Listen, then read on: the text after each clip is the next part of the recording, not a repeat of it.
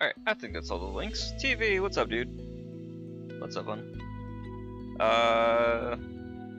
What is going on? How are things going? Things are going well. Things are going pretty well. We are doing the girl in the wheelchair arc today, ideally, assuming that I can get the rotations and the events to spawn when, where, and how I want. Make an art. Nice. Fun.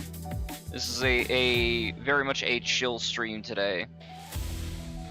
We've got this. I've got a couple days to basically lock in on Ange's story and at least get her to, I think, like rank 5. So it's not like you have to even get that high for the event to get the last little bit of gems. And then beyond that, I wanted to maybe do some runs of Guild Boss, some SOS. I think it's cool that we have Tartarus in the way that Tartarus works. TV, what do you know about Persona? Which is likely fuck all, right? You got a few projects you gotta work on? Nice. Well, I don't mind being second monitor content. That's what I'm here for. I'm here to be second monitor content, post crack theories, and provide a whale experience for people who don't want to spend money. Then if I somehow make money in the process so I can fund said whale behavior, that would be cool too. But my growth has not been so aggressive in terms of numbers, and even getting to the point that I could get like super chats or anything like that. So I have the coffee, but it don't make no money. I just do this. Honestly, a lot of what I do here for the streams are strictly for archival purposes, if nothing else, is to show my own gameplay. And if somebody wants to see, like, you know, it's one of those things, right, where you can get the story, you can get the cliff notes, but you're not necessarily gonna get all of, like, the events. And even for myself, I want to see what happens during said event, or some like the side stories or games, you know, or what was the state of the game, what was balance like back then at any given point or patch. Well, this is about the only way that I can kind of provide that information, you know? So, anyway.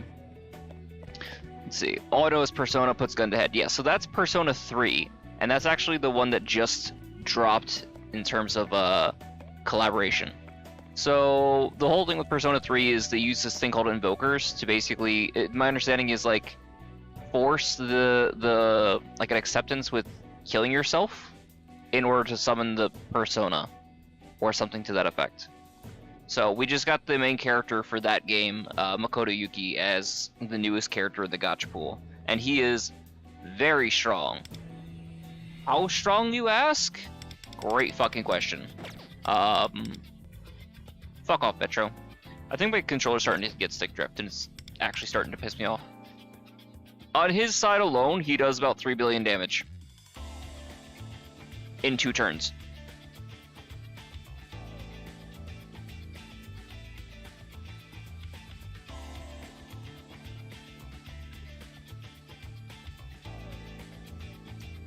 They're kind of silly numbers.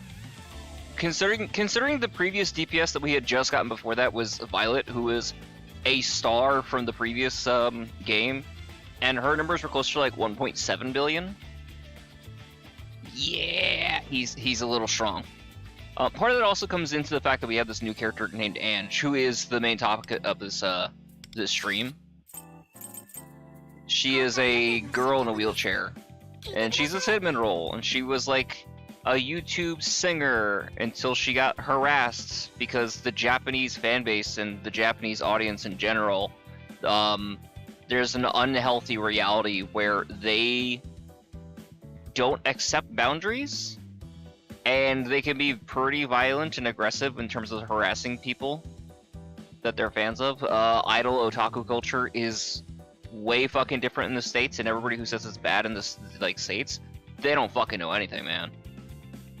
And it's been like a persistent issue. I don't know if I would say it's gotten better or worse. This is all looking from an outsider looking in, right? But like, you're going back to like actual idol culture. I forget if it was the girl's member of like AKB48. We're talking back in like the 2010s-ish era. There was a girl who it became known that she had a boyfriend, and so they made her shave her head bald to show how much of an apology how sorry she was, to hide that information from the fans, of whom majority are all like 30-40-year-old salarymen. So yeah, Japan got issues, but we still love Japan. Oh, you didn't know about this? Yeah. Oh yeah, dude. It's a persistent fucking issue where if it becomes known that an idol not even just has a boyfriend, they have a male friend. There was a girl who got in trouble because she was posting pictures of herself at the mall, and the reflection on like one of the things that she had showed that it was a guy taking the pictures, and it became a huge fucking scandal.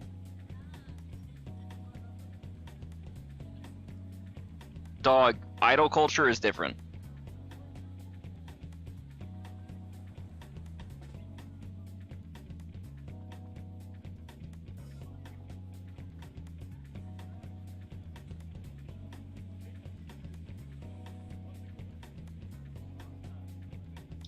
Yeah, I don't blame you. Staying out of idol culture. So what's interesting is there's like a idol to voice actress pipeline, and then back into playing like 2D idols, which is kind of funny thing.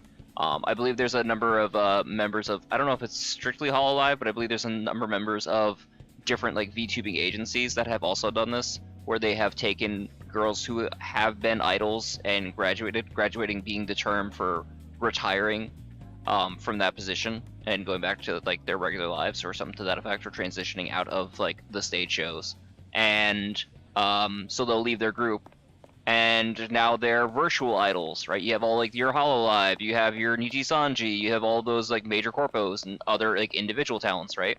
And the big audiences that they have, but also at the same thing, right? You have the separation of the individual or the character from reality, where there have also been instances where members of those like VTubers, like communities, not even the communities, but like the talents themselves, it became known that in their real life, they were dating somebody. And the issue is that this continues to like damage the fantasy that this is your girlfriend, even though it's the collective's girlfriend, right? Yeah, graduating stuff, yeah. So that's the term, and they use the same term when people leave VTubing, or they fully retire from that. And in some cases, they're retiring the character, and then they're moving, maybe they're moving like to a solo career or something like that, and whether or not it's like very obvious or well known, you know, when a talent they switches over to a different identity, how much their fan base follows them, you know, how much of a public notice is still there around them. Like Rushia, right? She has another talent. Well, okay. There is definitely not an individual who went by the name Rushia from Hololive, who then went on to be another name of which I do not know. Right? That is definitely not a thing. These are two totally different and indistinct individuals of which there is no overlap. Right? And there's a bunch of people from Hololive that had the same thing, and they've become even more well known. I don't know. It's a weird space. I'm not really in it. Again, outsider looking in. It's funny. I enjoy seeing the clips, but I don't know. It's not. There's a sizable amount of the fan base, and I don't know how much of them, you know, talk to each other, or like the fans talk to each other. I don't know. I don't know enough about it, and I don't really put myself in that sphere. There's a lot of you're courting a lot of things by getting involved in that to a certain degree. You get Kiwi Farms, you get a whole bunch of different things. But in any case, that's not on topic. All of this to say, this shit is like acknowledged in Persona 5, the Phantom X, with the anniversary character Monica Nagao, right? And so who is she? Great question.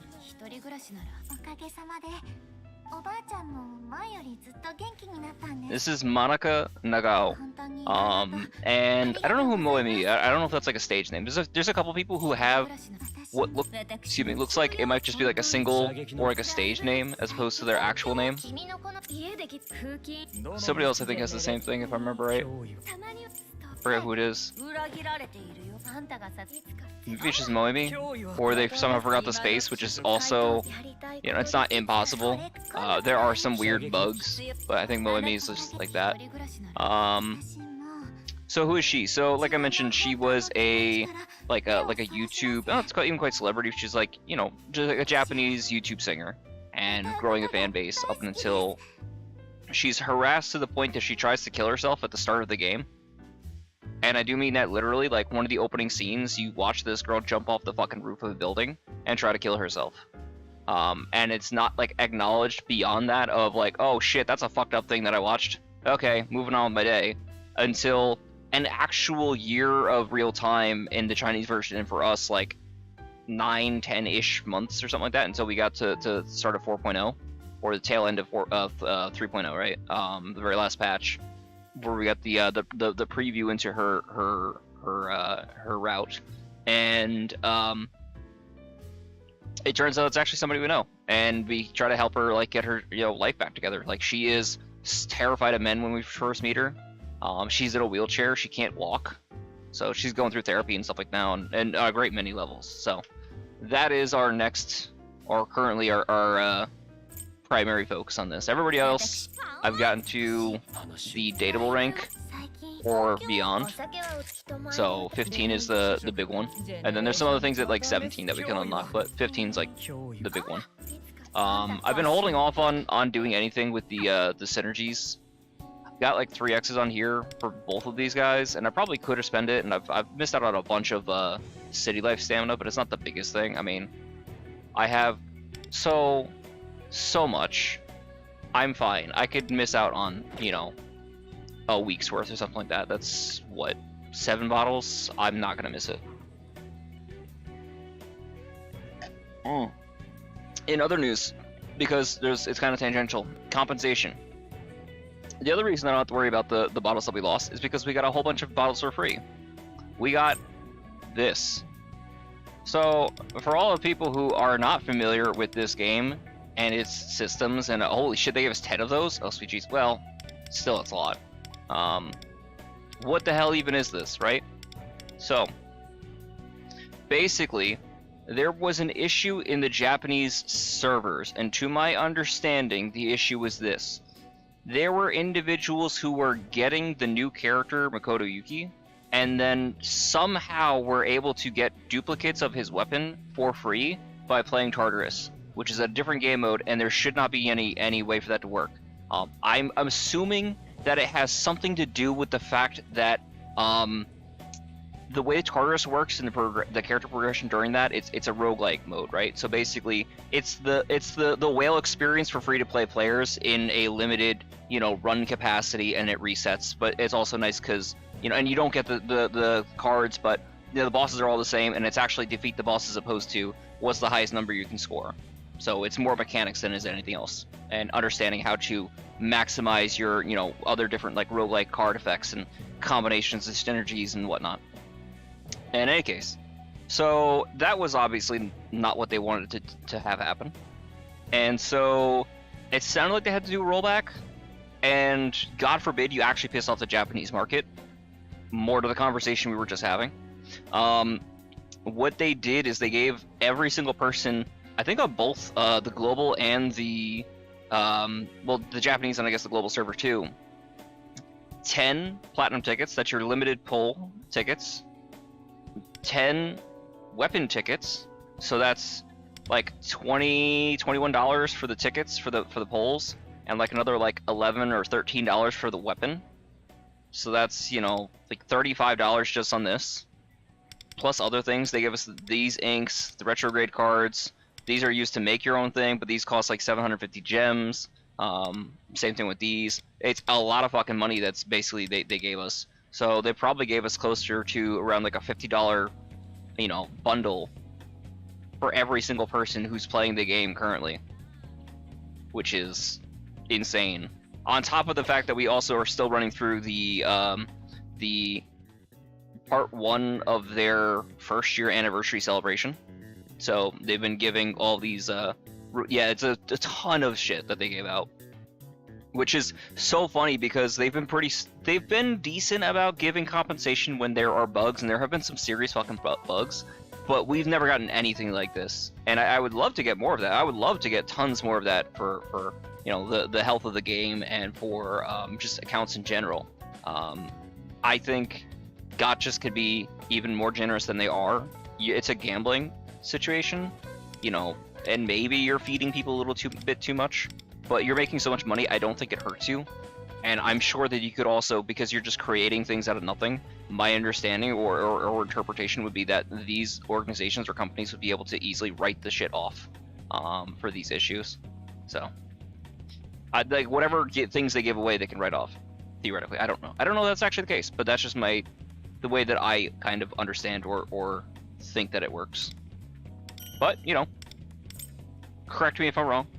I'm not above admitting that I don't know what the fuck I'm talking about.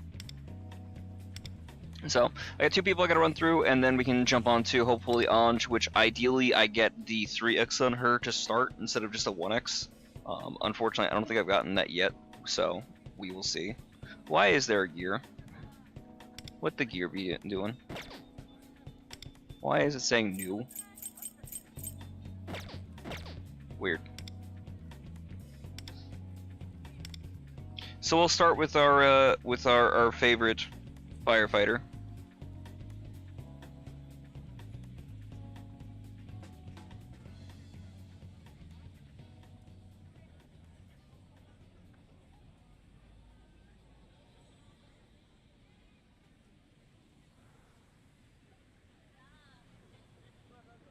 What the fuck?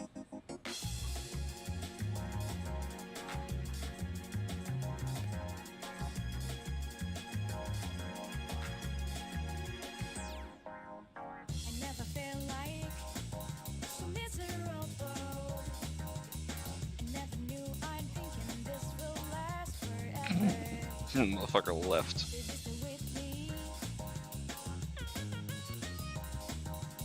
Sorry, I just got invited to a fucking group chat that I was not anticipating with people I do not talk to. Just caught me off guard.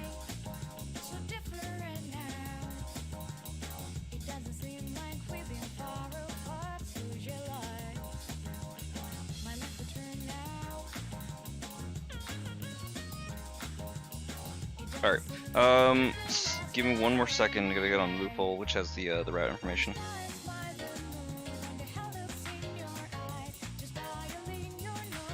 This music is from Persona 3 Reload, by the way, in case you're wondering.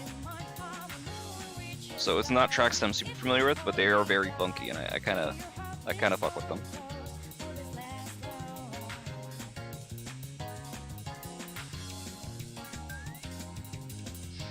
Alright, so we got Mio, who I think has some new locations for us. Do I have any gifts to give her? Is a question, for sure. Oh, damn, today's Sunday. I should have bought stuff before. Oh, it's fine. We'll be okay.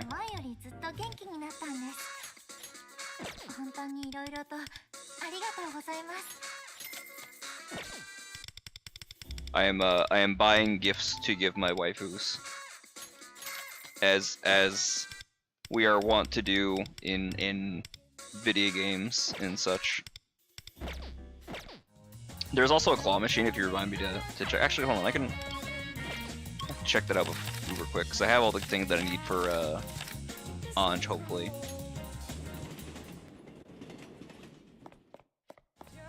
Mio, I think I just gotta get like a jellyfish plushie for her. Probably a good idea.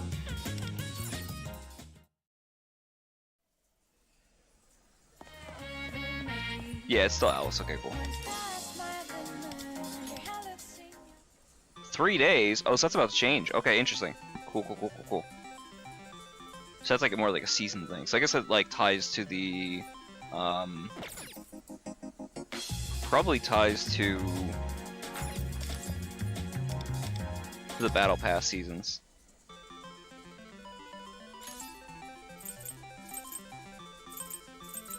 Still don't have enough for him. I don't know if I ever will. Yeah, there's definitely a theme going on. So this is Akihabara. This is the electronics district, which has shifted over into being the electronics and anime idol otaku district, and it's like 4 city blocks. And they're trying to like isolate everything here. And there's definitely, you know, it's spread out. There's not just to these things, but this is like the heart of everything. So you've got like a maid cafe you can go to. There's a crane shop. Otaku goods, so you get, you know, more things you can buy for your you know, said waifus. You can buy her fire truck. Yakuza is another game that it would probably be fun to play, but I haven't checked it out too much. I've seen other people play and it looks insane.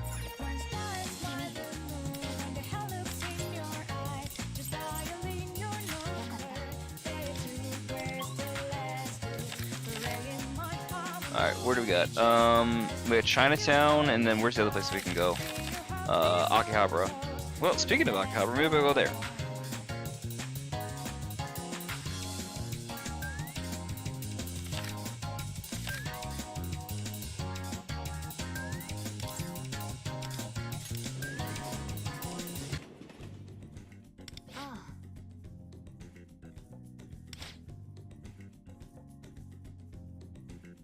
I wouldn't blame you.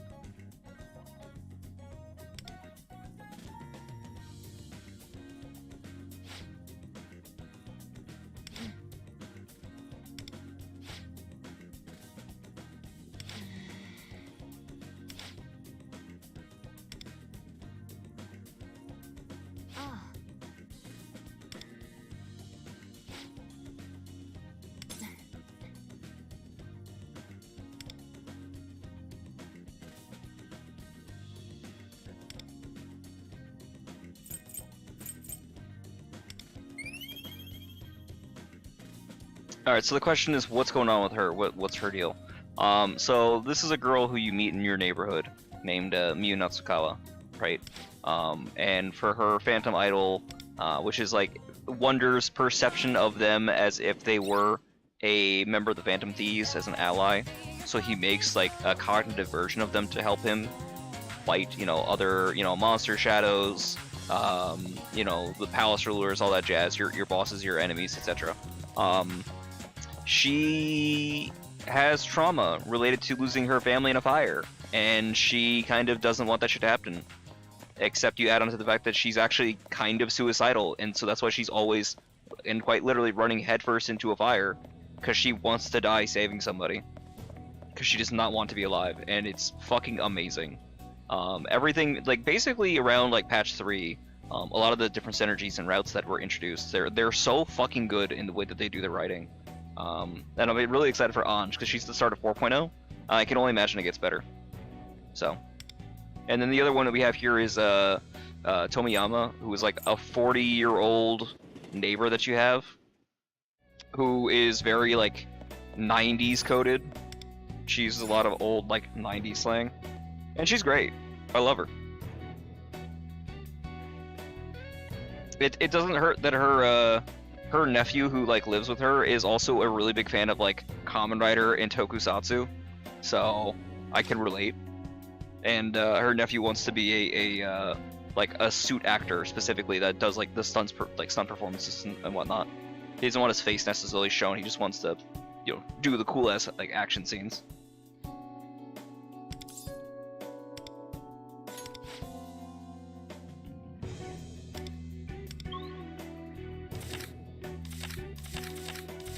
It's funny to me that I still have, like, things I haven't given to Tomiyama. Like, I've never been to Shibuya. How?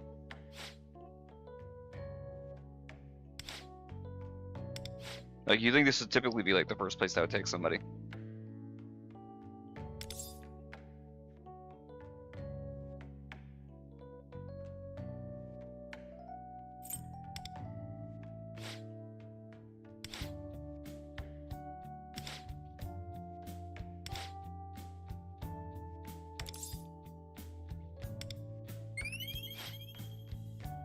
I kind of wish I had I do probably somewhere in a bin someplace in the house, in a basement or the attic or something like that, have a pair of those, like, old 3D glasses that I probably got from like McDonald's as part of, like, a Happy Meal set or toy or something to that effect.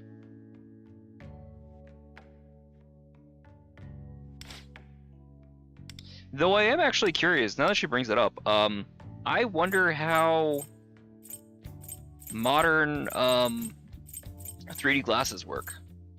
I actually don't know the answer to that question.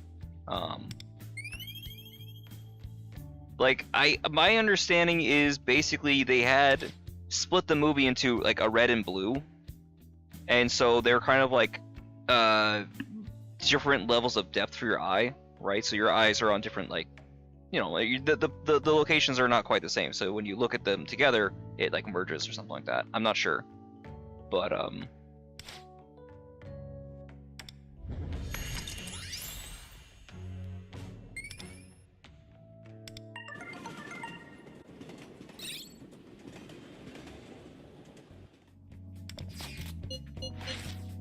fuck off, Yui. Well, I might actually hang out with her.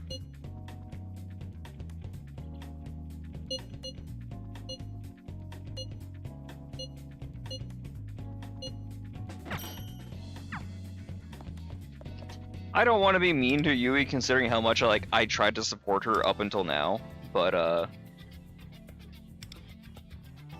2 to 3 versions of the picture are brung together with the glasses. Modern glasses or the red and blue glasses, I guess is the question. Because with modern glasses, what is it then? Is it like multiple things, and then the glasses are designed in a way to kind of like force different, you know, layers together? Modern, okay. So it's like a weird, like, prescription kind of thing that like, it's almost like the way trifocals work then, I guess, right?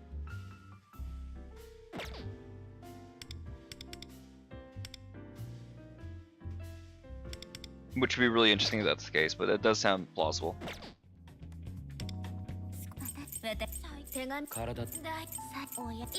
No, what does Yui want?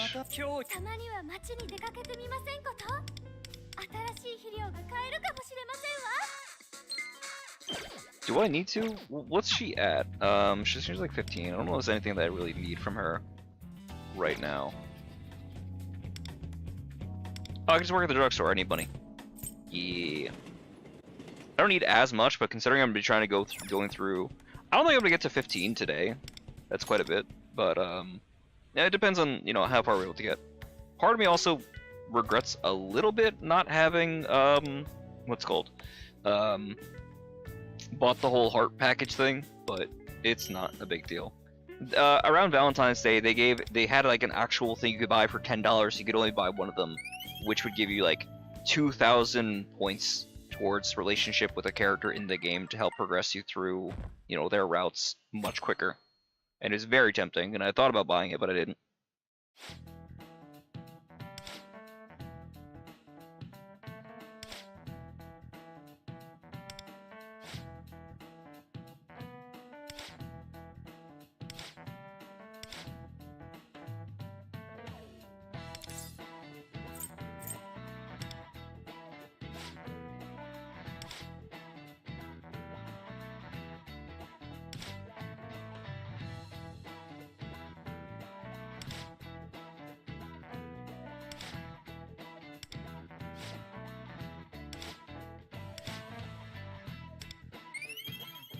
Your memories of occasionally take off your glasses in modern 3D movies, and slight knowledge on how VR headsets get a 3D effect working through theory. It makes sense. It makes sense.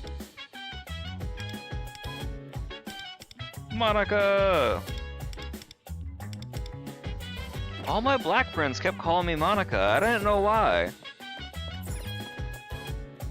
It's so fucking funny.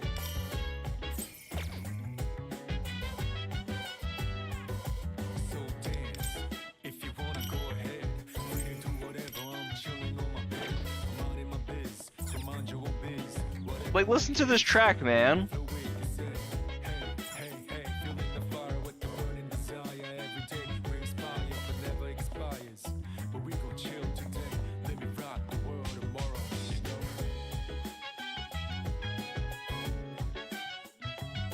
I could just like chill and listen to this music all day. It's very good.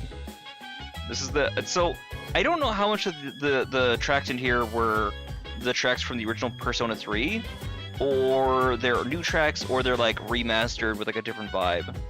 You know, maybe it's the same lyrics, maybe it's the same instrumentals, but like new lyrics. I don't know enough.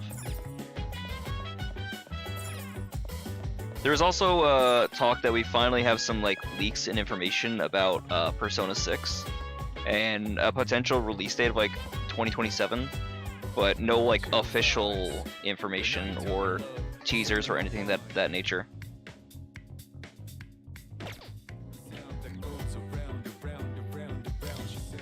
What I got? What is he yelling at me about? Oh, here. Ooh, that's a big one. Right, it's Sunday. So that's a Cognite shard, and this is a gold ticket. 2 of them even. Nice. So the gold tickets are for pulls in the standard banner, and then Cognite shards, when you get 60 of those, you can use them as a free character selector for whatever characters are available on that. So there's definitely a few people I could use, but I'll probably keep saving those until, I don't know. Like, I could get them from Frosco Katone, but I don't think she's gonna be worth it. She might be. We have the new Mona coming out well in the future. There's a new version of that damn cat that's dropping, and we're just getting the kit force like now. I don't think we've gotten what his higher awarenesses do just quite yet. But he looks like an absolute fucking monster.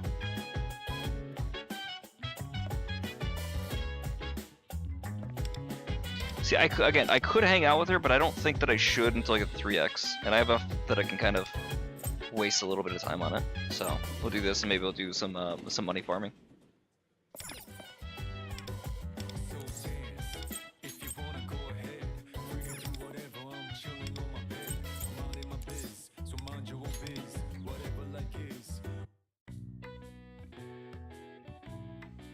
Man hates fingers? Why?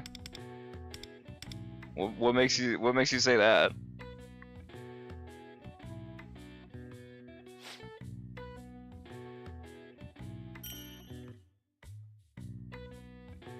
No, my hesitation in starting her route just yet until I get a 3X is specifically that when you get the 3X, you get a 3X multiplier to the amount of like relationships stat points. But it really only matters the first time, because you get like 40 to 60 on a first visit and then 40 on every other visit. So, which means I can get up to like 180 instead of 120. So there's no point in me wasting, you know, what would that be? See, even if I get 60 on the first, right? 60, 180. I've been wasting 120 points for no reason.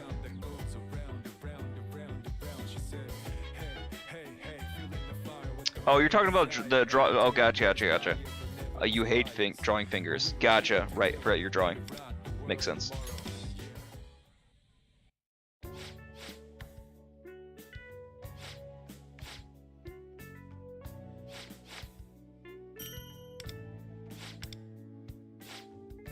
Yubi. Oh, 3D modeling? Oh, that sounds like it's even more fun.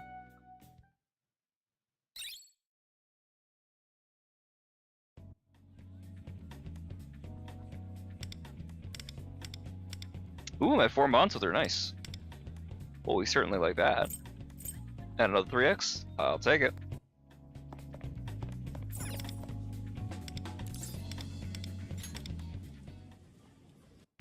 Yeah, by all means, go ahead. No issues on my end. Which of these is a pink flower? The pink carnation? That's right! Alright, cool. Thanks. Prick.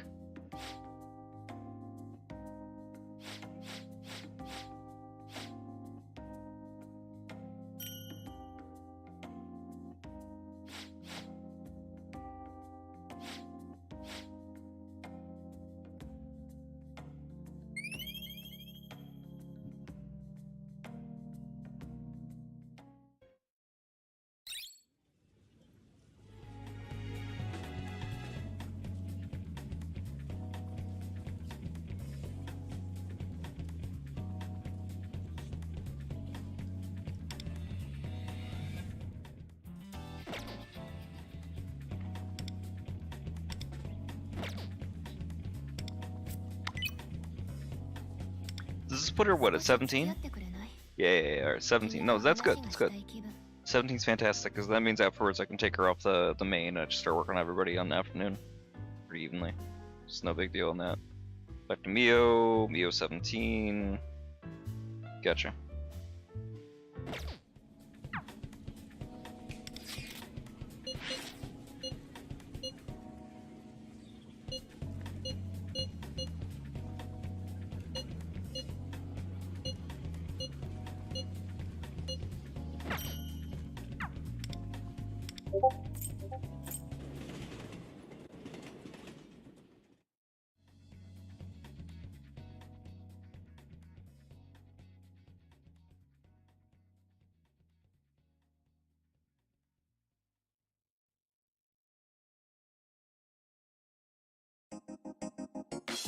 I'm gonna say the sliders are probably easier to navigate than the actual, like, nodes themselves. I think you have finer control with the sliders than not. Yeah. Well, because you're working it in single directions, right? And there's no risk of you, like, pulling the fucking thing. Let's say that there's no lock on, you know, the actual length of the bones. You could wind up, like, making the finger longer than you wanted to, and now you're fucked. Especially if you don't notice it later. All of a sudden, you know, halfway through your character model's, like, progress or something like that, if you're using this for, like, an animation, all of a sudden your character's, you know, hand got longer, or arm got longer, and it's like, well, fuck, when did that happen? Oh, shit. Now you're how far deep, and there's no fixing it.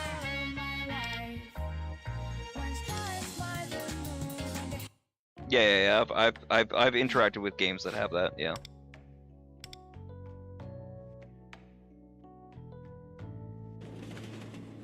I am familiar with the bone nodes.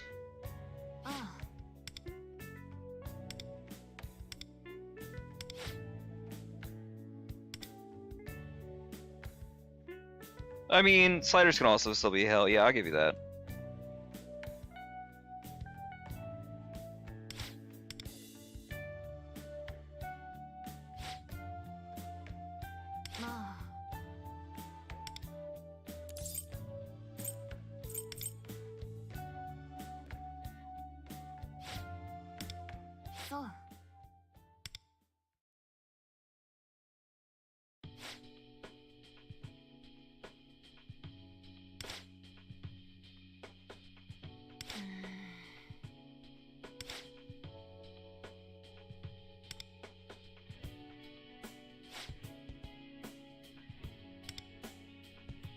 私は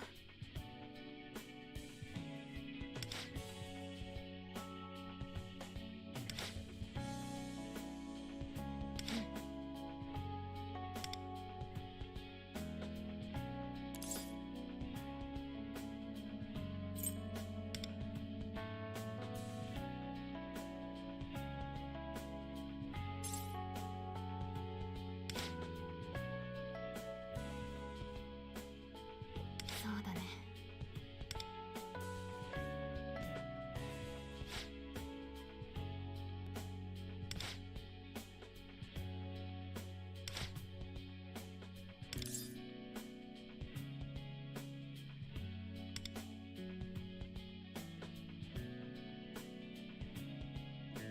でも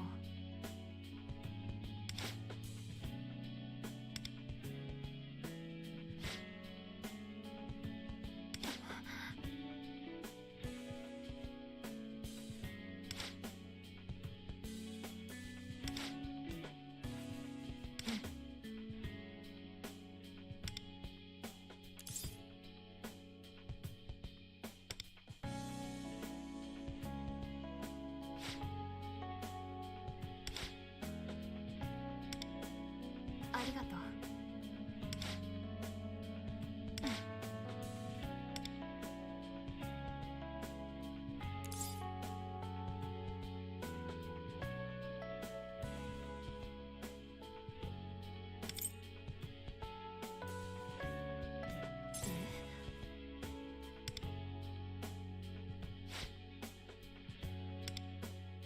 まあ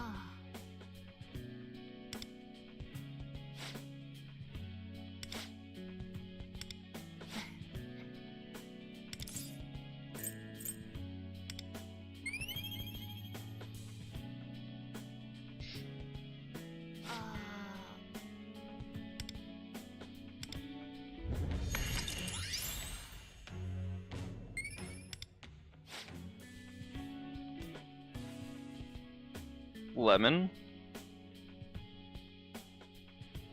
Did I miss something? ねえ、よかっ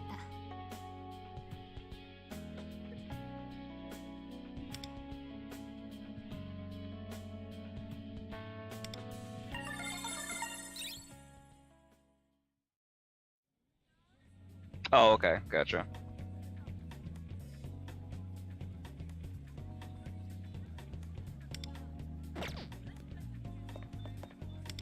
Must not have heard her caught it.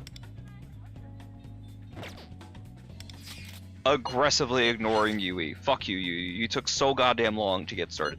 Alright, here's my beef with Yui, right? Hold on one second.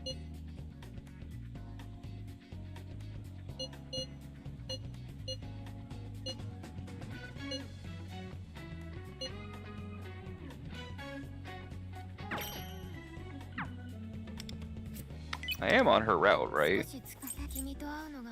Yeah. And just the way she was talking felt very, friendish as opposed to relationship. Yeah, okay, we're good. So basically, what's the deal with Yui? Yui is your friend you meet on an MMO, a farm. You basically meet her while playing Farmville, right? And she's like, "Oh my god, new player! Can I like grow shit on your property? I don't want it. I just like growing shit. I don't have enough property on my own. I just want to do more things in the game." You're like, "All right, sure. She's like, cool. I'll also teach you some things about how to grow actual like plants and stuff." And she's one of the first characters you can make a relationship with. But in order to progress through her route, you need to get one of your stats to like the max. Basically, you have to get one of your social stats to like 15, and that took actual IRL months to do, and you weren't able to progress her fucking route. And you can only do one character at night, and there are other characters who are higher priority because the thing that she ties to, which is the plant like growing mini game and the activity, is not actually useful. Like, you don't need any of the plants that you could grow. There's no benefit to it because you never actually make use of the cooking in this game. Now, at some point, there's a permanent cooking, mechanic, whatever, and it'll help, but that'll only be up to a certain point, I'm sure, and then it'll go back to being phased out. I'll deal with that when we get to it, right? And that's still a bit of a ways away until her second version of her character comes out. But the other side of it too, as you saw, I talked to two people in like one of the time slots. I talked to the firefighter, and I talked to your aunt/neighbor. For the night, you only get one person. And again, higher priority people, man. You've got Runa the autistic girl. You've got who else do you have? You have Kira the edgy goth doctor, but male this time instead of female. You've got Phoebe the drunk. Lily. Who be Lily?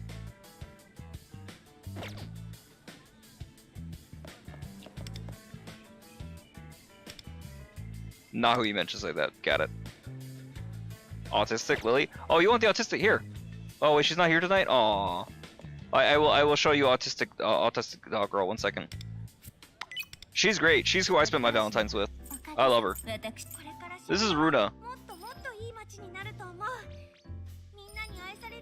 She's a big fan of the Shibuya mascot, or like local mascot named fuck, oh god, what is his name? How do I forget his name? It's not, well, it's because you have Buchiko, right? It's a reference to the dog statue there in Shinjuku. Oh god, fuck. How do I forget his name? I know the catchphrase "one Ru," but oh dear God, Shiji-kun. There we go.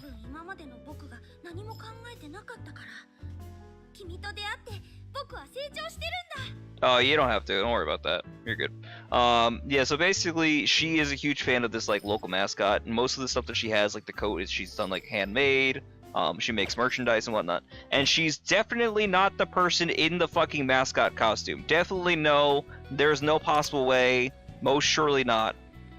Also, hey, let's go find the other previous like members and get advice for the current Shichi-kun. Maybe when we ask about this, the current Shichi-kun will somehow miraculously figure out about like the conversations that we have. Definitely not her though. But yeah. Well, that's a pretty background.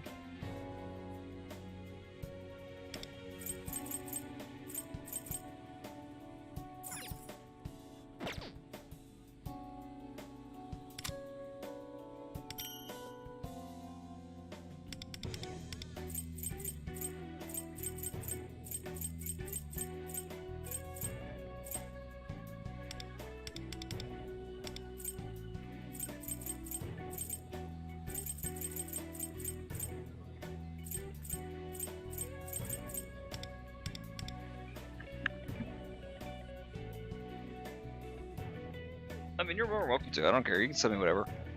My DMs always be open.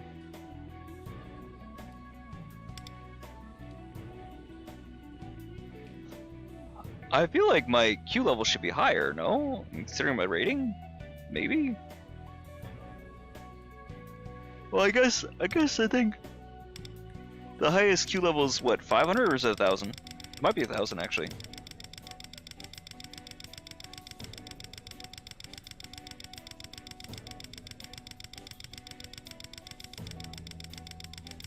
Let's see.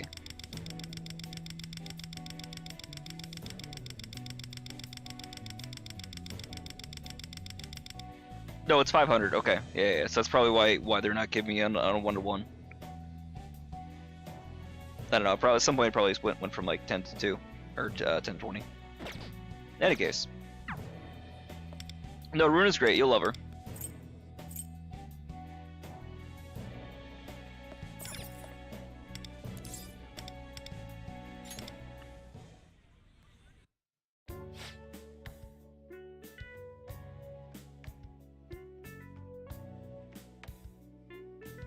That's fair.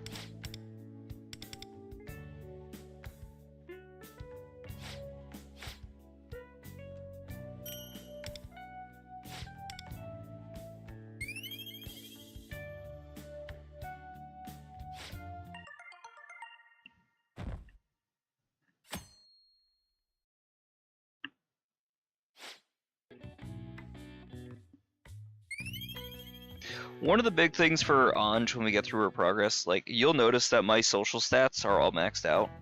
So everything that we've been getting is kind of wasted. But once we get her to a certain level, she turns excess like stats into like not currency but like items that you can use.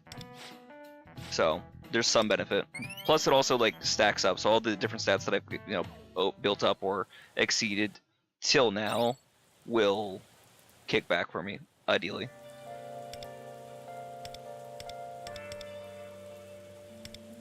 Alright, it's raining, so I'm not gonna get anything. Fuck! It's fine.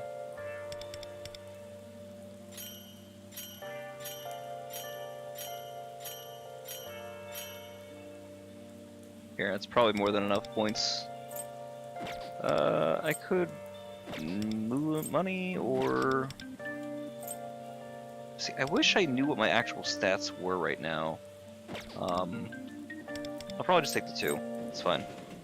You can't do anything with your social links when it's raining, and so you'd say like rain is bad then, right? No, actually rain's fantastic. You really only get rain once a week in game, and the benefit to rain is that it helps with like ailment accuracy on a few different characters, including the main character, and getting like things like shock and other status ailments to proc, which are useful for endgame. More for just like more for like score farming than anything else.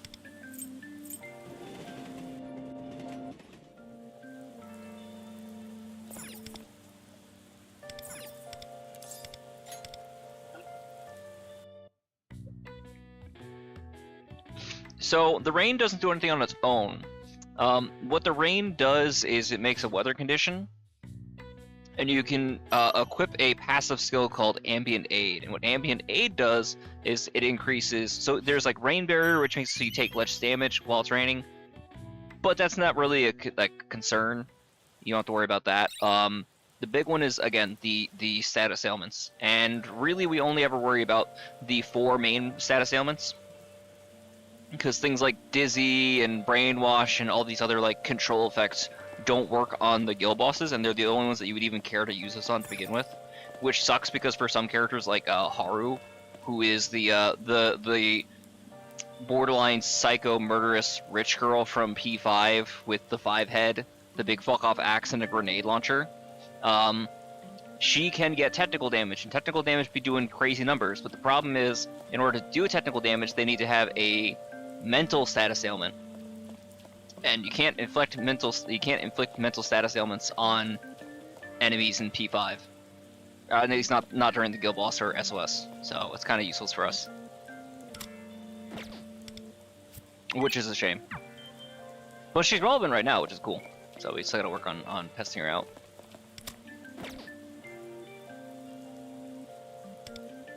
So what else we got? Stats, shop. I guess probably do stats and then money. What's her? So seeing this this little like gym here, it does make it like remind me. So there's some questions about who our first anniversary character is, and you're free to throw out suggestions if you have any like thing in mind for who, either it's a collab or another character that's like getting released for the first time or something to that effect. So for the 6-month anniversary for the global version, they introduce a simultaneous release with regards to they released the twins in both the Chinese version of the game, which is the farthest reaching version, right? It's the original, and simultaneous on global and JP, and they also I think linked Southeast Asia. But dude, Southeast Asia is a whole fucking can of worms, man. Southeast Asia is a fucking shit show of a server. Oh my god, they get harassed like nobody's business over there, man. Gura.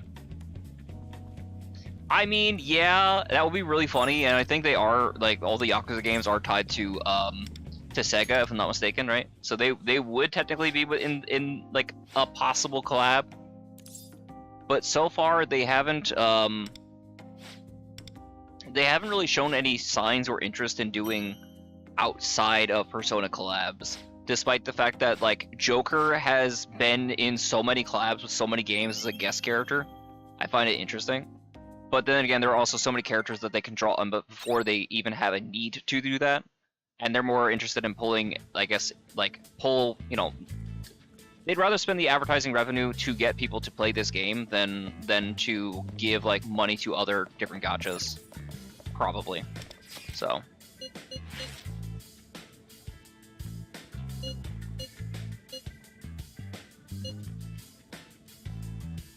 It's hard to really call Mio an introvert, but I suppose.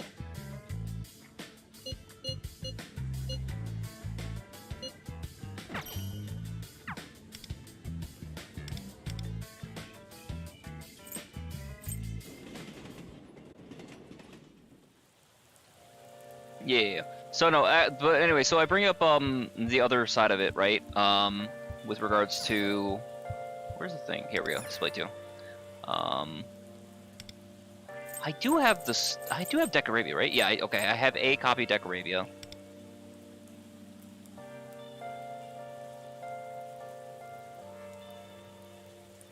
I do have a copy of Black Frost, I believe, right? Definitely. I don't have a copy of him yet, but I should have a copy of Black Frost someplace. I definitely remember getting Jack Frost. I have... Yeah. Unfortunately, I don't have more of these. Unfortunately, you're only allowed to pick one of them, and it makes me a little bit sad, but understandable. Those are all the different chocolates you could have gotten from... Yeah, see, Black Frost right down there. You see the little cookie over there with the little dog?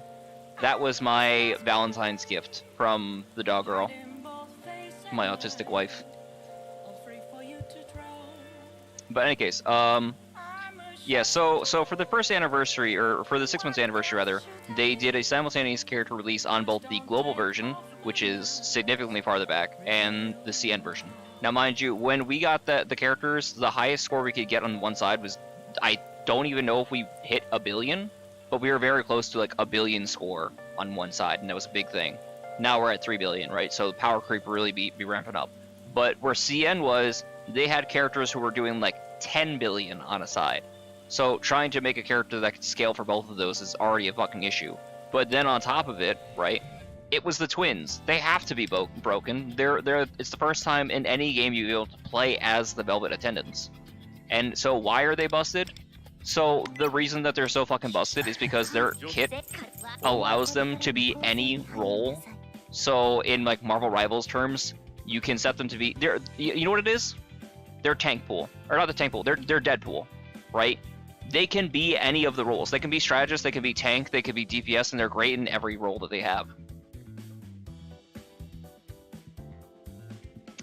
Is which the rich bitch from Gravity Falls? Where? Who?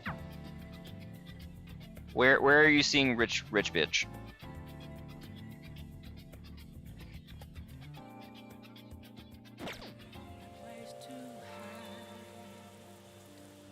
Oh wait, you're talking about the this one with the blonde hair?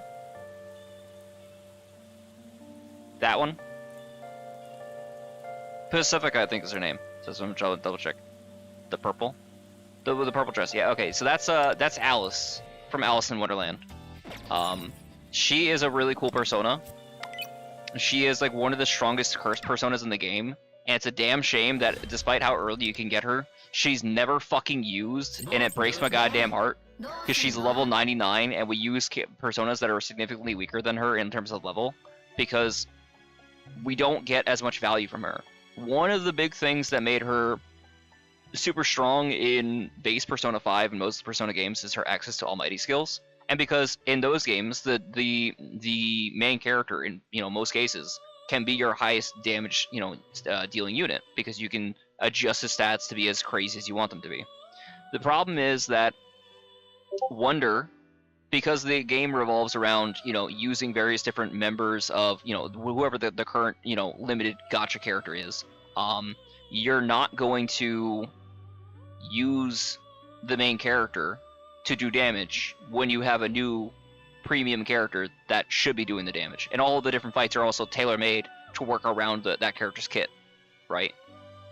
So, it's like if this character gives you stacks when you get like 2 elements or something like that, well, guess what? The new character that just dropped does 2 elements, and no other character does that. Therefore, you want to use the new character. Very gacha. But, So her whole kit basically revolves around this skill called Die For Me, which lets her.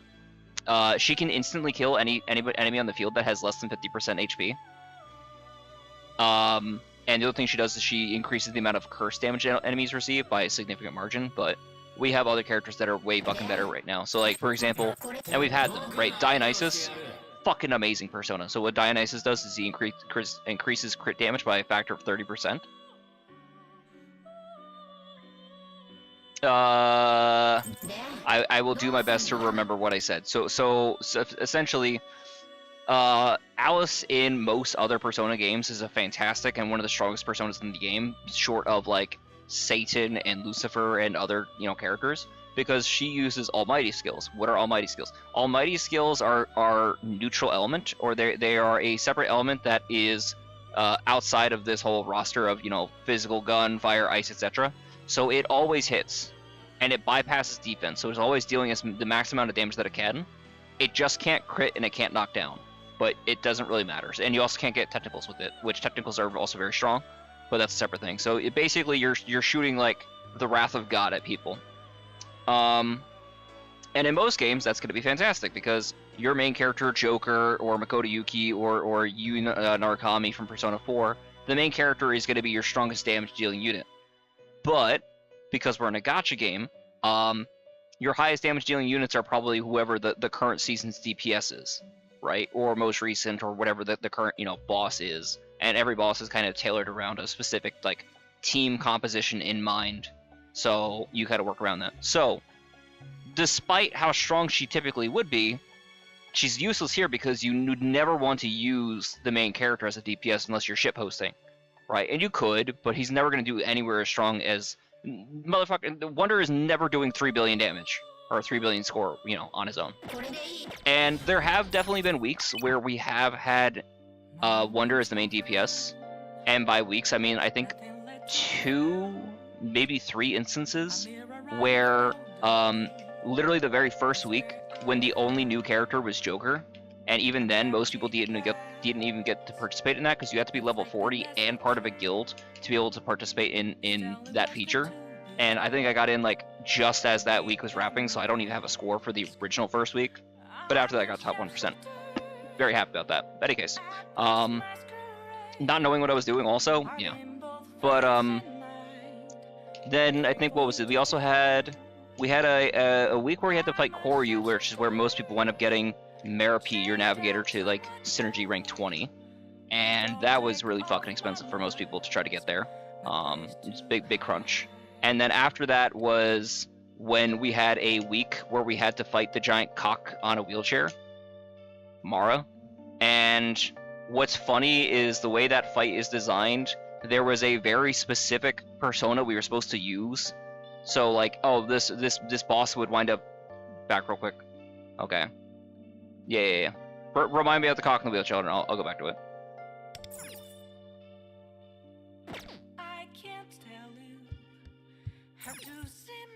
Oh, yeah. Won't jump to Tech Arabia. Yeah.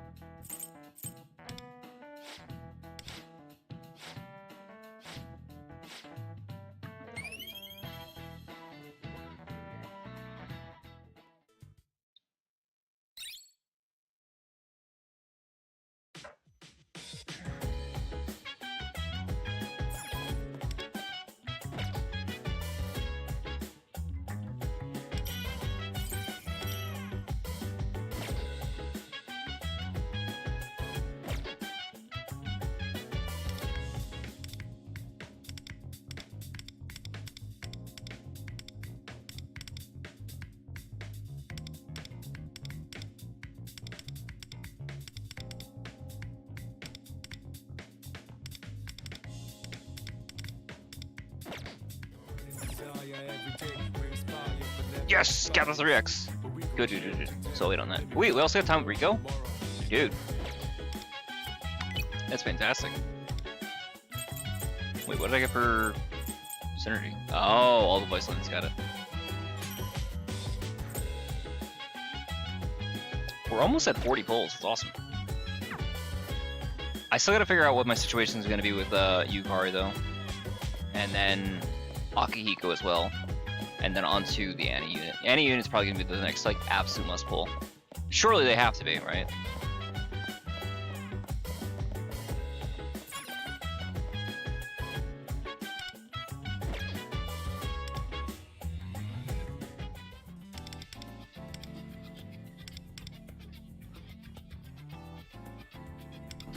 Now let's see. In the meantime, they were doing something funny, and I wonder what's going on.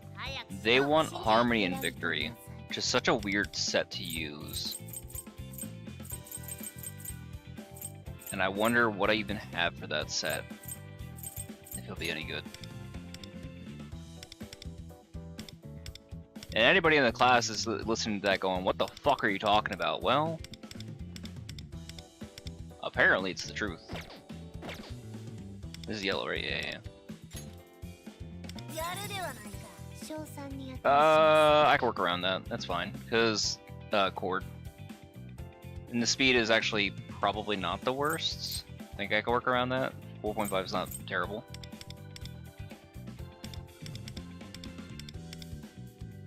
Actually, I probably wouldn't have missed in this. Fuck. Yeah, that would have been way better. It's fine. I was just thinking about the Pierce, but it's, let me think on that. 7.9 is 8 is 16. 16 is 19 crit molt versus 8.3 crit molt.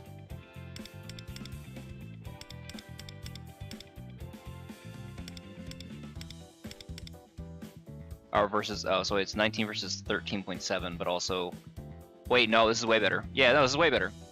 Yeah, because that's 7.6 is 14, that's 27. Jesus Christ! Oh my god, what a fucking card.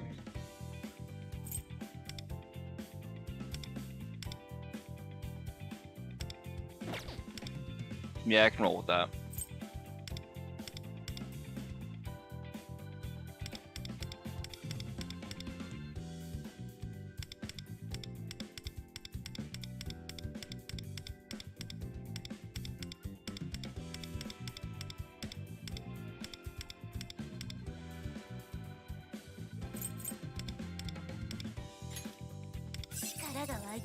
That's fucking miserable. I don't have a ton. I guess probably better just say fuck we ball. That's fucking gross. I don't need that much defense.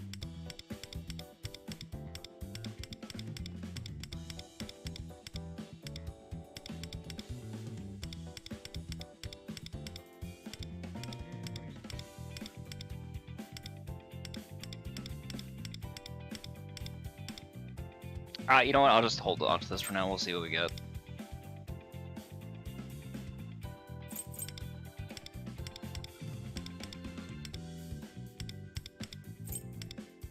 We're going proof of concept anyway.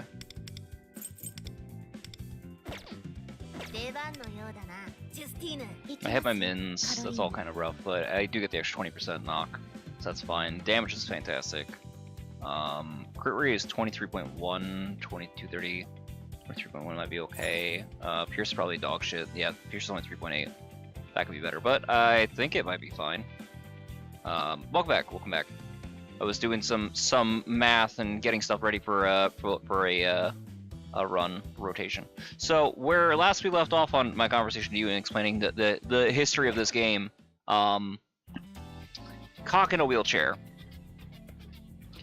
So cock in the wheelchair is my joke name for a boss and a persona named Mara. So who is Mara? Mara is a, I think it's like a Hindu god of like destruction. And just for whatever reason is depicted as a giant green truck that's in a chariot. And So this is on like the weeks where it was Wonder as, you know, the main character as the DPS instead of, you know, whoever else, because they wanted to give a break to scores, and it was a thing they were doing in the CN version, but eventually I guess it got phased out and was like the last time. But the thing about it was, the boss had a specific effect where if it was hit 8 times, then it would trigger an extra effect, right? And really the only way you could do that was with a persona named Yoshitsune. Yoshitsune is a persona that you can get for the main character, and one of the better personas from the base game, because he's known for Hashitobi, which is his 8-fold slash. And so we didn't have that until the week after, because in the original Chinese version, that boss released with that persona's debut. But for us on Global, we got it a week early, the persona a week late, and then after the persona came out, we've never gotten a fucking Wonder DPS since. And it's been like 7 months, 7 or 8 months since that like incident happened. I think it was like September was the last time that we got a Wonder DPS. And it's like, Jesus Christ, this game. But anyway, in terms of like character release and stuff like that, I want to go back. I mentioned the twins, right? So they're the half Annie unit. I bring this up because we have the 1-year anniversary character coming up soon, and that's going to be in like the end of this month, or the end of June rather, right? So it's like around like the 29th ish. And so the mystery is, who is this character going to be? Is it going to be, you know, one of the other Velvet attendants? Is it going to be Elizabeth, who's the attendant for Persona 3? There's talk that maybe it could be a character named Lavenza, who's going to be big like story spoilers for Persona 5. There's a joke that it could be this dude named Anderson. Now, who is Anderson? Anderson is this like big muscle-bound like gym bro that you find that you can have like side stories with, who gets basically catfished or something to that effect. Basically, there is a girl who is like talking about how much she likes him. While she's interested in him, would he be so kind as to like take her to dinner and hear her pitch about this like gym equipment that he can buy? He definitely needs this, or like pharmaceuticals or something. He's like, I know she's taking me on, but I think she's cute and she's sweet and I want to help her. And it's a really funny, like, wholesome-ish story in the end, but poor fucking guy. So that's the joke, is that it would be him. But the only other like major character consideration that some people have is that it's possible, not confirmed, but we might be getting Hatsune Miku, which would be the first time this game has collabed with anything outside the Persona franchise, which could be cool.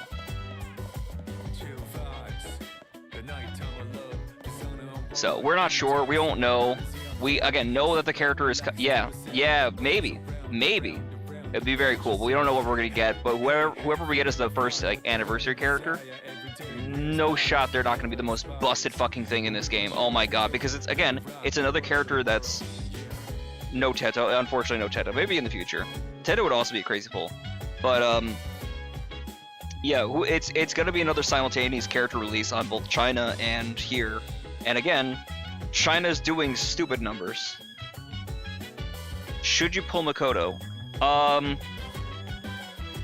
So to that I ask, who do you have? Do you have a team that can support him? Do you have the twins? Do you have Ange? Are you set enough to be able to pull for the Annie unit of who we are currently speculating? Makoto is very good.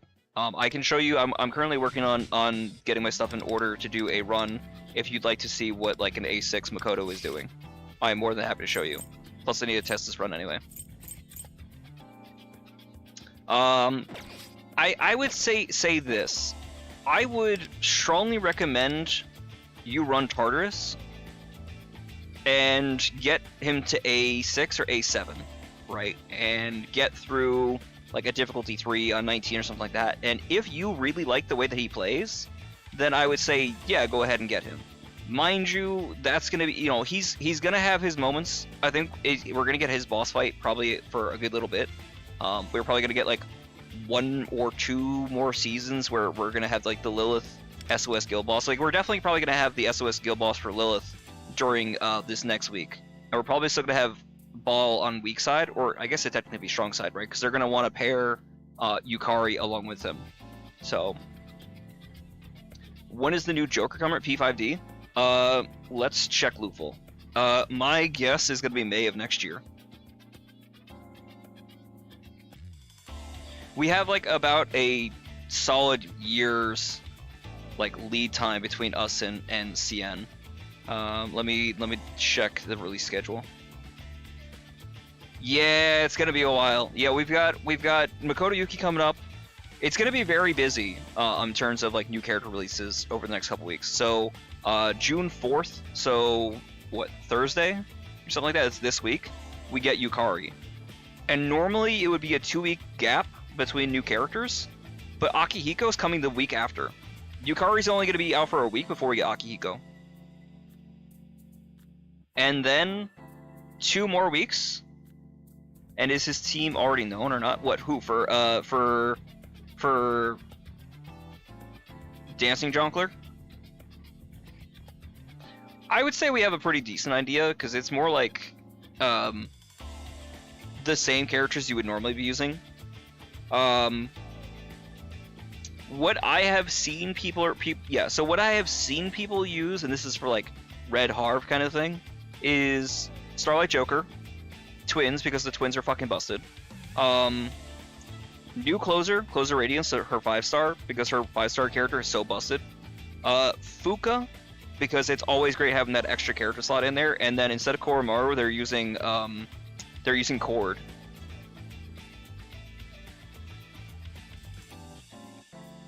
But again, that's probably assuming all A6. For not A6, I don't know.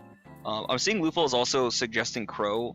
And Crow's probably not a bad idea, because you get some synergy between the 2 Almighties. Well, you get like 3 Almighties, so that's probably going to be really good for that. And then you also get reported damage too.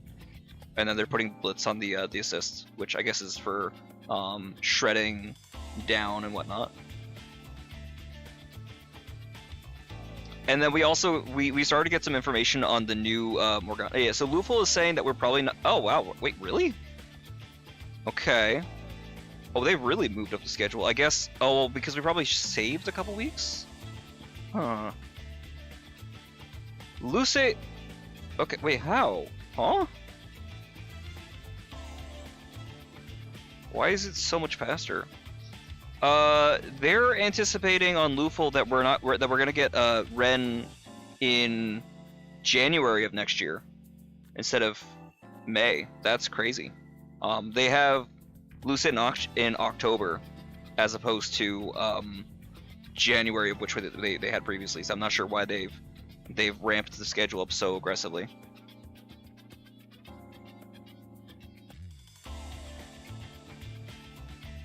But yeah, no, Closer Radiance is an absolute fucking menace. Do we know who his A6s are? No. I'd seen a video that was showcasing some of the stuff for the new Mona, and it looks like he's gonna have a really disgusting amount of shred. But my understanding is from like 5.0 forward, they're really trying to focus on emphasizing element synergy and element teams as opposed to, you know, universal buffers like Wind, Twins, Cord in that way. So like Cord's Mindscape, to my understanding, mainly focuses, yes, on like the highlight damage, but also specifically like electric unit highlight damage or something to that effect. So like you would really want to run her with, you know, New Closer, and even then, right? Even then, New Closer is Jesus.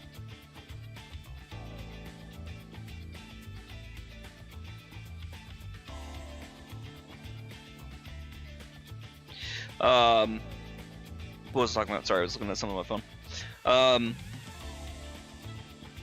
Something to that effect, where I don't know if it's like extra like damage to like electric units or something, or from like electric DPS.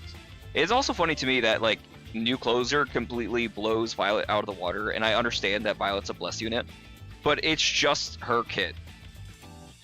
So watching Violet get absolutely fucking mogged is never not going to be funny to me. Especially after the whole fiasco during the Turbo patch, where you've got S. Motaha absolutely annihilating her scores. just to then essentially in the same patch, or at least in the Chinese like release of like at the same patch like period, her getting blown out again. Violet cannot catch a break. I don't know what the fuck Global's issue is with Violet and why they just bully this poor girl. But anyway, so I've got Ange, I've got that ready. I'm open if anybody's got ideas on like who the anniversary unit is and like how they're gonna work and like what. Because here's my one of my questions, right? Because I have great many questions. Some good, some bad. How the fuck is the anniversary gonna work, and how are they gonna slot with twins?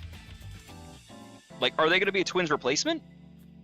Or are they just gonna be like, are they gonna be a twins replacement, meaning that twins will always be on second side? Or is it gonna be a situation where we're gonna run twins, the new Annie unit, and then whoever the DPS is, and then what, Wind and Cord are forever gonna be on second side? I don't know. It's so hard for me because you'll have instances where we'll bench Wind. It's rare, but we have because other units are better. Like I think we've done. I think there is probably it was probably like a Rin Matoi twins because the twins highlight buff is so fucking great. Then put like Wind on the second side or something like that, right? It might have been like Violet. I guess she probably would really want to be Violet anyway because the whole crit amount. But anyway, it's weird. Here, let me do this skill boss run with this new rotation, and then we thankfully have the 3x, so we can start Ange's synergy full force. But no, what do you call it, Lucas? Limit. What's your Jesus? Oh God. What's your account situation looking like in terms of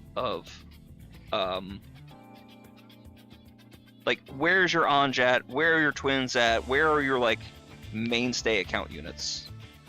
What are we talking about before we go like big on to should you pull Makoto? Because he's useful, and he's gonna be useful for a while, but how much you need him compared to other units, I don't know. And then again, where's your plan for?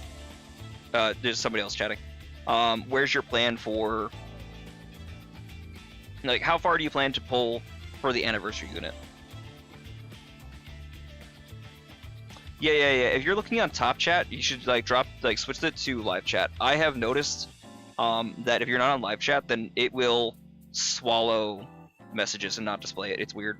I don't know why YouTube be stupid.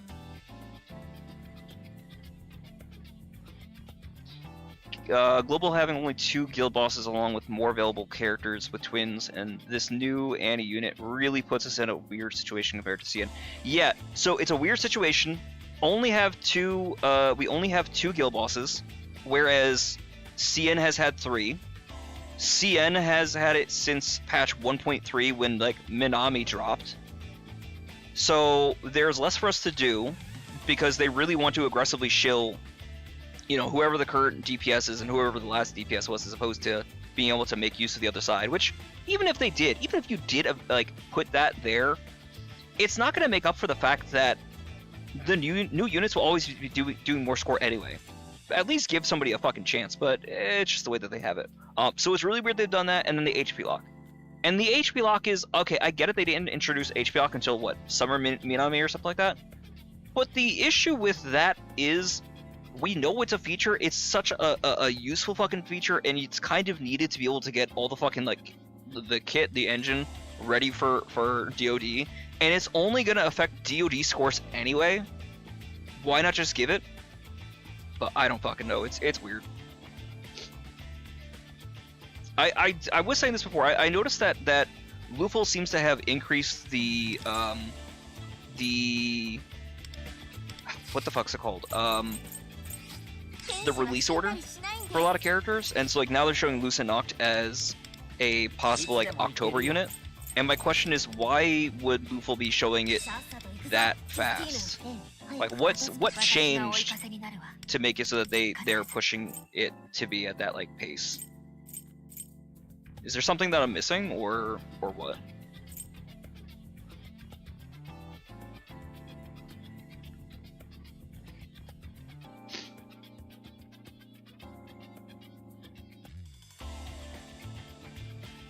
While I let you guys hum over that idea, let me look at what the rotation is that I'm supposed to be doing for this ball fight.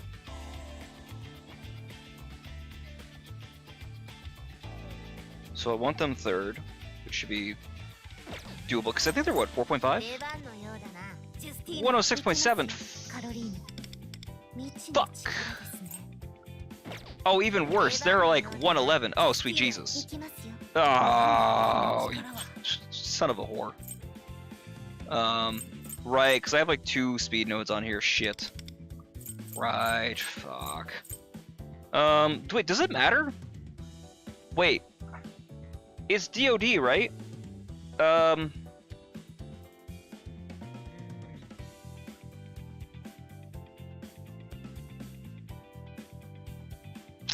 Is there a world I get away with twins as sweeper? Because they're A6, right? I care about the nuke damage. But also, like, I lose out on their pierce, but if the whole interest that I have is the skill amp, theoretically that could work.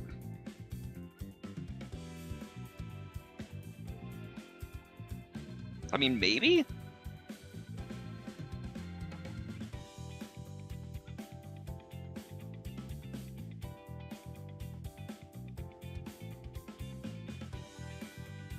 Like, I still get the fire ice highlight.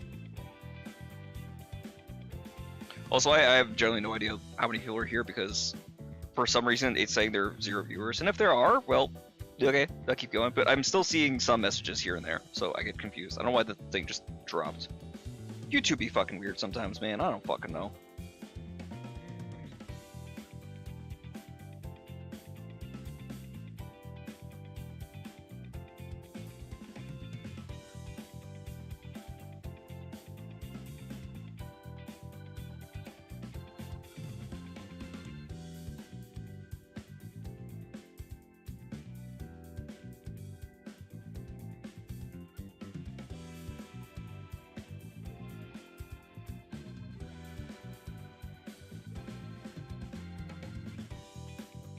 Yeah, guys. So let me look at this rotation again 1 sec, because I gotta figure out the what the hell do you call it?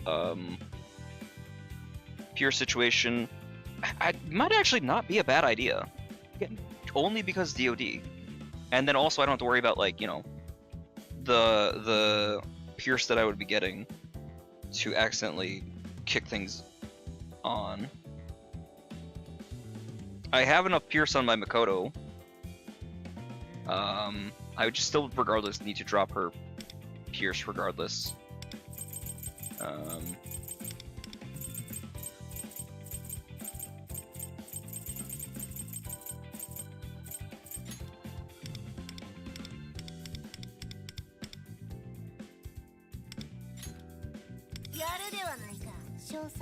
I can work with that. Then she's the right speed. Okay, I can work with this.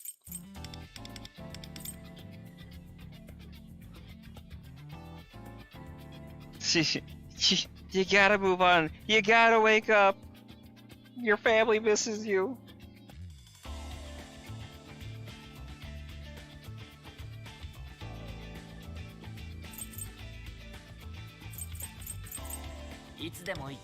Alright, so he's at 15.1, which is a fucking disgusting amount of pierce, but yes. And then the other side of it too is I don't automatically have skill amp, which is theoretically gonna help me on S2 or on managing the damage on the first side. Again, maybe this is good, maybe this is bad. I don't fucking know, but it'd be interesting to test it out. Because this also gives them a whole bunch more crit rate, and by God, do we need it? Oh, but I did lose. I lost a lot of crit rate in the process there, though. Shit. But what else could I do? The other one has a crazy amount of crit rate. No.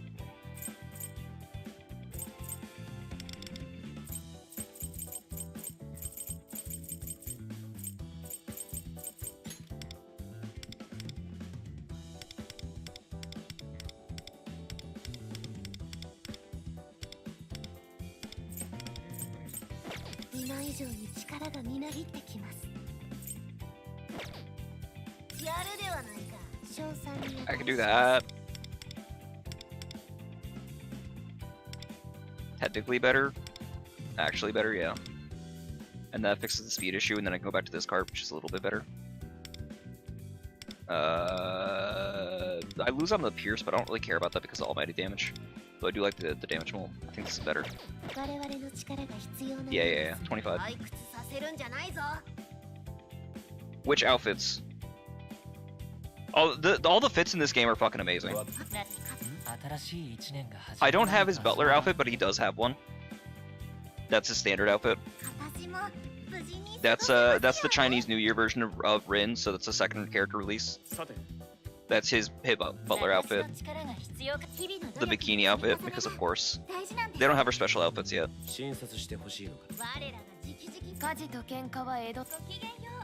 次のライブこれからは私も前線で戦えるわ久々の生配信来てくれてありがとうございますお私のナビが必要か夏最高いい着想が得られそうだモクテル飲みたい私に任せて夜の浜辺って君の役に立ってみせるよド派手にかましてやろうぜみんなの期待にこねえねえ聞いて聞いてワンワンルー Oh, because of the content packs I've downloaded. Oh, gotcha.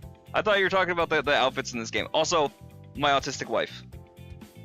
I didn't see the one before that. Content packs I've downloaded for this Mafia RP server I'm part of. Don't judge me, there's a bunch of outfits. Oh, I gotcha. So you got like suits for days then. Fuck it, we ball. 15.1, 1.2. I've got Monica, and then I've also got, even if I'm still short, I'm also still using Sonic anyway, so fuck it. Was I actually short? I was actually still short without them. Interesting. Okay. No, that's good. That's actually ironically perfect for me. Okay, interesting. We like that a lot. Alright, and then let me check my crit rate situation really quick. And to everybody bearing with me while I do Luful calculations, you guys are absolute fucking troopers.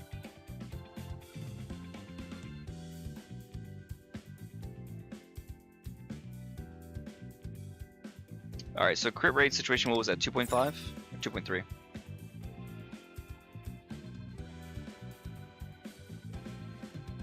I won't get any skill. Oh. But then I'm losing out on skill amp for the crit rates and shit that I'm casting before. Ooh. Yeah, that would suck.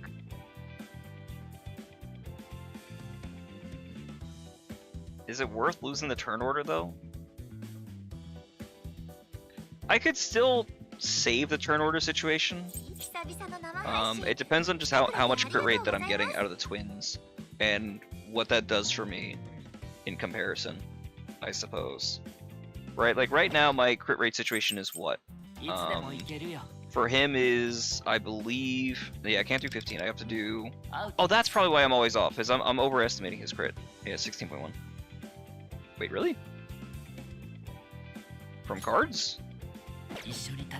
Doesn't he have... Oh, he has pierce rate, he hasn't crit rate. Okay, yeah. So 16.1.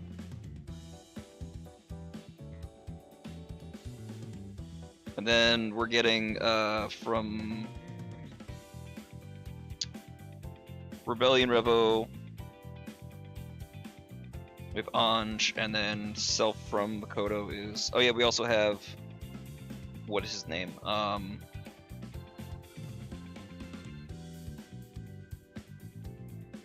Windvast, there we go. Okay, cool.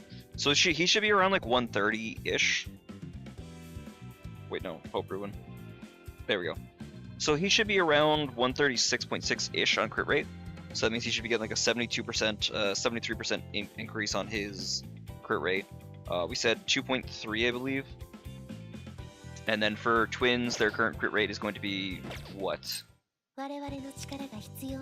Oh, they're still 106.7. Fuck, wait, how? Why? Huh? Did I not change the card? Oh, that's the one that had speed. Fuck. Oh, shit.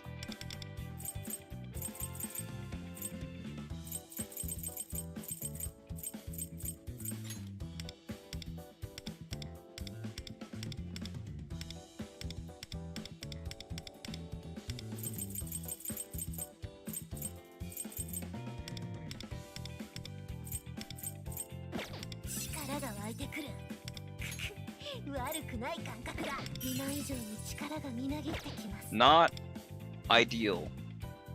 Fuck. I think I'd rather save this and then drop this one. Yeah. Oh, I gotta drop one of the 2 speed cards though. Which is better? That's 8.3. No, it's 8.6 plus 2.5 is like 11 plus the attack versus 12.1. I think the attack's gonna be better.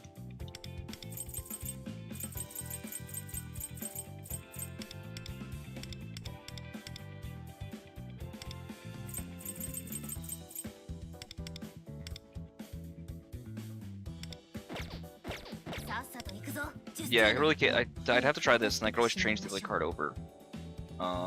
So 19.5 puts her at 14.5 with 5.5 Pierce. Oh, that's not a lot, but it's fine. We'll make it work. Ange, Wind. What did I say? 14.5. Yeah. Revolution, because she's not gonna get Rebellion.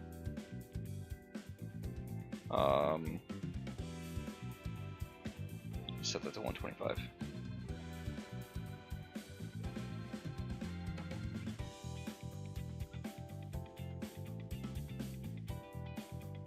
She'd be a little short of 100. It sucks. Oh wait, no, also still be the Against Shock, so it should be a little over 100, but barely. Okay, we could try it though.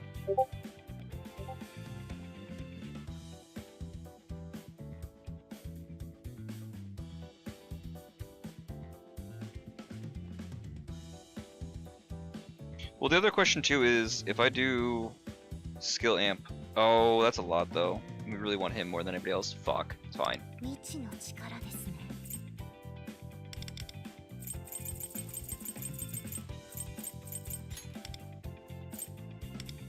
I'm not ruling out the idea for the other one, but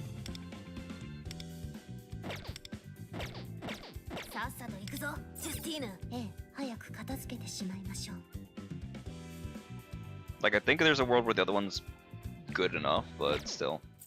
Alright, so we'll go back to this. Bit wasted. Alright, what's my rotation? So he's first, second, third, fourth.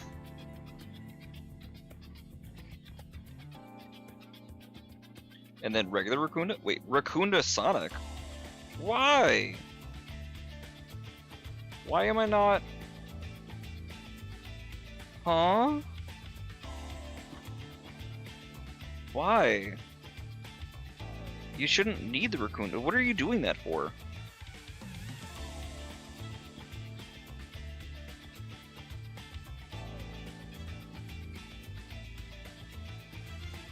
What a weird rotation.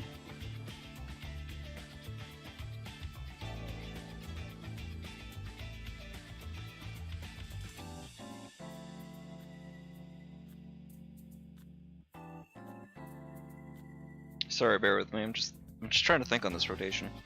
And besides, how long does Neon even last? Isn't it only 2 turns?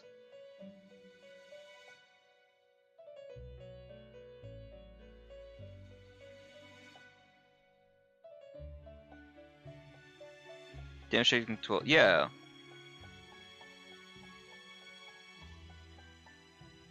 Oh, 75% in fight. Oh, okay. I see. I understand that side. Okay, so. Fine, fine. But why that? Why not fucking Tarukaja or something? I don't agree with it, so I'm not gonna do it. Because I don't need the Raccoonda. I don't even need the Sonic outside of... Well, again.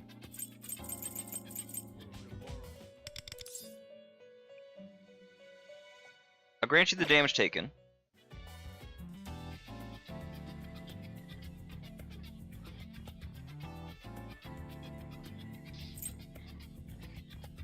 And then I can Tarukaja the twins. Does that even last long enough though?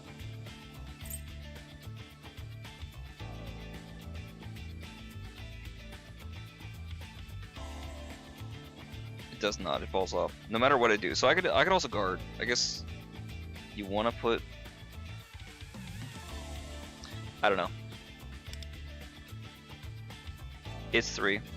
The initial debuff is 2 turns, but becomes 3 when proc right. Well, so what's the deal with the Rakuda there? Is it just in case you aren't doing enough defense shred? Like, between Twins, Ange, Makoto, everybody for Whale, like, there's no way you're short defense down.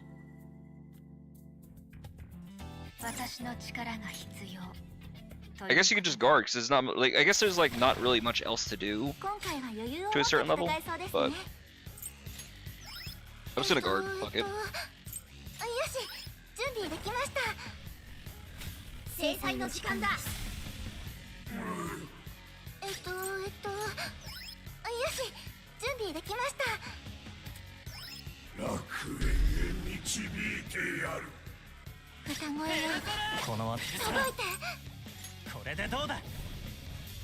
Unless the boss has some kind of, like, debuff effect on him, right?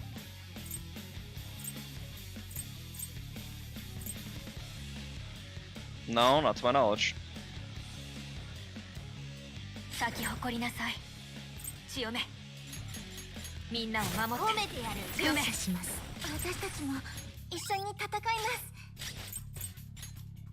Sure. Okay. Interesting.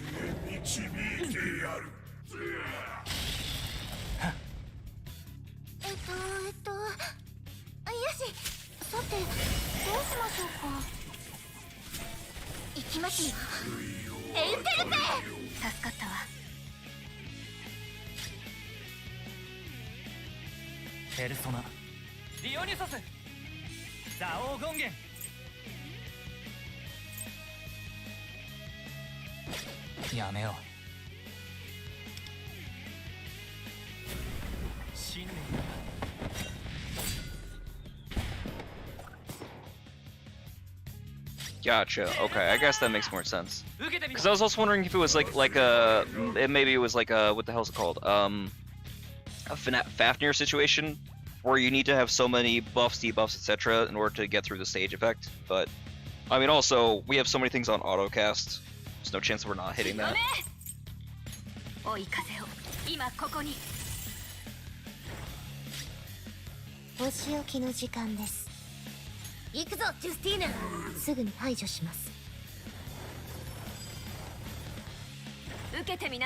Oh, we're also probably casting the skill too, so that way we get Makoto to 4 stacks, right? So that way he has 4 stacks of moon, so he gets full pierce during break turn. That's gonna be my assumption.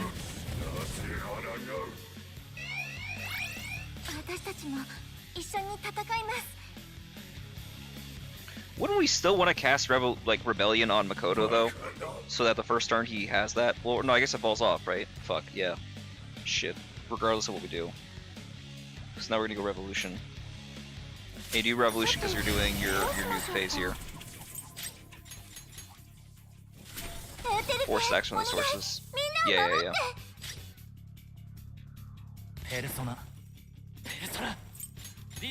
And then Revolution Twins, I'm guessing.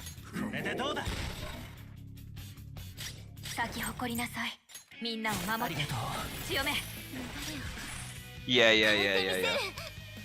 Like Raccoon, you'd still get the extra turn anyway, but not that you would even need it. I would love it if they're. So I was really playing around with the idea of like Twins as a sweeper, and then they get 100% crit rate, which would be fantastic. But I think you're probably losing out on. Well, you're not even losing out on that much, right? You're losing out on a little bit of crit rate from. I guess from. No. You're losing out a little bit of crit rate on the Revolution, but you're still getting it on the Rebellion, you're still getting it on Wind. So you're still getting it on basically everything but that. So you lose a tiny little bit, but not by much.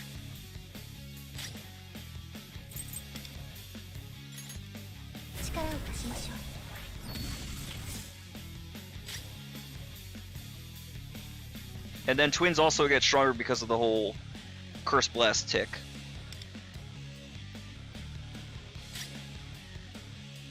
I don't know, maybe.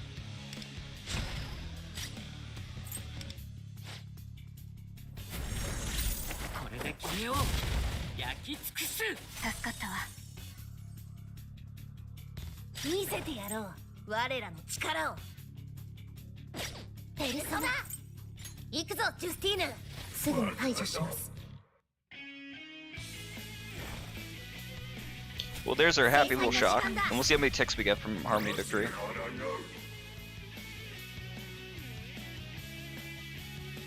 One tick? Oh, sweet Jesus. Okay, well that's not great. So what's the deal with Harmony Victory being so cracked? Is there a bug for it double stacking or what? Why is Harmony Victory so fucking good compared to other things?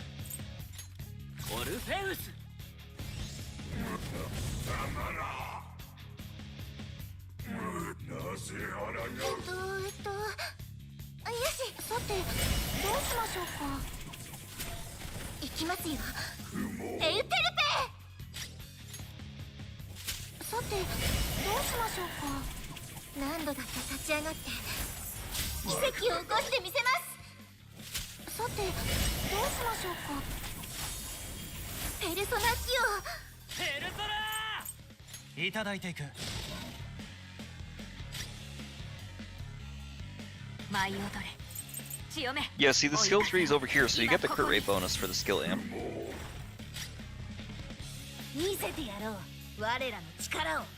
And you still get skill amp on Makoto Yuki's first damage step.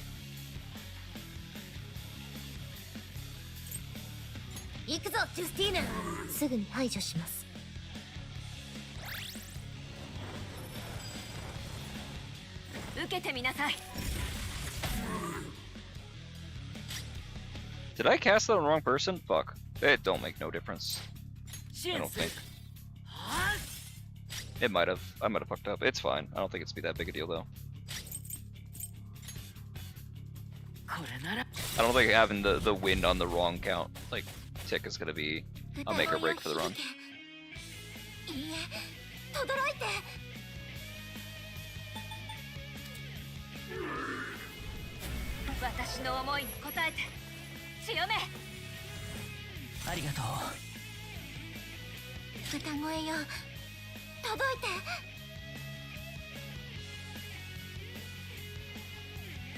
Oh, the Velvet Attendants? Yeah, they were the half anniversary character.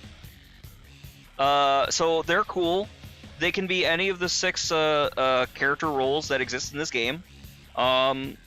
They cast 2 elements at the same time. Their entire kit revolves around them doing 2 pairs of element damage. So they do fire, ice. So they're using 2 personas in every single one of their attacks. And they basically pick 4 personas at a time for your A, B, B, C, you know, B, D, C, B, C, B, D, C, D kind of pairing. And at A6, they do a special move where they do an AoE Almighty, so Megadolan. They then do one of each of the 8 elements, so Fire, Ice, Electric, Wind, Psy, Nuke, Bless, Curse. And then one more tick of Almighty damage. And then heal your party, and shield your party, and they give a skill amp, and what else? They also give like more party buffs. It's fantastic. We love the twins. They're fucking monsters. They're the half anniversary unit, and we have the actual like first anniversary character coming out in like June 29th ish, which we're still not sure, but the running theory is maybe it might be who is it? It might be Elizabeth. Though there's also talk that it could instead be like Hatsune Miku or something like that. We really have no idea. Or maybe it could be somebody from the Tactica games, or it could be Sophia from Strikers. We genuinely have no idea. I don't think it would be though, and I don't think it would be Wolf. As cool as it would be to see Wolf, I love that dude. The only good cop. Yeah, I'm not sure.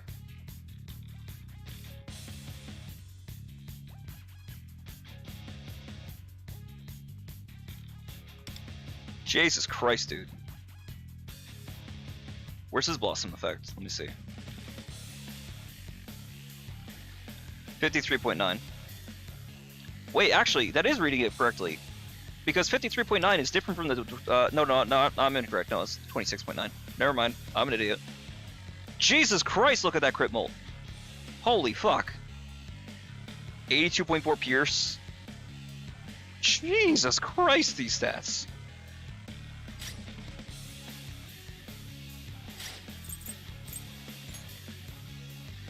Alright, so anything like in the 50 million, we're doing insane. Alright, 46 is a little bit better than what I did, but it's not by stupid numbers.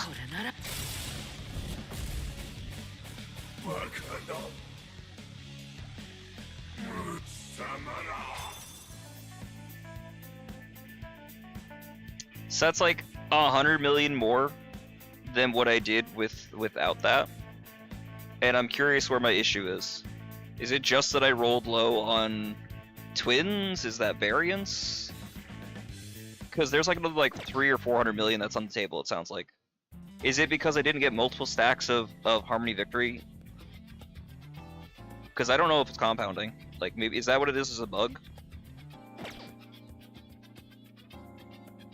It's an improvement, don't get me wrong, but it's just, it's not like stupid levels of improvement.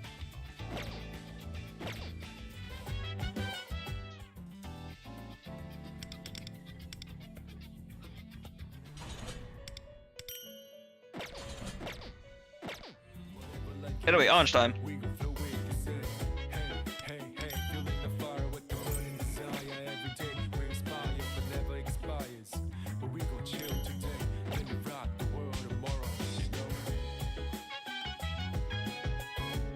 Yeah, and it's not like so the funny thing is the way like for the lore of this, right? You have your actual cast of characters, which are Wonder, who's your stand-in for Joker, you have Luful, who's your stand-in for Morgana, you have the character named Closer, who's like basically your stand-in for Chie, so on and so forth. That's your core cast of characters. As far as the way they explain the gacha system and how you're able to have different units on your team fighting with you in combat, is that they're called phantom idols. They're so just like how you'll have palace rulers have like cognitive entities. So like there's like the cognitive version of like Takamaki in Kamoshida's palace. All of these characters are cognitive beings that he is able to have fight for him.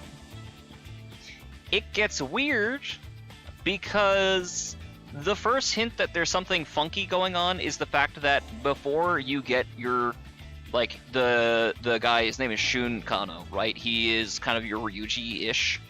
He is a chef. More specifically, he's a ramen chef.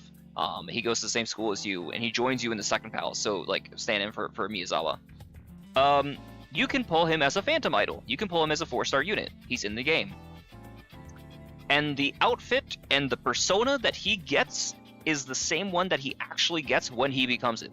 So that means that Wonder's cognitive perception of Shun as a phantom thief is 100% accurate, because there's not even like a shade or hint of color that's off. The way that his kit works is not in no way different.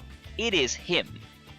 So there is a running time loop theory or multiple realities or like parallel reality kind of situation going on with like multiple different bad ends, and like the very first scene of the game starts with a version of Wonder with a white mask fighting Joker in Sai's palace, or I'm sorry, the casino palace. Sorry, no spoilers, right? And then he wakes up and he's like, that's a weird fucking dream, and then things really get fucked. Like, he watches a girl try to commit suicide, and then Luful finds him. Basically, the entire plot of P5X is that the entire world is in kind of this, like, malaise, this, like, depression where nobody has desire. Nobody wants to fucking do everything. Like, do anything. People are just shifting through life. Like, there is no motivation to do anything. It's a dead world. And anyway, so this compounds into this thing, Persona 5 Fez, which is an event running on in the Chinese version right now, which looks like we're seeing parallel worlds. And in the preview trailer, there are instances where Wonder is meeting up with other groups of phantom thieves, which correspond to the other people in his synergies, like his confidants, who he has idols, which means or implies that he's probably pulling like his memories or like experiences from these other realities, parallel realities, or previous loops, to make these people. He is literally pulling people across time and space and dimensions to fucking help him. And then hopefully at one of these days, win the fucking day. So we're on this loop. Now, what's interesting too is he also has his cognition of the Persona 5 cast, where the Persona 5 crossovers happen kind of after each one of them finishes their corresponding palace. So like the P5 cast just finished Kamoshida's palace, whereas the P5X cast finishes this character named Kyuchi's palace, who is also a sports dude whose main theme is lust, and they get basically both pulled into a mix of both palaces together. So it's Kamoshida's palace, but it's baseball themed instead of volleyball themed, right? And so some of like the puzzle mechanics are all based off of how they were in the P5X version. And yet at the very end of it, the shadow that you fight is not Kamoshida, but it is Asmodeus, or I think it's Asmodeus, who is the name of the shadow that Kamoshida turns into. So it's still his boss fight, but it's not Kamoshida.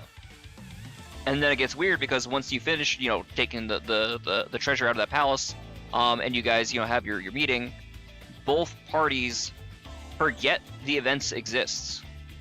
But the P5X team gets to still keep like the treasure or whatever the memento was from the shared space, until they get to the next instance, which is a thing where both Miyazawa and I can never remember, is Kaneshiro, I think, is the mafia dude, and also Miyazawa, is that, I think? No, Madarame is the dude from P5. There's like 3 different people happening at the same time in this one palace after you get Shun, where then you get the Fox release, and you get Queen's release, like character release, right? And they get their memories back until they leave again, and it just keeps fucking happening. The twins are a more interesting situation because, like, for the P5 cast, this is again his cognition, his memory of experiencing these people, and also for some reason he's able to go into the actual what the hell is it called? When he enters into Cafe LeBlanc in Yongenjaya, he seems like he goes into like their cafe and is able to hang out with the P5 cast, and I can even go there now to show you what I'm talking about, and has like a meeting, and as each character's like released into the game, there's more people. So like there's Crow there now, there's Violet, which is very cool. But the twins specifically are interesting because they actually are just flat out pulled into our world. They hang out with the main character Wonder, you know, explore the city there, and here, I'll show you what I'm talking about, right? So like he actually like interacts with them, he shows them around, they kind of teach him, and he just gets them as party members temporarily, and then I guess maintains a cognition, I suppose. It's weird, but it's just straight up the twins. It's not even just like this weird dimension thing. They literally change dimensions to come to our world, or this reality, and they actively make like acknowledgments of the fact that things are not quite the same. Like, and this is right before they make that kind of acknowledgement that these are parallel, at the very least, P5 and P5X are parallel worlds, because instead of Big Bang Burger,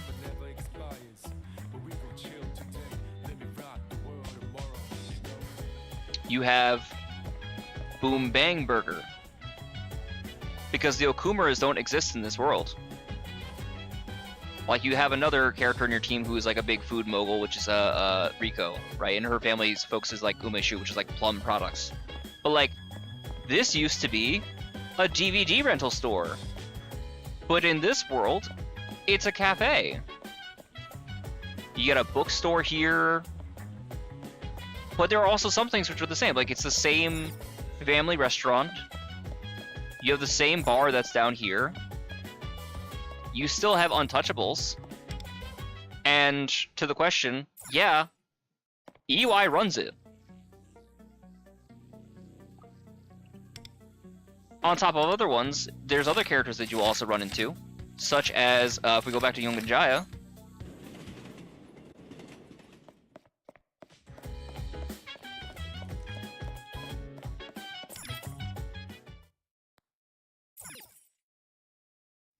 Dog, that's just tied to Kemi. So, for some reason, there are characters that seem to persist through the realities to be able to help you, but you don't get as close a relationship as, say, like Joker has with them, or yeah, Joker has with them. You know, a lot of locations are the same, but they might be a little bit different. You know, he goes to a different school, it's a different situation. Obviously, the stories are very similar in some ways, and they definitely parallel.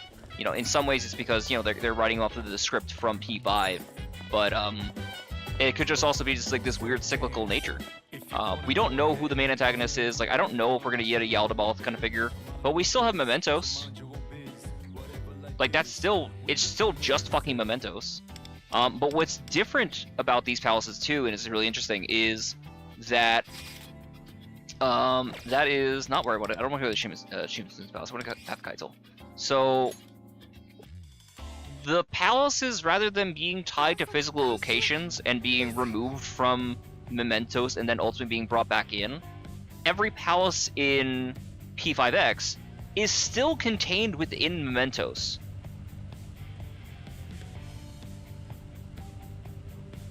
The same way that most of the other shadows you would normally experience on some of the side quests, you would go over into their thing. It's just they have an expanded space.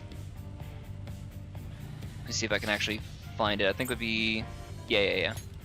So, like, we'll go here, and then once you finish the palace, it goes away. But because it's a gacha game, you still want to be able to re-explore the place, and if there's any treasures and whatnot you missed, or personas you want to fight, or bosses or events or challenges that you didn't complete, they still exist in the space. So, for example, if I were to proceed... Where am I going? Left. Right?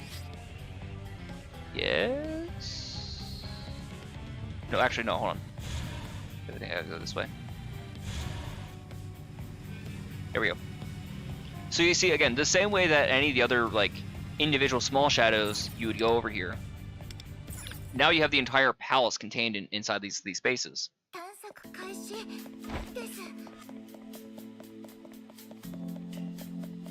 And yes, you still have the thing where the palaces get destroyed when you interact with them, right? But, or when you, like, steal the treasure. But then you have these almost cognitive copies, or I forget what the term is for them in terms of the game. I'd have to double check. See if I can find... yeah, I think I want this one.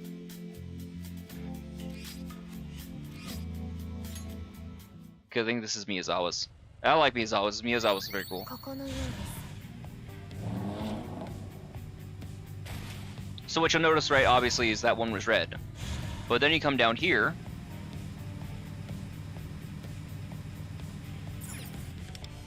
Chamber of Recollections. And then I can pick Miyazawa's. Oh, I need to re-download it. Fuck. Yeah, they made it so you didn't have to keep this. It used to be essential data. Fuck. I guess I must have deleted it. Okay. I can't show you because I don't have a date like here, and it was like another 30 gigabytes. But basically, you'd be able to go back to whatever the previous palaces were. Like, imagine being able to go back to Futaba's palace or Madarame's and just casually explore that place. For no other reason than for you to be able to get the, like, the treasures and whatnot. But yeah. I will need to go back there because I gotta finish getting the one achievement. Shit. It's fine. But yeah, so twins exist. Maybe the anniversary character is going to wind up being Elizabeth. That seems to be, I think, the best running theory. Though how Elizabeth is going to work and if she's going to be a replacement for the twins, I don't know. It would feel a little bit rough that the twins only get like 6 months of showtime and then they're kind of benched. But I doubt that's going to be a permanent thing because at the very least, twins are going to go second side. Or Wind is going to go second side. There's infinite ways to work around it. The issue is, like, Wind at A6 is so useful because she breaks rules. Her like 7 copy version makes it so that any excess crit rate is instead turned into crit mults. So it means there's no limit to the amount of crit rate that you can stack onto a character. But there's pros and cons of when you want to use that compared to other characters and their buffs. So we'll see when that comes out. But before I get too sidetracked, I really do think I gotta spend time with our girl Monica. Wait, where is she?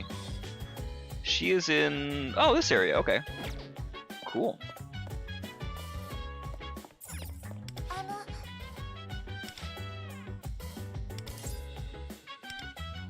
Of course!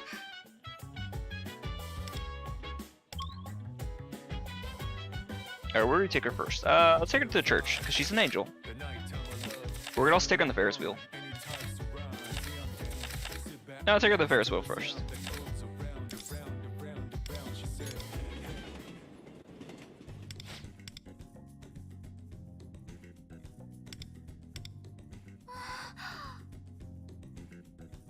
Oh, no actual dialogue, it's just the sound effects. Aw, damn it.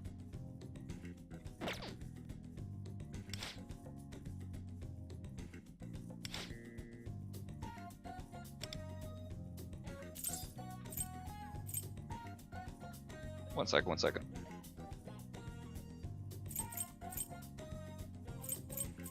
That's not me shifting back and forth, that's stick drift.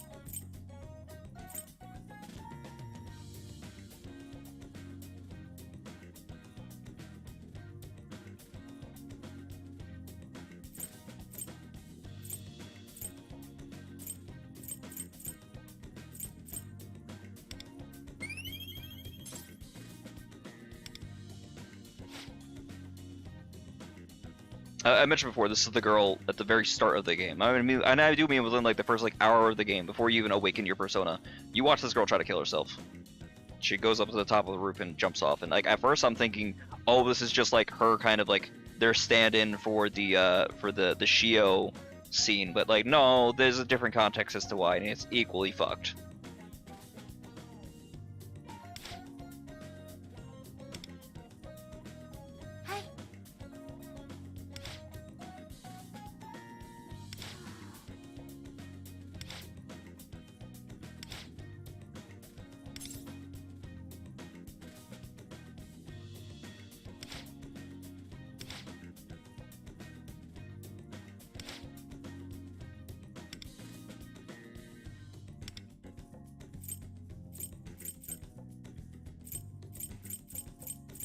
$269, sweet Jesus.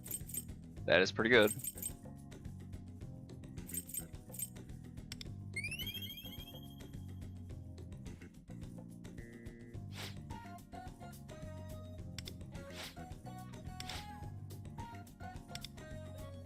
I suppose one of the other things that they could do, and this would be really rough, right? I guess one other thing that they could do with Elizabeth or whoever your next attendant is, if they do that, or if they do Miko, whoever they put out, is instead of making them like a support or debuff or you know, one of like the virtuoso in the same way that like what's her name, the twins could be anything, they could make Elizabeth a navigator, which would be really painful for it'd be really painful for Global, because we just had had the original anniversary character, the first 4.0 character, which is this individual. And her big gimmick is this ability called Da Capo, which lets you roll back a turn or rewind an action after it's taken, and like puts you into state. So if you have like 3 stacks built up on a mechanic, and you spend them all, you get them back and you can do your turn again. And you can do that multiple times. That's what you saw with what Makoto Yuki was doing.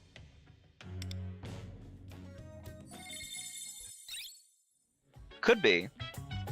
In which case, unfortunately, then we're gonna have to absolutely bench the fuck out of Futaba. But I mean, I'm trying to think like who else could what else could they put in there that's gonna be like fair and relevant? Because you've got here's our situation, right? Let's think the state. Let's ignore the state of CN for now, right? Let's look at just what the state of Global is. Global is in a position where we just got a crazy DPS. And he's going to be good until Barry, and he's going to be good beyond. We're about to get a healer, but she's useless compared to twins. We have an electric sweeper, but that's, you know, one element in one situation, and he sees and whatnot. But I don't think he's going to get tons of use for, like, the lifetime of the game. We have the twins, which are a universal unit. We have Wind, Tempest, which is a universal crit, and crit molt. We have Cord, who unfortunately is kind of benched because there's no space for her in most of our builds lately. Who lets you use ultimate or like highlight, or just like basically this game's version of Theurgy at a for free. We have Summer Minami, who is another insane fucking character in terms of like being able to buff everything and anything for your account. She's gonna be fantastic. You've got Summer Puppet, who is just an improvement over the way that Fox's kit works. What am I doing today? I just had my first date with the girl in the wheelchair. I'm working on expanding my harem to include disabled girls now. I'm continuing my playthrough of Katsuo Shoujo. That's what I'm doing. Okay, don't judge me.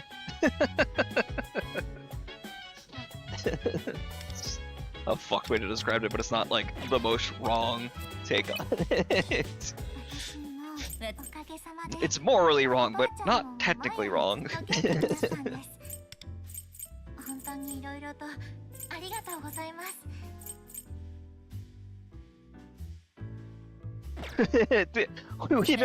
we don't shame people for their disabilities. We date them for them. I mean,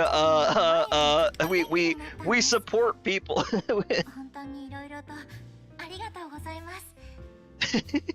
Makes you able to sleep at night. Look, man, I've got her and the plushie that she brings with her, okay? My bed is comfy. And it's not like she needs to bring the wheelchair into the fucking bed. I need to stop.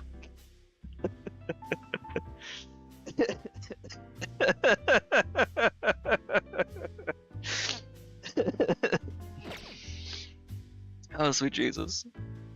Alright, so now so we get more social stats now, which is nice. Oh, we get more charm and kindness specifically. And then 5 is guts. Right, okay. And then what's the major one? Is it 9 or is it 15? Super schema at 9, which is gonna be big. That's like the big account progression, right? More knowledge at 13. Where is it? Wait, can we only get up to 13? Oh, okay, no, it's just stuck. 17 is social stats after 20, earn random gifts for every additional 200 points. Okay. And so gifts could be like Konbaku gems, gifts could be like actual like gift items, gifts could be, Gecko coins, I'm assuming, or like sun medals, things of that nature. Oh, you fucking hate when that happens. They're doing 3D modeling. If anybody's like curious what the hell they're doing, I can relate to some degree and how many times I have been trying to like draw stuff in Photoshop and then accidentally drawn in the wrong layer. I'm like, fuck, that's not what I wanted. I get it. Sometimes it's like the I'll say test layer, but like you're doing your circles and your lines and stuff like that. Which I guess I could lock, and then that would fix that issue. Like, once put them to transparent. I don't know. Things I could do. Things I probably should do. Alright, we have Rico, who we could hang out with, who I think is at 15, yeah? Do I have anything to give her?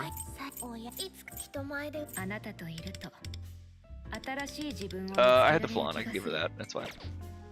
Oh, she's 16, okay, cool.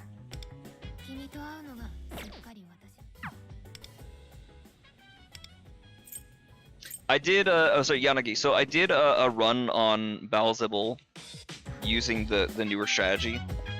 And I got an improvement of like 100 million, but I wouldn't say it's anything crazy compared to what I was doing before. I'm sure it's improvement, but that could also just be variance.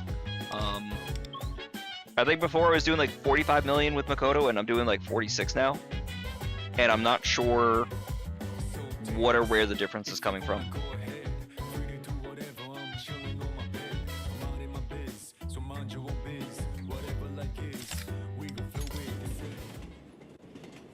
To be fair though, I only had one tick of the card effect.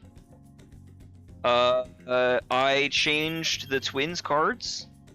I might have changed a little bit on his cards, but it shouldn't have been anything crazy. It should have been better. And what else? I changed, well, from the rotation that I was doing before, which had like Zhao Gongan Tarukaja. Oh, actually, you know what? Considering I didn't have a Tarokaja active this time, I guess this is better? Maybe? I really don't have any need for Sonic, though. Is Sonic really that good? Well, I guess because Sonic lasts 4 turns, right? And we're getting the damage amp. And... Neon passive... I had like 700% crit molt in it. I had like 82% pierce. The stats were silly. Like 126, not counting shock and not counting hope and whatever his set is. So it was like 126 plus the 16, so it should have been like 142-ish. 142, 144, somewhere around there. Pierce, I was defense down. I was fantastic on.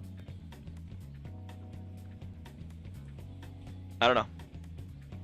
It could be that I just rolled low on the twins, and not getting the multiple extra ticks from, like I guess, out of 10 attacks, only getting 1, maybe 2 ticks out of that card set is kind of useless, considering how much damage it can do. But I also don't know how much it's actually doing on its own.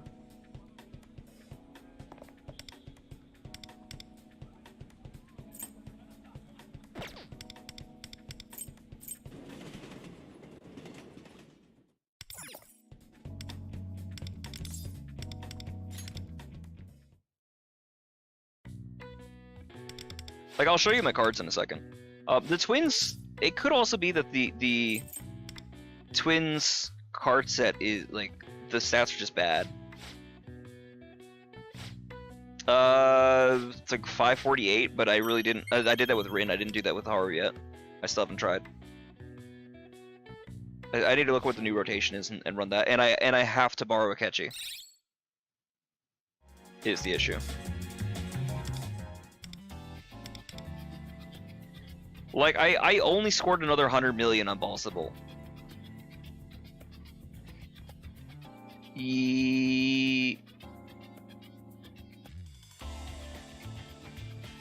Ange to Creation Reconciliation instead of Trust Power? Really? Because we want more damage for him over attack. You sure? I'm not arguing with you. I'm just, I guess, because we don't have as much of a, yeah, we don't have as much damage molt being added as we have attack, right? We have a bunch of attack coming from wind, from Ange, from twins, I suppose.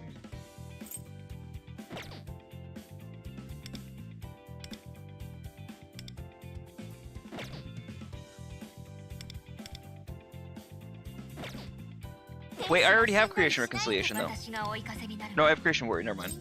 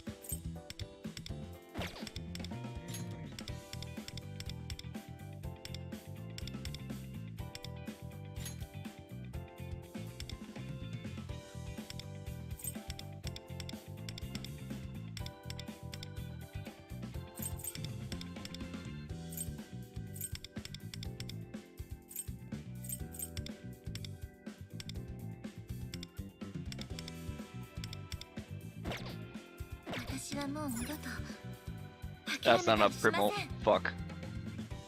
Yeah.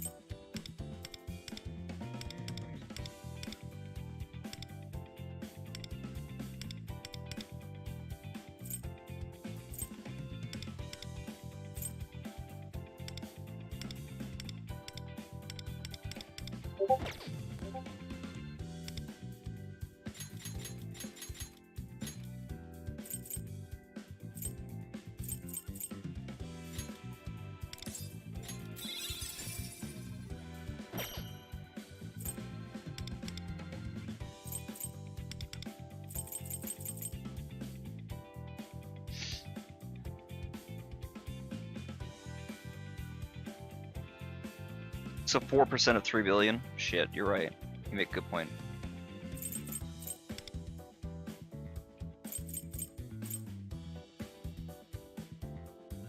Yeah, I'll check it out. Give me a second. Yeah, I just heard the ping. I wasn't sure who that was from though. Peep.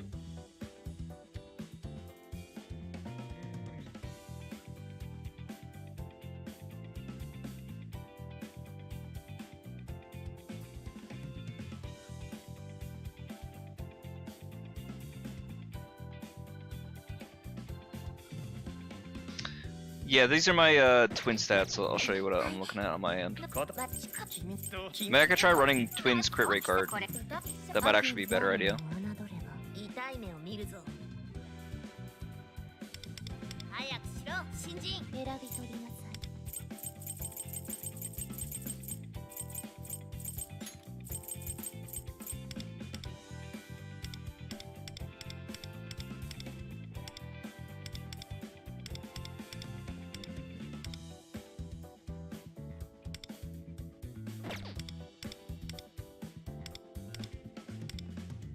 Crew rate is better, yeah, figured.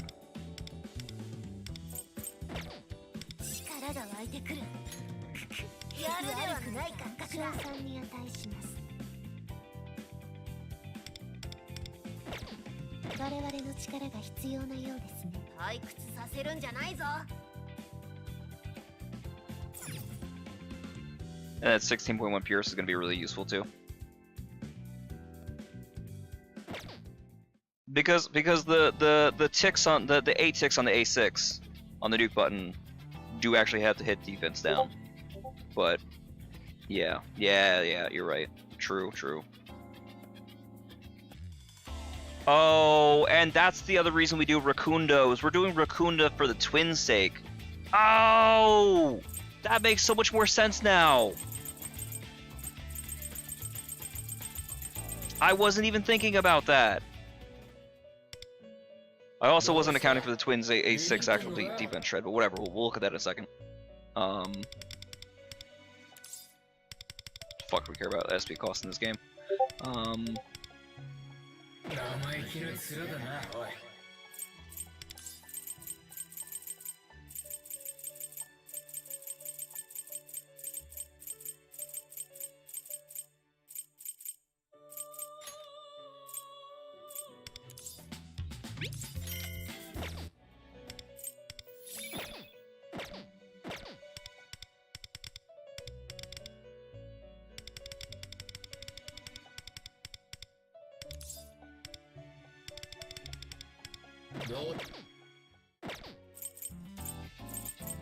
Wait, doesn't Disaster War do something with fire also?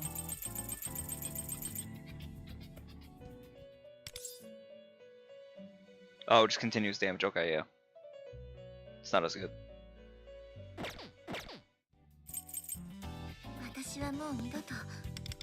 I might need to run some reconciliation.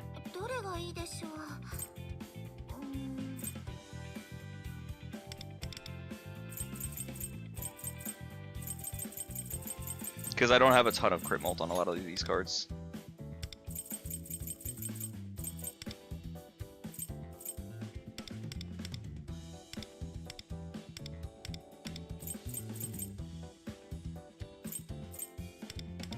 Yeah, even my creation card doesn't have any crit mult, and that's probably one of the bigger things that's hurting me. Like, if I don't have well...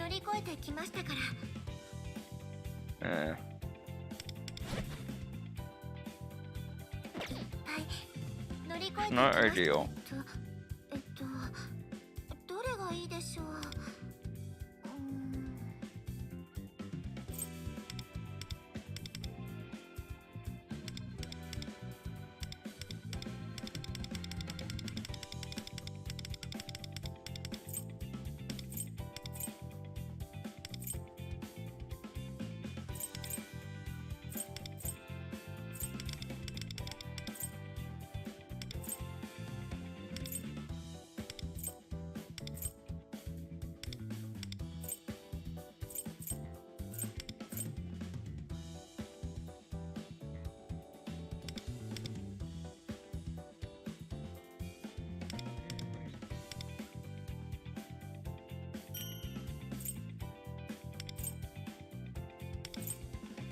That's something.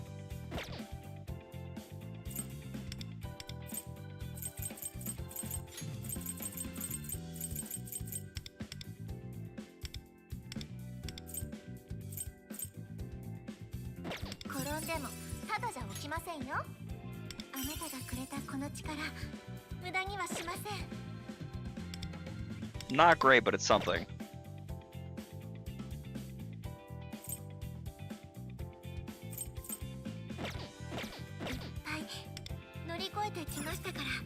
Still need a little bit more. I need at least 14.3 is the issue. It's because my my what do you call it? My wind needs 14.3 to hit her cap. Well, actually, do I even need that? Alright, humor me. If obviously more stat better, right? But do the twins crit bolt increase from their 5-star weapon upgrade or count towards the towards Wynn's kit to be able to cast like the max bonus, if that makes any sense? Does her thing account for the twins? Because I know we used to cast like Revolution on Wynn to get the crit molt amp on her, but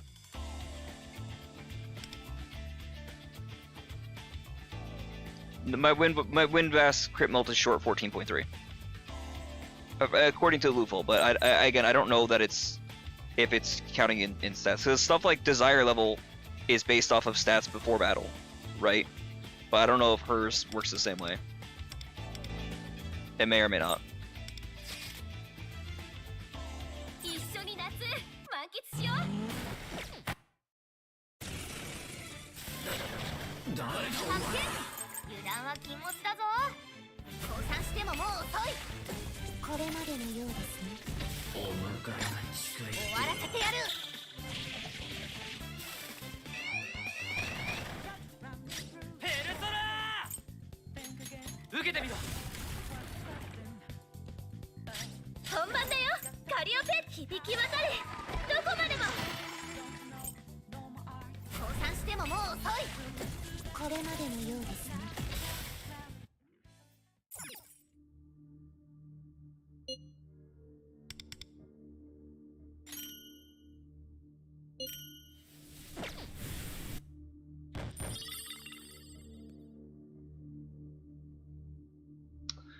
Yeah, but doesn't it have a cap?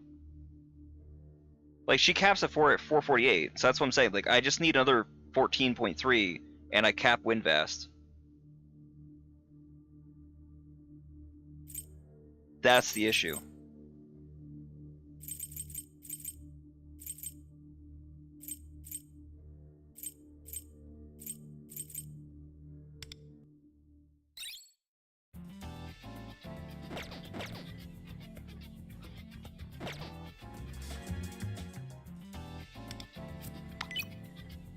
See, now we're getting to the nit and the grit on this game for anybody who's like TV, for example. This is welcome to fucking endgame, man. We are fully focused on min-maxing cards and shit. But that's just gotcha slop in general. We always be doing this shit.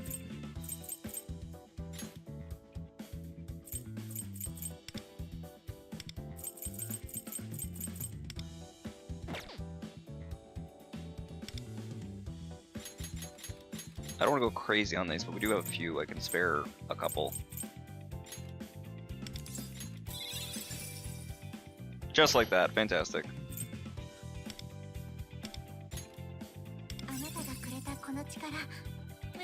I can make that work. You know, we like damage too. It's the exact number that I need. Fantastic. We love it.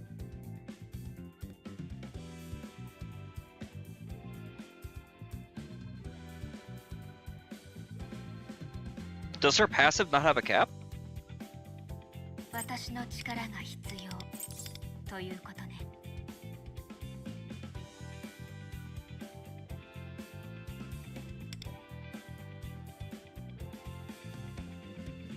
The SP has a cap.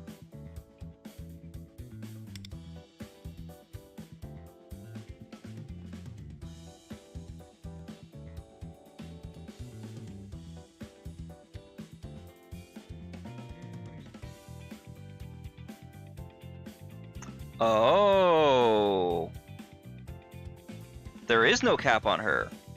Ah, I see. Okay. Alright. Interesting. Okay. I did not. I thought there was a cap at 448. I understand now.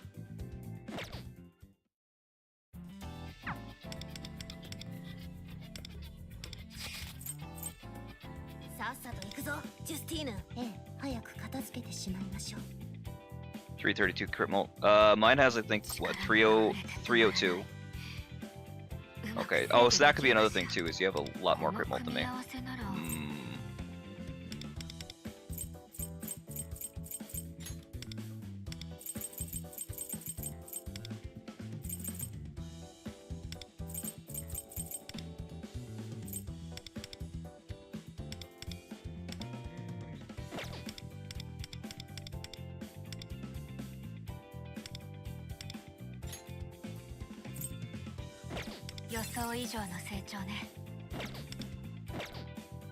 That's unfortunate, but it could have been cool.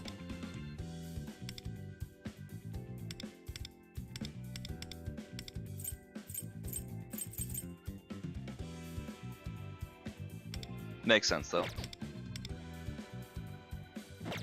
I gotta resist that urge, because sometimes it'll work for me, and sometimes that should just not work for me. Because God forbid I get speed on that rate.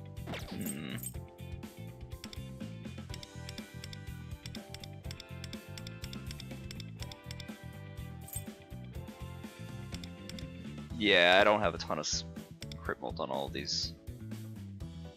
Rough stats. It is what it is, though. It's okay. Anyway, alright, let me run this one again. 343. Jesus Christ!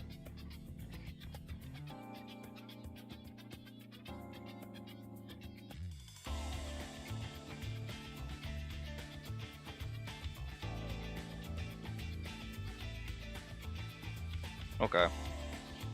Let me see our count and like see our check and everything else really quick to see where I'm at on school stats really quick. One second.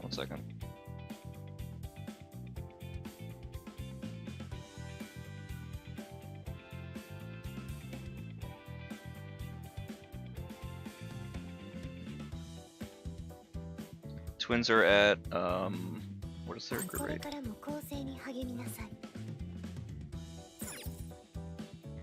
Does their rebellion even last though?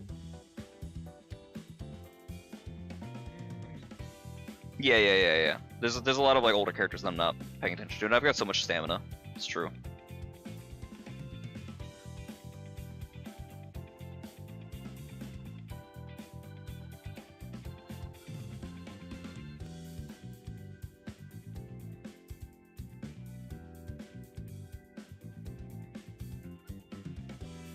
So like 95%-ish. Okay, so yeah, that'd be way better. Should be.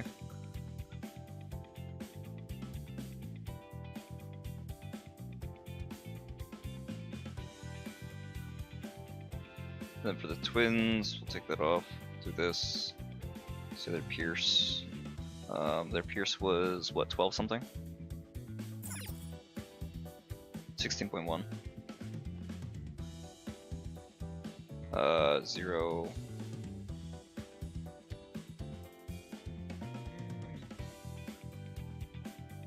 But don't do Raccoonda, then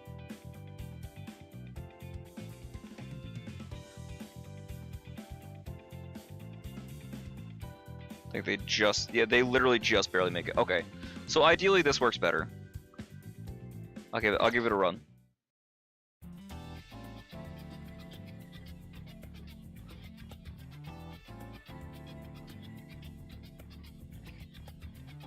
Where's my keyboard? There it is.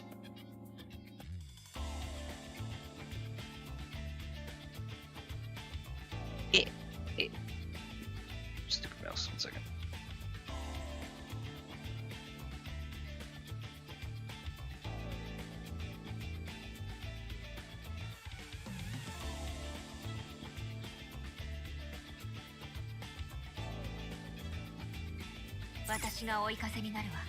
Wait, you want them first? Why do you want them? Well, oh, I understand why you want them first now. Okay, yeah, okay. Fuck. No, it's not the worst thing actually. Hold on, because I do have some things that have.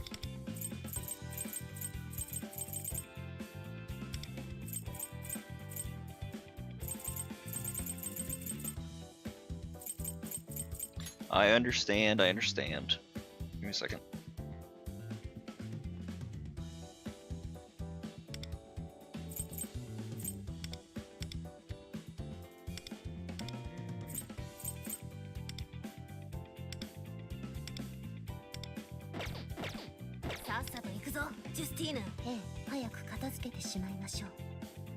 And then what? Wonder third or Wonder second? Welcome back, bud. You probably missed a bit. What was the last thing you remember me telling you? Because I was explaining the whole situation with the palaces and whatnot, and third, I figured. All right, cool. So that's an easy enough to finagle. Oh, wrong character.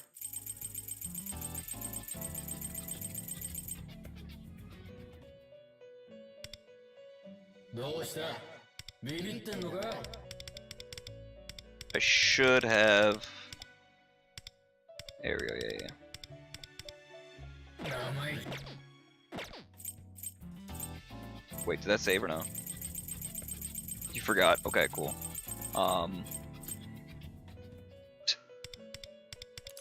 I could do the aggressive streamer thing and say, just watch the fucking VOD, but no. I was basically explaining, I think, earlier about how the Phantom Idol system works, the cognitions, the palaces, and stuff like that. How the palaces are part of or inside Mementos. I was explaining about the twins and how we currently don't know who the next anniversary unit is, but there's a running theory that it could be Elizabeth. Now, brief aside to other things I was thinking, I wonder if even if it is Elizabeth, is it more or less likely that she's going to be like a support or like a virtuoso any role unit like the twins, a replacement for the twins, or is she going to be maybe something that more akin to like is she going to be a navigator? But if she is a navigator, isn't that going to be a problem for Ange? Like everybody just fucking bought Ange, isn't that going to be kind of painful? So, all right, cool. Let's see how this one runs. Ideally, this scores better, but we'll see. Also, this also explains on some of the whole stat buffs that you might be getting. And then let's see, what do we say?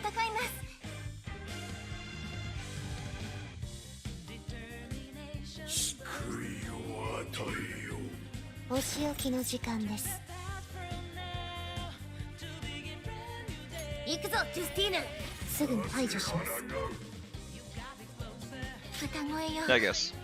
And then guard.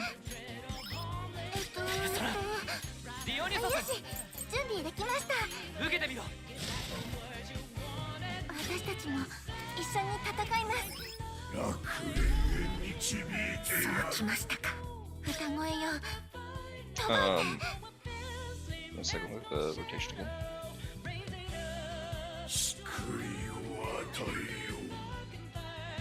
お仕置きの時間です。行くぞ、ジュスティーヌ。すぐに排除します。制裁の時間だ。ハイライト、いけます。Hey, so about that.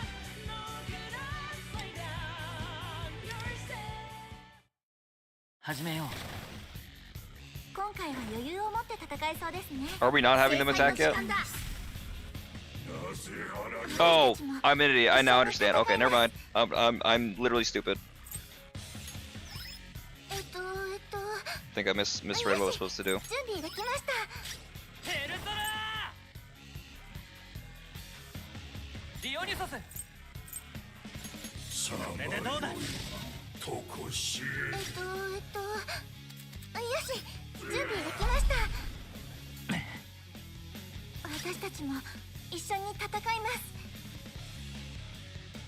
Why?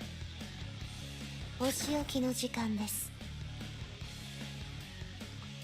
Okay. I think I get why. Yeah, that makes sense. Fuck. すぐに排除し Still ま was す supposed to do that. My bad. One more time. This time is the route for sure. 今回は余裕を持って戦えそうですね。制裁の時間だ。歌声よ、届いて。私たちも一緒に I'm only a little bit stupid. 私たちも一緒に戦います。歌声よ、届いて。咲き誇りなさい。強め、みんなを守って褒めてやる。強めします。よし、準備できました。ペルソナー、ザオ権限ペルソナー、いただいていく。よ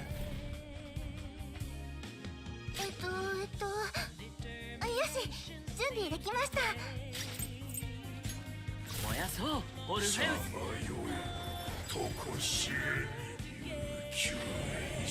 What are we doing about highlight in this turn though? Or are we doing? 一緒に戦います。さて、どうしましょう。 Oh, I think I know what highlight we're doing. Okay, never mind. I think I know what we're doing.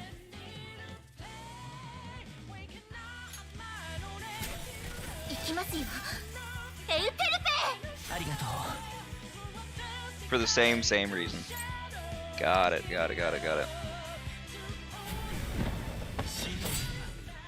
つかわしくないな。見せてやろう。我ら行くぞ、ジュスティーヌ。すぐに排除します。強め。追い風を今ここに。ペルソナー、ディオニソス、ザオ権限。これでどうだ。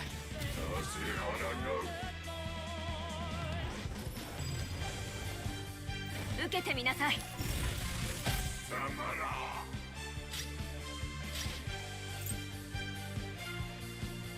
Oh, that's why I was casting. I understand now. Right. Because he auto cast the S2.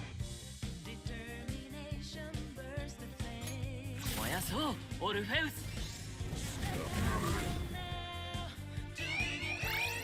私たちも一緒に戦います。さて、どうしましょうか。エウテルペ、お願い、みんなを守って。 One problem is the twins will get the revolution. Because that'll suck. お仕置きの時間です。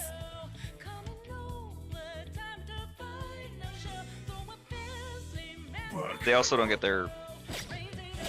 見せてやろう。我ら行くぞ、クリスティーヌ。 I'm not the biggest fan of that, but it'll be okay. 制裁の時間だ。惜しかったですね。 I did have one miss on there. That sucks. 変えてみせる。 77, so still short. Right. Oh, they might have had though. Okay.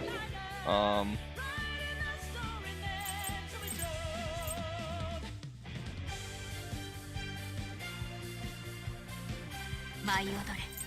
強め。みんなを守って。褒めてやる。強め。します。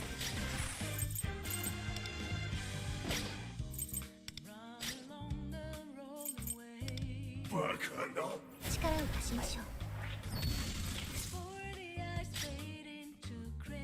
ペルソナ、ディオニソス、受けてみろ。助かったわ。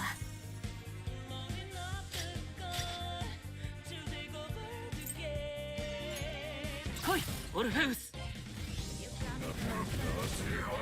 Oh, I forgot to use the Theurgy that time. Fuck. So should I use Theurgy on? 一緒に戦います。 Probably Twins' turn then, right? 今回は余裕を持って戦えそうですね。 Or Theurgy after. 歌声よ、届いて。よし、準備できました。ディオニソス、これでどうだ。よし、準備できました。歌声よ、届いて。咲き誇りなさい。みんなを守って。ありがとう。強め。し、準備できました。蔵王権現ペルソナ、これでどうだ。私たちも一緒に戦います。オルフェウス、救いを与えよう。見える。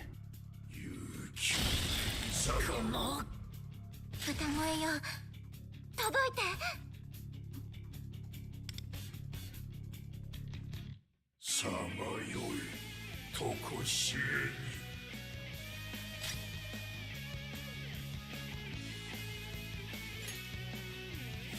さて、どうしましょうか。行きますよ、エウテルペ。ありがとう。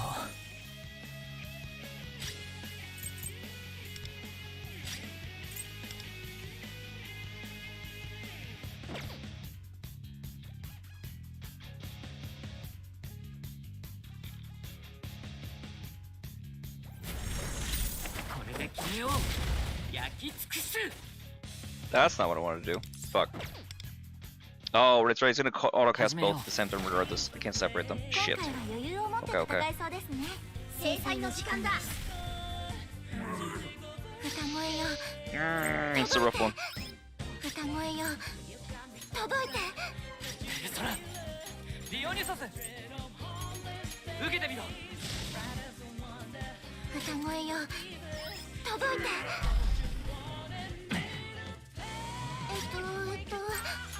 よし、準備できました。強め、みんなを守って褒めてやる。強めします。歌声よ、ペルソナ、届いて。蔵王権現ペルソナ、いただいていく。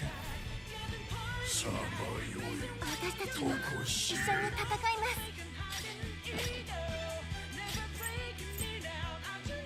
不滅なる世界。救いさが歌声よ、届いて。さて、どうしましょうか。さまよいとこしえに。行きますよ、エウテルペ。助かったわ。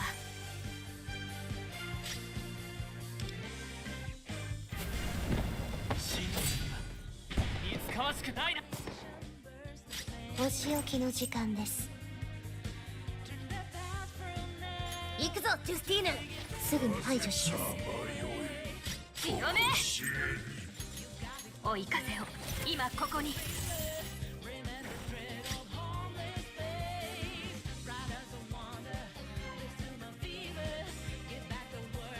不滅なる世界。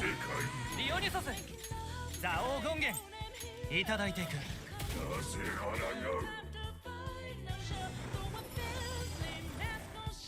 受けてみなさい。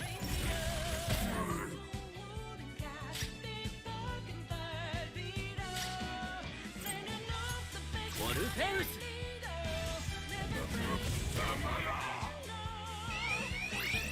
私たちも一緒に戦います。What do you mean by that by small cockpits? And in what context are you bringing this up in conversation? さて、どうしましょうか。 4-person propeller planes, so much space for. Oh yeah, no, it's pretty cramped in there.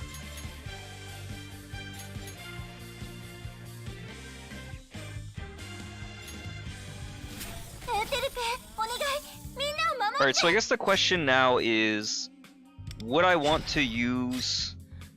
Hold on. Do I theurgy?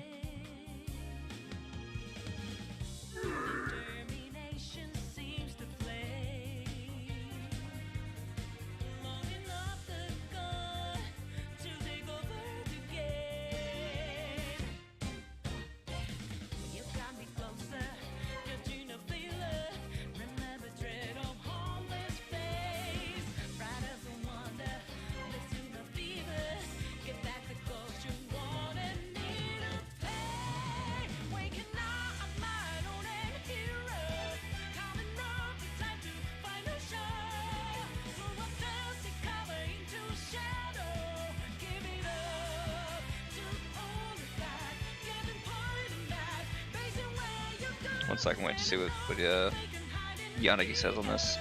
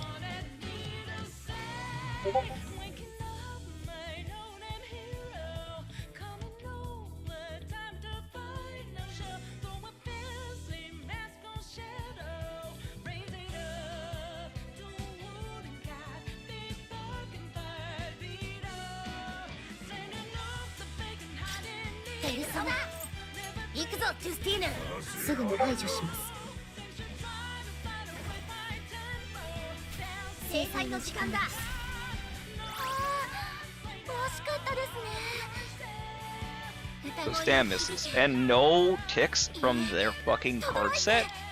They do be having the card set, right?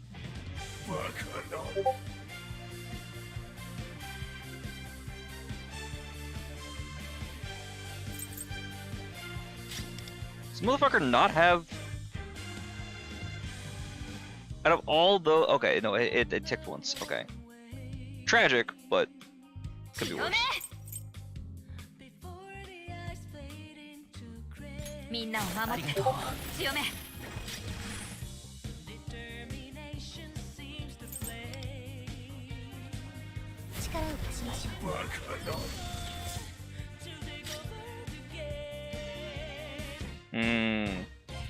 True, and also skill amp too. Yeah. You are right. You are definitely right. これで決めよう焼き尽くすありがとう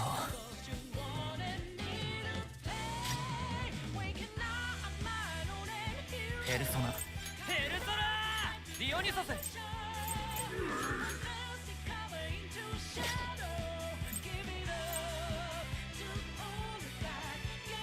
受けてみろ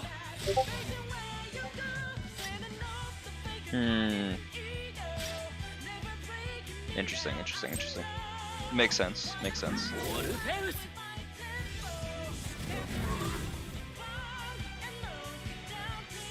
Well, either way, we get to see the progression if nothing else. So, he's fine.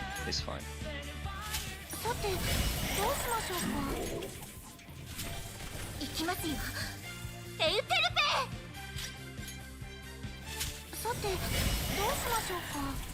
何度だって立ち上がって奇跡を起こしてみせます。 Challenge breeds for creativity, stuff like that. This is true.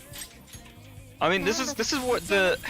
I'm happy that we're in a period where we're still like evolving and changing and learning routes and like playing around with different card sets as opposed to clear, defined, fixed rotation. Like there's still a lot of room for optimization that I don't think was available to us in previous guild bosses, which is kind of cool. 追い風を今ここに ペルソナ受けてみろ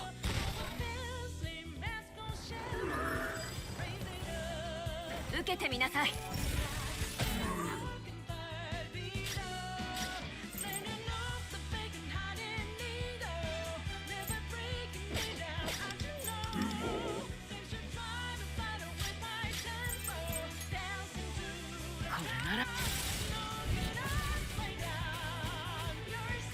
歌声を響け。いいえ、轟いて。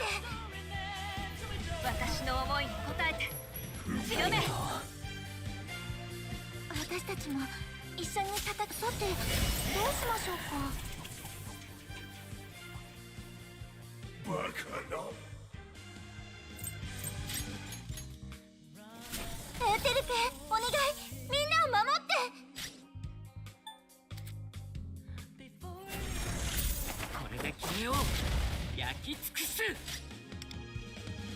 Oh, it doesn't have shock. This run's so. This run is cursed, but it's fine. It'll be okay.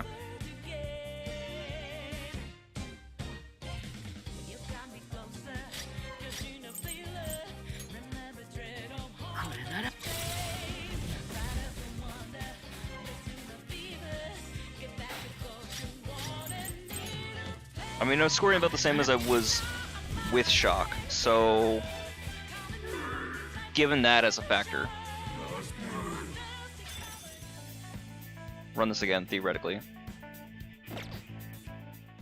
So what? Rebel. Well, he gave me the thing.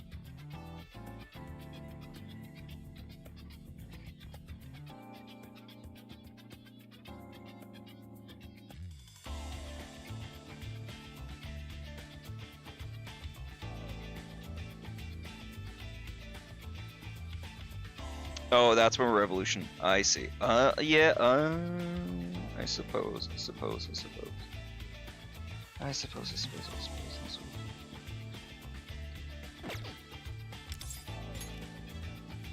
We'll give this one more good college try, and then we're going back to trying to date the other infamous wheelchair user in this game, aside from Mara. 諦めさっさと行くぞジュスティーヌ。ええ、早く片付けてしまいましょう。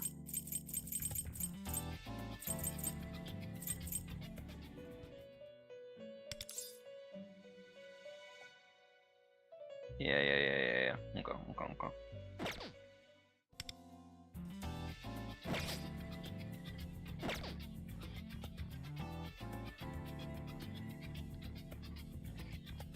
See if I can do this one without messing up this time. さっさと行くぞジュスティーヌ。ええ、早く片付けてしまいましょう。今回は余裕を持って戦えそうですね。制裁の時間だ。私たちも一緒に戦います。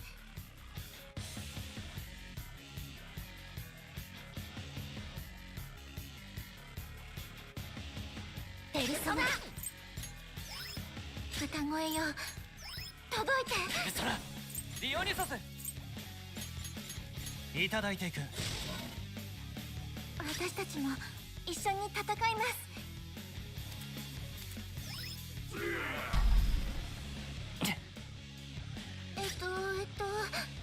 よし準備できました。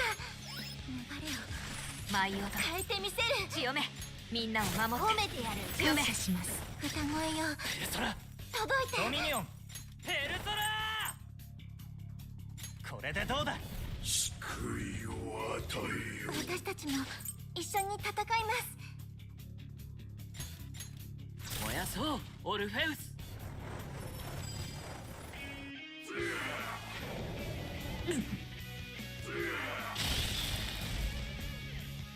私たちも一緒に戦います。さてどうしましょうか。行きますよエウテルペ。助かったわ。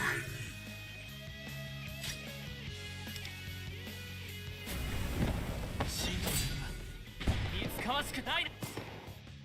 見せてやろう我らの力を。行くぞジュスティーヌ。すぐに排除します。舞い踊れ強め追い風を今ここに。なる世界よ。ペルソナディオニソスこれでどうだ。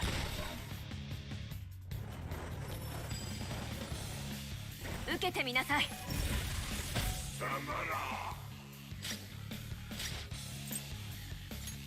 来いオルフェウス。救いを与えよ。よし準備できました。さてどうしましょうか。エウテルペお願いみんなを守って。見せてやろう我らの力を。バカだ。見せてやろう我らの力を。ジュスティーヌ。すぐに排除します。不毛制裁の時間だ。ああ、惜しかったですね。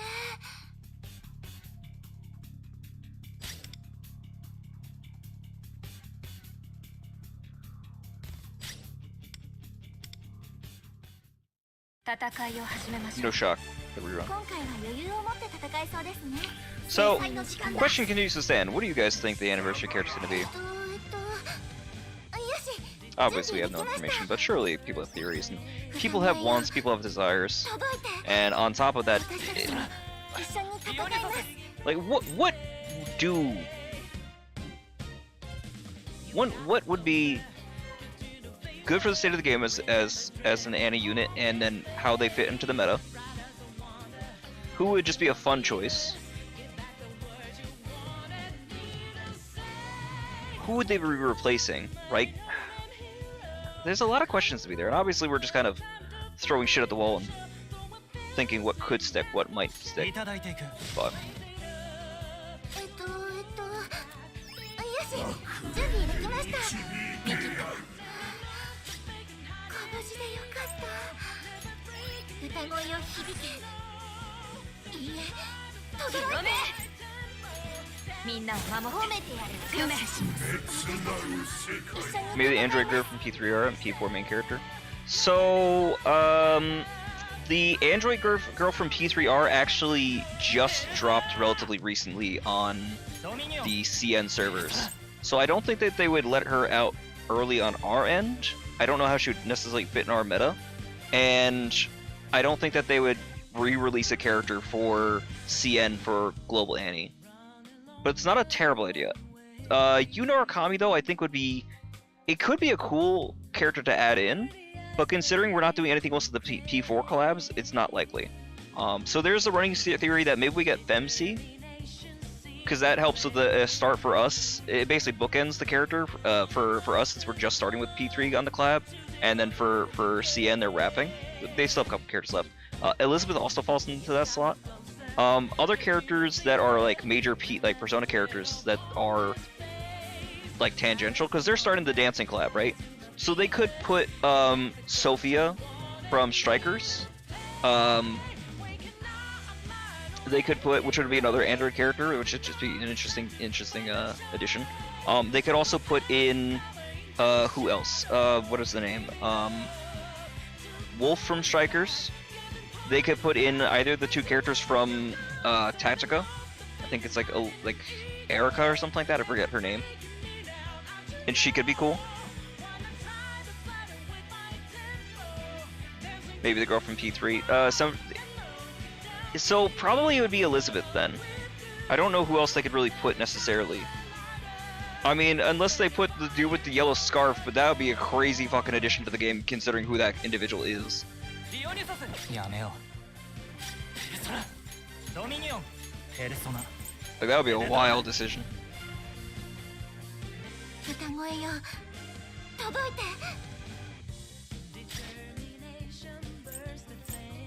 不滅なる世界よ。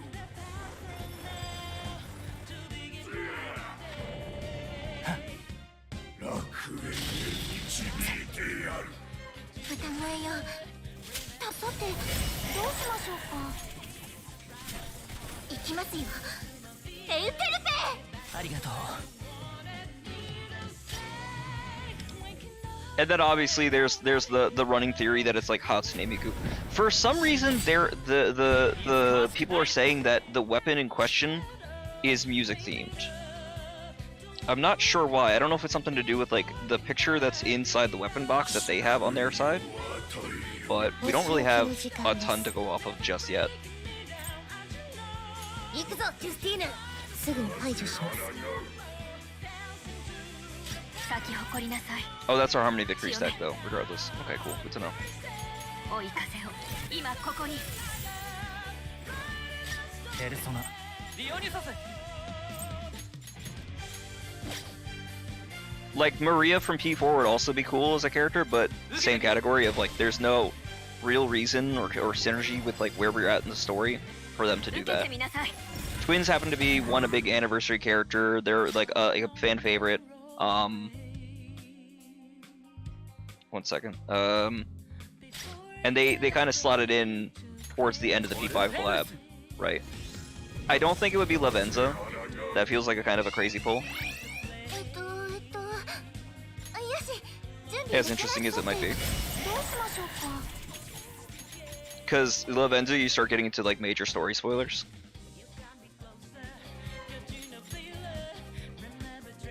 One thing I always consider to be interesting, but this is more of like a series of characters than individual. I think it'd be really interesting if they released the antagonist from say like P5. Like, I would actually kind of fuck with getting to use a version of like Kamoshida or Madarame or any of those. I think that'd be really interesting. Or the big fucking meme, give me Kyuchi. Give me Subway Slammer. 見せてやろう我ら Fucker will の力を print money, are you kidding me? The amount of jokes that could be had with this motherfucker? Especially if you make him strong? Like, there is an argument to say you could make him like a single target gun DPS, considering, you know, way his kit works. And it would be pretty monstrous, but then you're making your anniversary character like a single DPS unit instead of like a all-rounder like the twins, and I don't know that they're going to do that. So it's probably going to be like a twins situation maybe, or it's going to be like a navigator, which would be rough coming off of Ange, in my personal opinion. 行くぞジュスティーヌすぐに排除します制裁の時間だ There's always missing one. Don't know why. Ooh, double stack. I like that. Very cool. 舞い踊れ Two. 強め Wait, and shock? Shock. Fantastic. みんなを守褒ってめてやる感謝しますハイライトいけます力を出しましょうバカだこれで決めよう焼き尽くすありがとう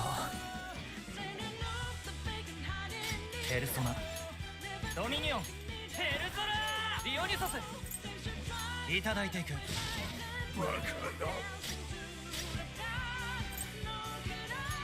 オルフェウスバカだお仕置きの時間です届いてさてどうしましょうか行きますよエウテルペ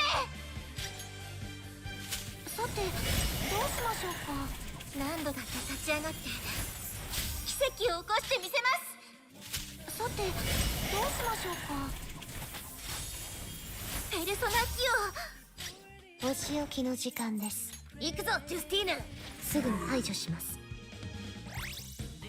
舞い踊れ強め追い風を今ここにペルソナドミニオンこれでどうだ Okay. 受けてみなさい Unfortunately, these burn off of Wonder's turns. That's a little bit of a painful thing, but ハイライトいけます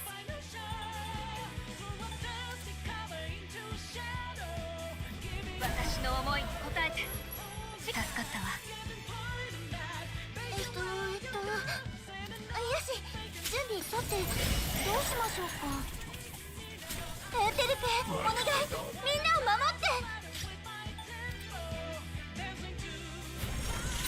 これで決めよう焼き尽くす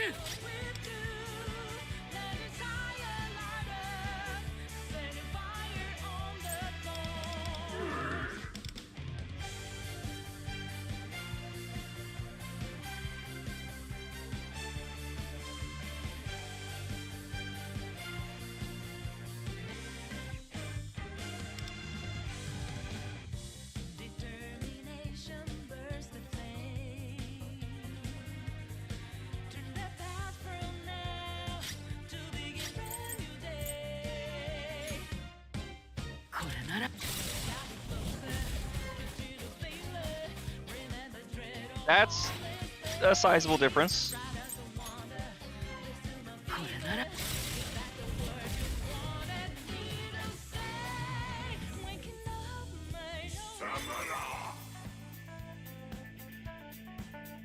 Okay. So that's 200 million increase. We like that.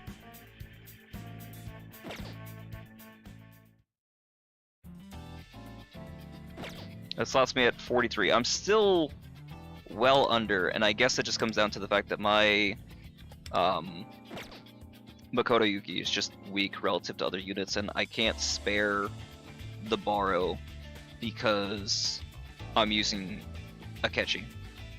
But it is okay. It's okay.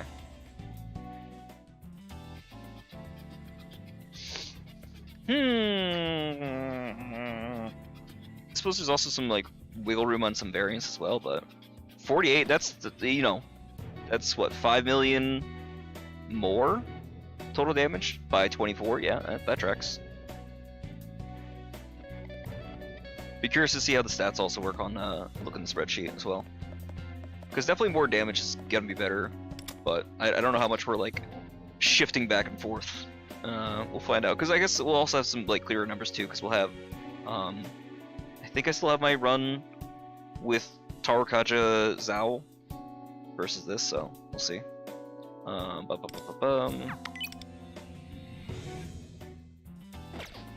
Let's go back to see if we can hunt for Ange.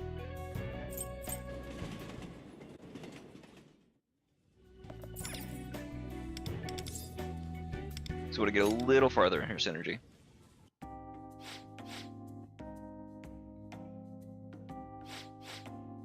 And see where we're at.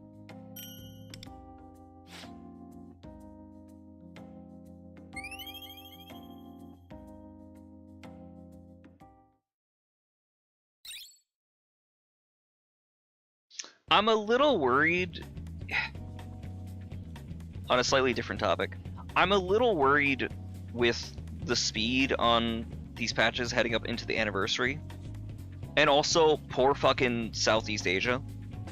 So like we've got this situation, and I was mentioning it in the description. I think I was starting to say at the start of the stream, but I'm just reiterating it and going into more detail if I can. There's a bug, or was a bug, in the initial release of Makoto Yuki on the Japanese server, which gave us basically a $50 compensation package that we got that Southeast Asia did not get. Essentially the issue was, to my understanding, somehow the Japanese servers were able to get duplicates of weapons for this character Makoto Yuki by going into Tartarus, which is like an extra game mode that they should not have been. And I heard there might have been some rollbacks, and I'm not sure how they managed that one. And God, that sounds like it's going to be a pain in the ass, but whatever. Thankfully, it didn't happen here. Also, sadly, it didn't happen here, so I didn't get free fucking, you know, material that I could use for leveling up my weapons in the future. By God, imagine how fucking great that would be if you had like 100 fucking spare weapons you could use as gap fillers. Holy shit, the amount of money you'd save. Jesus Christ. But because it's like $100 per weapon, somewhere around there. I mean, that being said, we have Yukari coming out in a week. We have Yukari comes out in like 3 days. Then a week after that's Akihiko, and then like 2 weeks after that is the anniversary unit. So there's like this weird overlap between the 3 week and 2 week cycle between Yukari and Akihiko, which isn't a lot of time for people to be able to buy one character and then go for the next. So I would hope that maybe they're doing some kind of like buy one get one deal, or, you know, the other concern is like, how are they buffing Akihiko and or Yukari, considering they didn't really do too much for Makoto Yuki. I guess they did and they didn't. They did, I suppose. Like I don't see any. When I say this, I mean I don't really see any like major kit changes in the way that they did for like what's her name? Like S Motaha or Haru or a few other individuals where they like made significant changes like to the alterations of the way her kit's at higher awareness. You know, like, oh, you're permanently in this state and you no longer require this specific thing to occur, right? I think it was like, as it's not tied to like the overhealing. You still need like high health for her rev set, but you know, from Esmota, you just need 5 heals and then you're permanently in the state, as opposed to, you know, still trying to manage around it. Mesa major kit changes to make his Ripper form actually viable in comparison to it only being DOT. right? So I don't know. I don't know if they're going to make major changes, and then all of this before the anniversary unit, who surely must be better than, right? Whatever they're doing, and then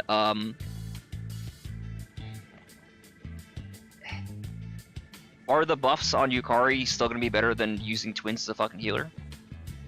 Like, there's an argument to be said, like, it'll be great because we can put Yukari as our A6 healer, and then that frees up twins to be support, but also twins healer isn't the worst thing when we tie it with wind? Kinda, sort of, not really. I don't know. Runa! We love Runa. I could do the molt here. Do I get more score? 一人暮らしなら私も自分の Proficiency? No, the next one. So I just work at drugstore. And I don't need anything from Runa because I'm already at 20.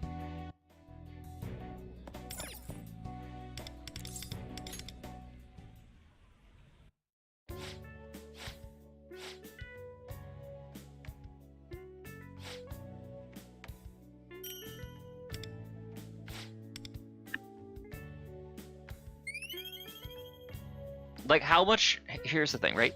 How much could they buff Yukari to make them a better option over twins in any situation?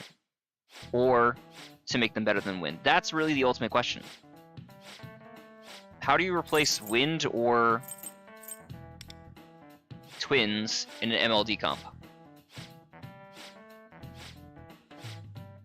You kinda can.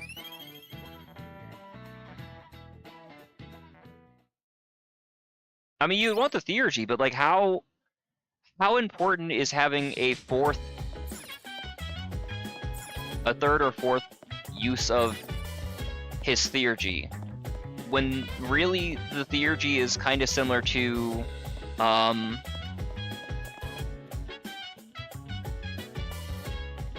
his theurgy is kind of similar to Esmota's, where it's like a damage amp. It's more like an amp than it is anything else. The damage is nice. I'm not saying it's 0, but the bigger draw is that you're getting the moon charges, you're getting the damage up, etc.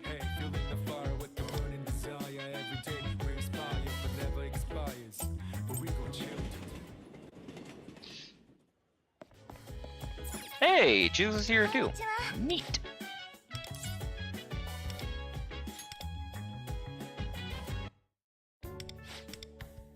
It's also still scummy that SEA is not getting any comp, and I still think it's fucked up that there some people might still be like negative on the gem count and ticket count compared to because of the thing that happened last December. For anybody not aware, because I will continue to let people know about this. Basically, my understanding is the Southeast Asian, I think it's a separate company who runs it, but they put out a bundle that was like $70. They gave them 70 tickets and 70 weapons and a bunch of other like nonsense, like super discounted. Oh my god, like you're saving $200. Let's say for like $60, like $70, they got 260 something dollars worth, somewhere thereabouts, and for a bundle that should have cost like around that. And so a bunch of people bought it, they used it. And then after they used it, Southeast Asian servers were like, wait, shit, we fucked up on the price. We're going to put everybody's account into the negative until they pay us back the difference of what the bundle is. What the fuck? I mean, your price is your price, and if somebody's buying that and you price it wrong, that's on you. Home Depot has items for a penny, you can buy them for a penny. Whatever the list price is, that's contract. So... I don't know. I think it's fucked up, but it's an unfortunate thing for the Southeast Asian servers, and they're also like a week behind, so they're never getting. They are like the aggressive redheaded stepchild, and there's times where global feels like that, but Jesus Christ, those poor fuckers.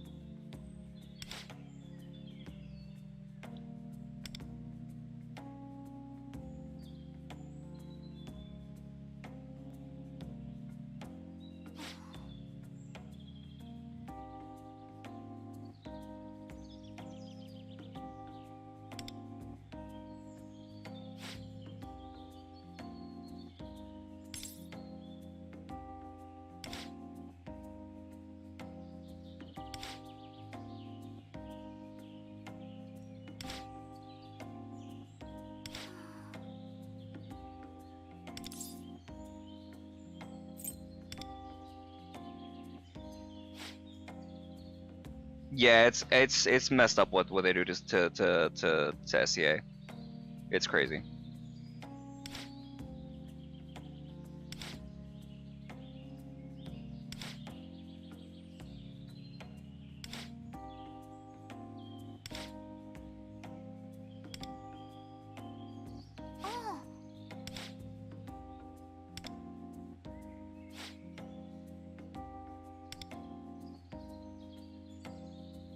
Funny thing is, though, they did better than us on the Twins challenge.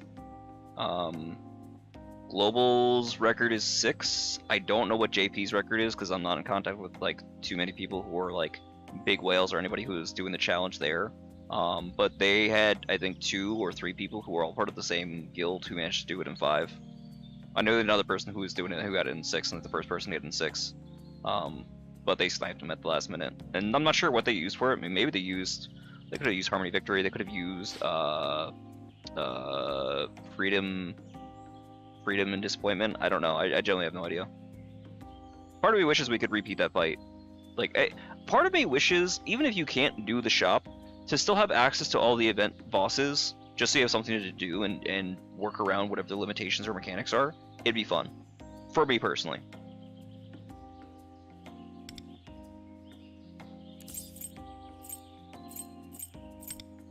Fuck!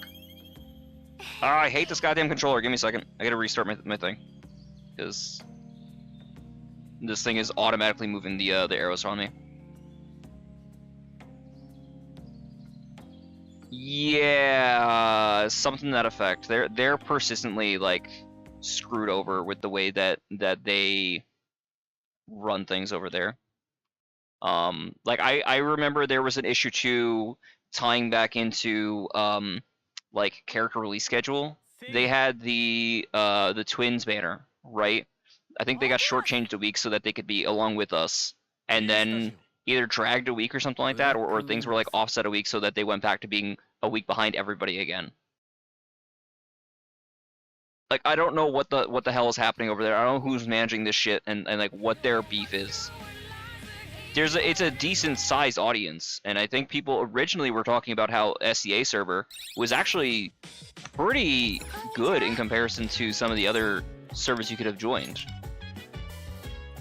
Yeah, exactly. Yeah. Grass Wonder is my my contact there, so to speak. That's the person I was talking to in terms of being able to get through some of the like information and seeing how the challenge went. And they're a really nice person. You can probably find them on the P5X global Discord if they're even still playing. I actually don't even know if they still play anymore, considering how much bullshit that they went through. Because they were showing me like their account was like negative 17 plat tickets. I'm like, what the fuck do you mean negative? Like, could you imagine how fast the game would like speed run end of EOS if they put negative counts on a global account, or God forbid a JP account, and it became like a big thing? Oh my, there's not enough goodwill in the world for them to fix this. They could give P6 out for free, and I still don't think it would fix the issue.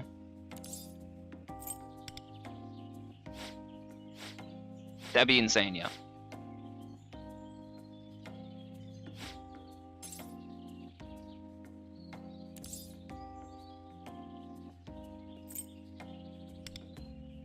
I've been asking everybody the same thing. Who do you think the anniversary character is before they come out? It's the who do you think they're gonna do, like meta or finance wise? Who would you like it to be? And like not only that, what do you want them to do? Like, where do you want them to fit in terms of a Chinese and global meta? Like, Twins are great because they're a universal character. They can be any role, right? But what else do you do? Do you make them another universal character? You know, the other virtuoso that we have is Joker, which is, you know, an all attack unit. So what, do you make them a navigator? If so, like, well, how do you make them so stand out, especially when you compare them to like Ange, who just dropped? And how do you also not make everybody feel like they got shortchanged? Because there's also, like, if you make them like a navigator, the other issue that you're facing is the fact that I'm not touching my controller, by the way. Here we go.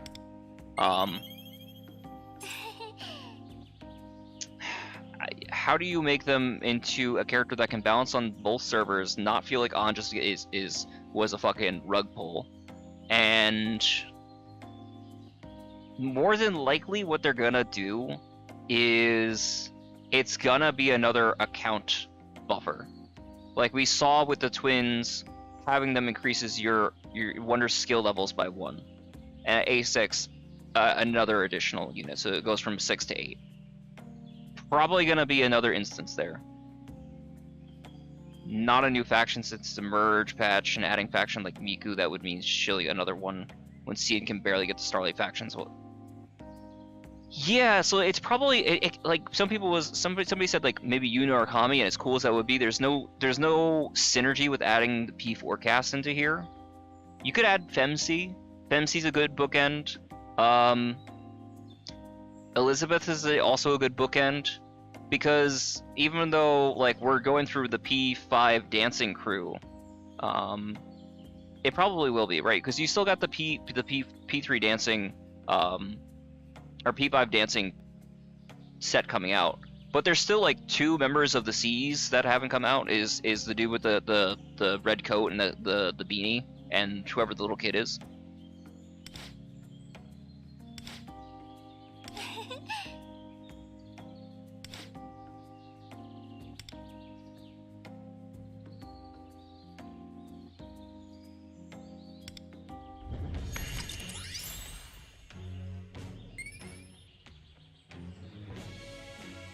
Who is Strega? I'm not familiar with them.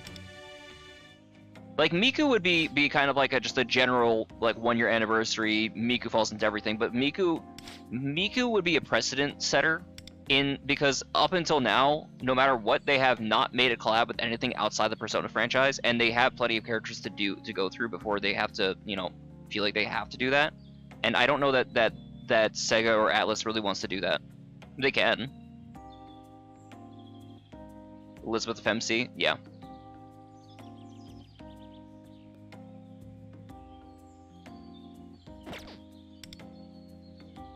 Femc could work, because if Femc is early enough for us, Strega is like the bad. Oh, I see. So that's another faction. That's like the Jesus dude, right? I didn't play P3, but I've seen art. I know there's a dude who looks like Jesus because he's got the crown of thorns, and then he does not wear a shirt for whatever reason.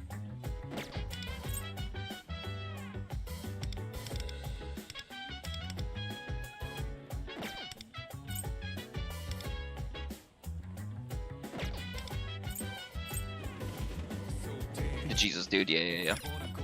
But like you said, you're adding one character out of like a series of characters. That they're gonna add them, they're probably gonna do that, but probably before they add Strega. I don't know that they will, but I genuinely would enjoy it if they added the Palace Rulers from Persona 5 as playable characters. Like, cause spoilers, we've seen idols for we have a character in the CN roster who was a palace ruler who is now on our side, and they have an idol, and their persona is like a healthier version of the same thing. You're telling me that like so again, you have precedent set that this is possible. So jokes aside, you could genuinely have Kyuchi redeems and have Cupid on your side. And could you imagine like the amount of like emotional weight you could have with a redemption arc for Kyuchi, especially when you consider what happens in the alternate timelines or parallel universe or whatever, where he fucking kills a baby and now he's on your side helping your team out? Oh my god.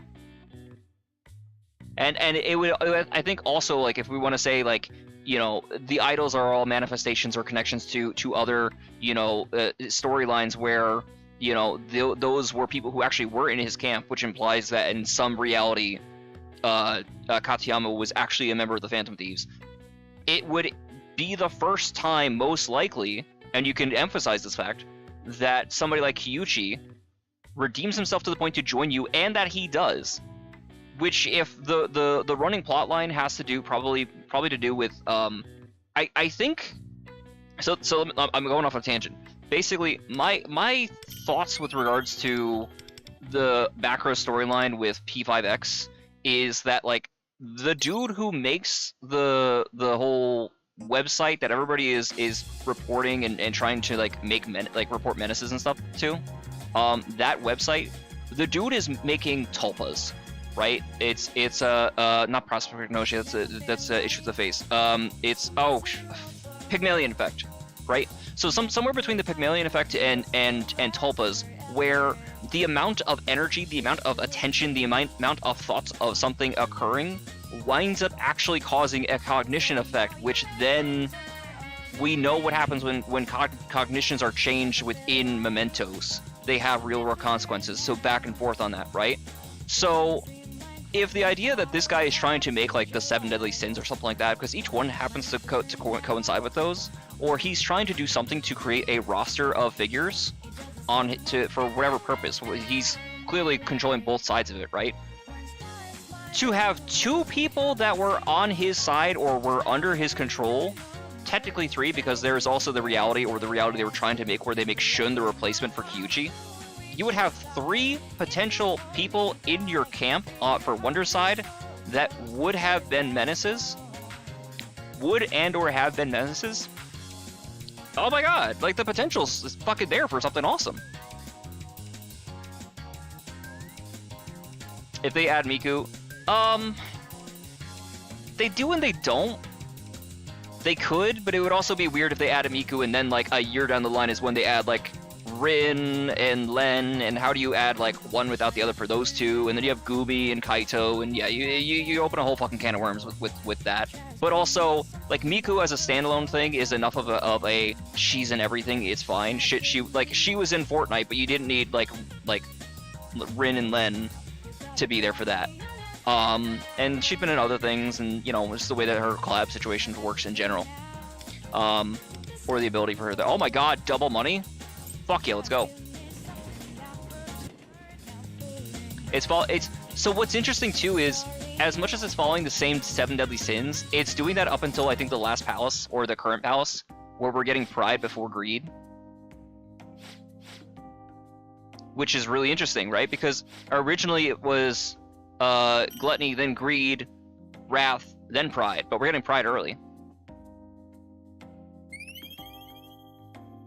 Which is the first time that they've deviated from the order on the sins. Am I reading too much into that by acknowledging that? Maybe, but I also don't think so.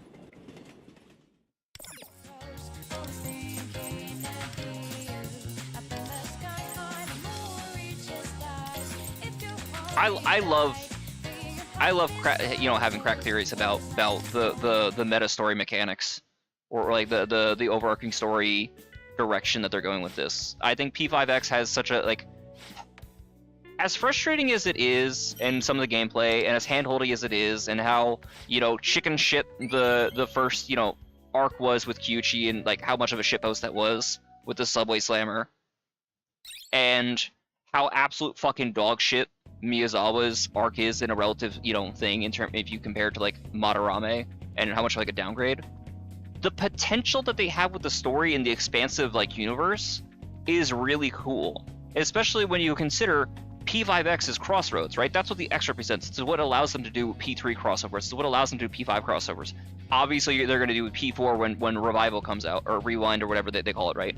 Whenever they get the P4 crossover out, they have the opportunity to do stuff with Strikers. They're clearly showing that they could even integrate stuff with dancing, and unfortunately what happens with dancing, which, sidebar, I had been thinking for months ago, like, you know, obviously the characters that for the P5 cast are going to be power crept by the P3 characters, and it's just a matter of when they were released and so on. How would you possibly reintroduce the Phantom Thieves in a way, like the original Phantom Thieves in a way to make them like powerful and useful? Somehow maybe do a re-release of the characters with their awakenings. Lo and fucking behold, right? So that's really cool that they're doing that with the dancing crew. But this also now implies that the P3 crew, because they also have a dancing spinoff, are probably at some point in the future also going to get their awakened forms. And oh my god, can you imagine like awakened awakened Makoto Yuki or anybody in there, right? Jesus Christ. But I don't think that they have a third form fusion like the P5 cast. Though the P5 cast, I'm not super impressed by the third personas. Did some of the designs like I do really like Haru's. I love the Sugar Skull. I'm not the biggest fan of Milady getting a trench coat as being her final evolution. It feels like such a downgrade. It's crazy.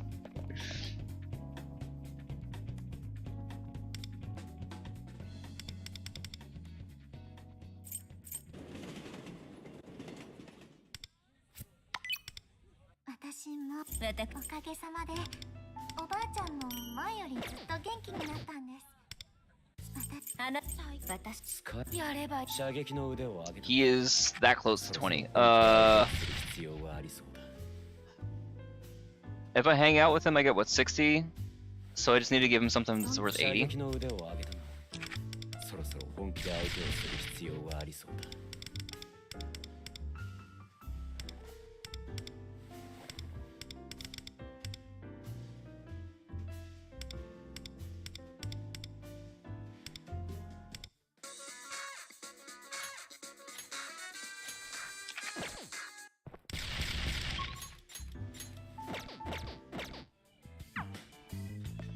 P5 are the only forms with the third persona for sure. Okay, yeah.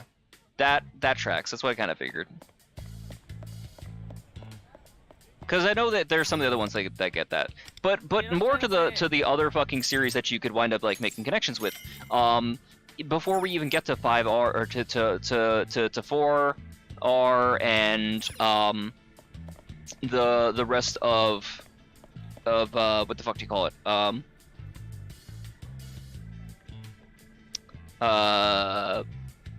Shit, sorry. 4R and the dancing stuff like that. You also still have access to other series too. Like you have access to Personas 2, both of those stories. You have access to the Persona 1 franchise. Oh my god, could you imagine being able to reintroduce characters from that far back? Like they really haven't gotten any love. And it would be cool because I think I haven't played them enough, but I have to imagine the stories are really interesting, and it'd be a cool contrast to see, you know, how the stories and the ways the stories are written and the issues that the guys from back in the 90s were dealing with interact with the modern day setting, and you know what themes are the same, what themes are different.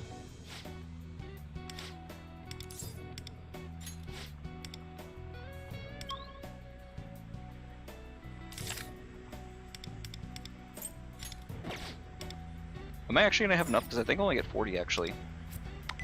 I might actually be screwed. I might actually do need to buy the more expensive thing.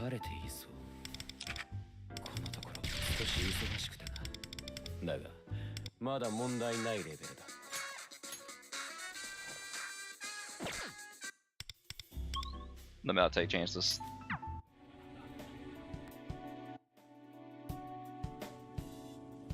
P5R, P5D. You also have strikers, so you have Sophia, you have Wolf, you have the two people from Tactica. Yeah, exactly.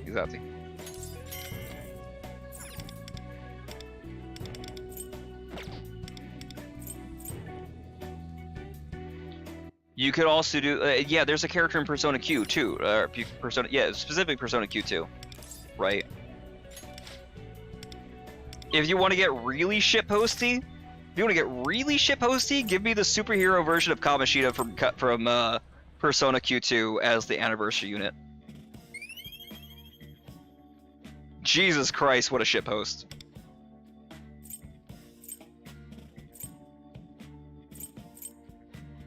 It'd be very funny.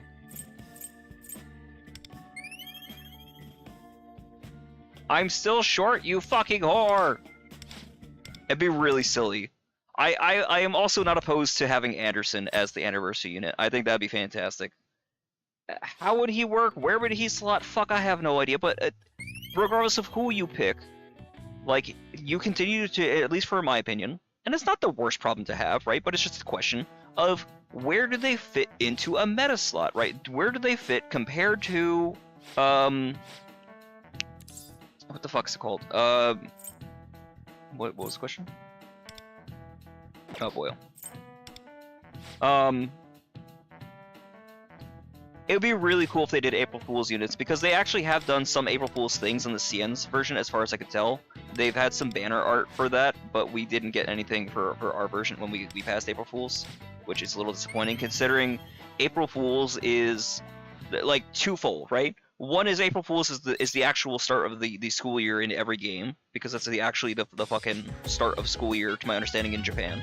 But then tie onto that the fact of the universality of the Persona franchise, and how the Fool's Journey is the epicenter, or like the overarching theme that is explored through characters and just general story progression.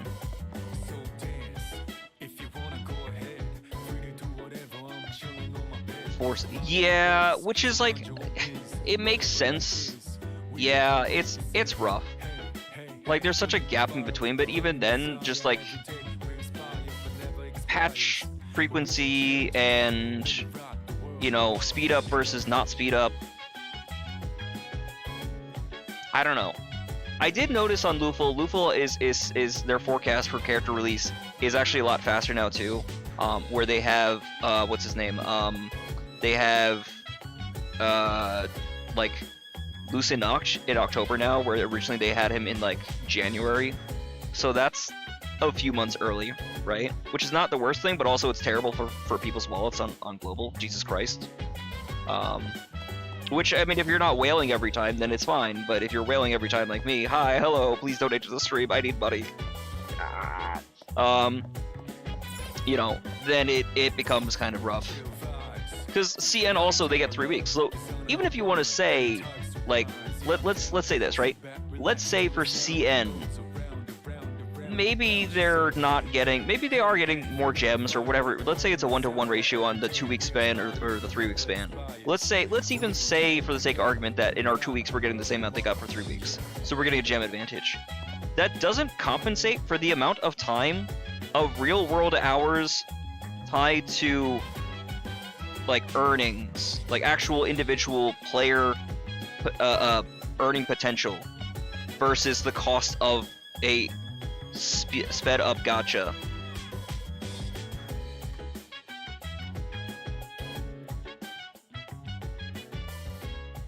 So they definitely have been giving like serious amounts of compensation, and part of it, so it's a weird thing, right? Like, we've got the early celebration, tons of fucking materials, tons of things being given out, right? And it's, one is a celebration, but also like people have been making memes with good reason and like tying the whole, like, you know, oh, that when like a video game gives you like a health pack and some ammo, and then the slow realization of they're giving me a lot of health and a lot of ammo, and it's like, what fresh fucking hell are we about to thrown into? It's a little concerning.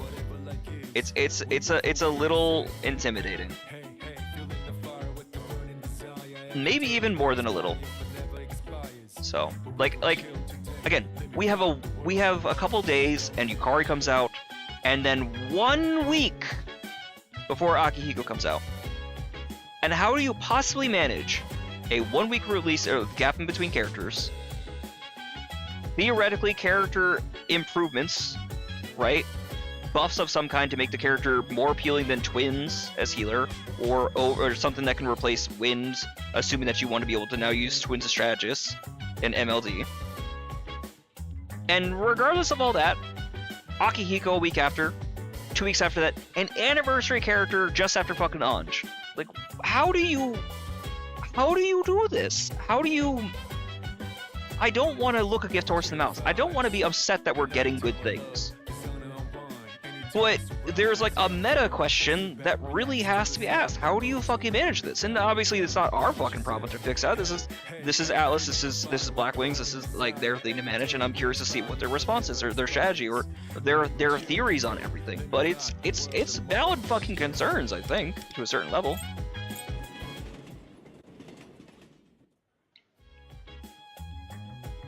Oh my, yeah, even more so. Like with the amount, like, again, you look at how bugged the fucking Makoto Yuki patch was for Japan, How in God's name?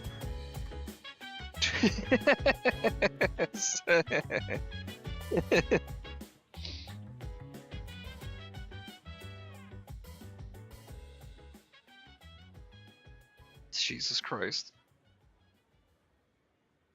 This one's true.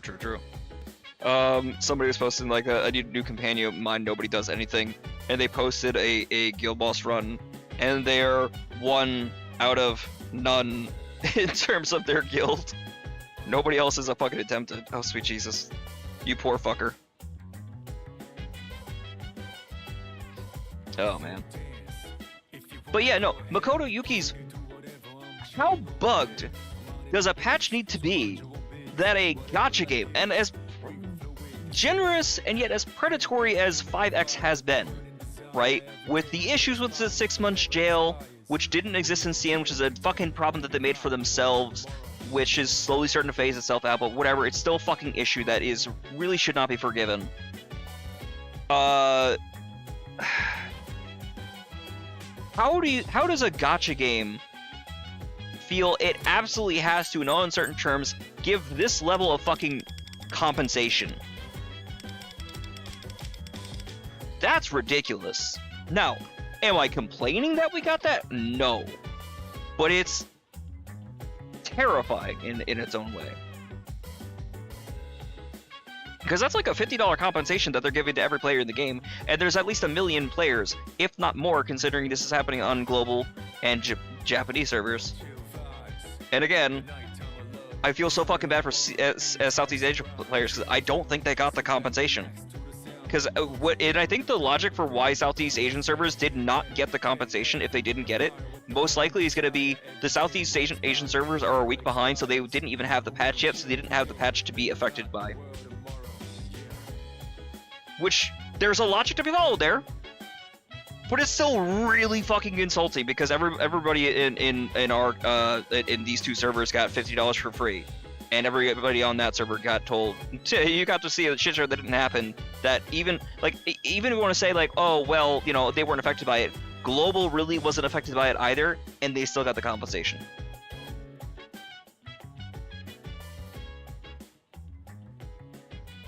They don't have beta testers. Yeah, they don't have beta testers.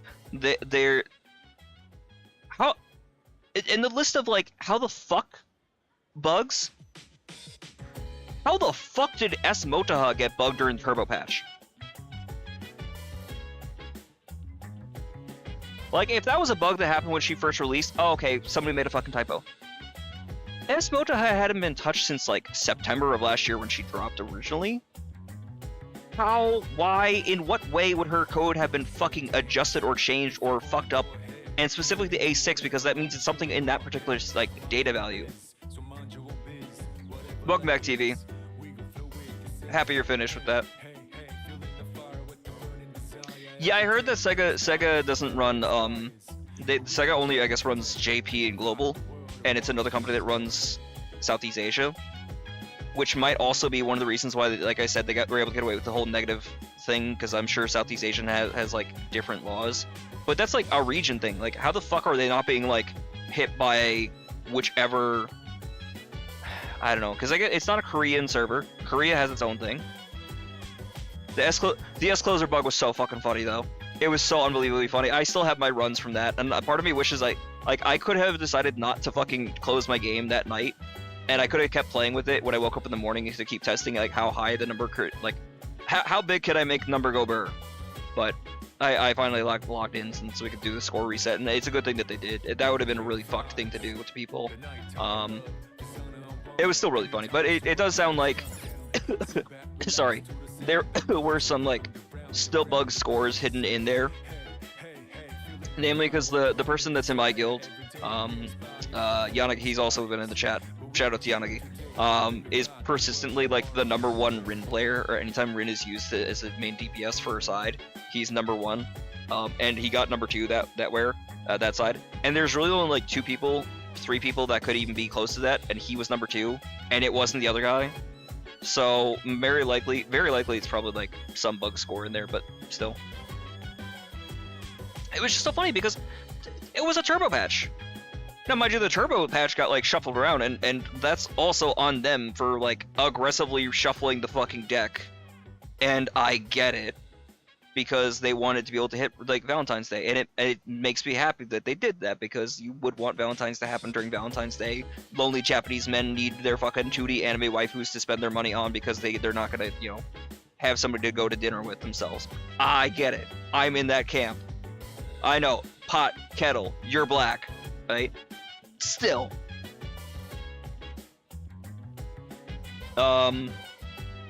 It doesn't make sense how that bug even would have occurred in the process. Like, what the fuck? Like, now mind you, they also were like coming out with S-Closer, like, or not S-Closer, new closer, right, for CN. So maybe somebody was going in there to like check the values, but like, why the fuck would you make anything that leaves an edit? And why would that have effect global? What would that have had to do anything to do with global? That would have been a fucking CN issue, if anything, right? So I don't fucking know. And also, was it strictly a global issue, or did that issue also happen in Japan? Like, was that a JP bug as well, or just global? I actually don't know the answer to that question.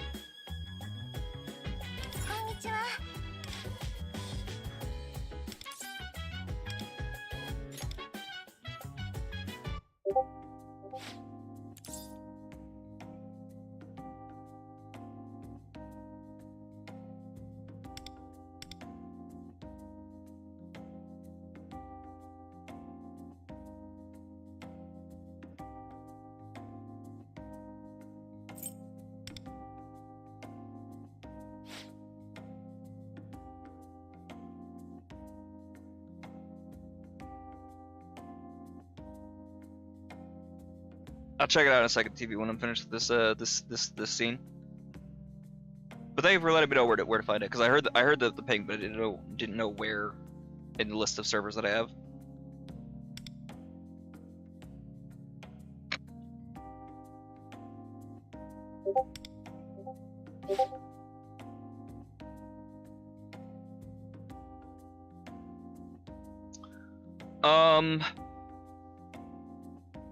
So there's a recurring funny thing where like we had issues with Milk and S-Closer, and it seems like it's always around her. It's just a fucking like world, like a fucking this fucking like, I want to say miasma. That's a little mean, but there's just this like 6 degrees of Kevin Bacon bugs tied to this one fucking character, because you had Milk that was supposed to be her best in slot that also wasn't. That, you know, he was bugged, so he was also giving a 10x instead of, he was giving what, 15 instead of like 0.15 or 0.15 or something like that.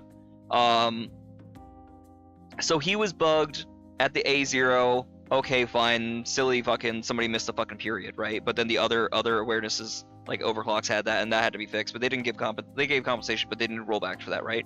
And then later on, when Howler was released, which I think they gave Howler before Katone, if I remember right, probably. Which I feel like probably could have been the other way, but I don't remember how that actually is in the real like release order. They have when Milk was, because what's funny is I wonder if this was even an issue for him originally. Probably wasn't. No, because it was a stage effect, right? Yeah. So the stage effect when Milk came out was specifically tied to around how much ailment accuracy you had would then increase the amount of damage you dealt. But they put a negative instead of a positive.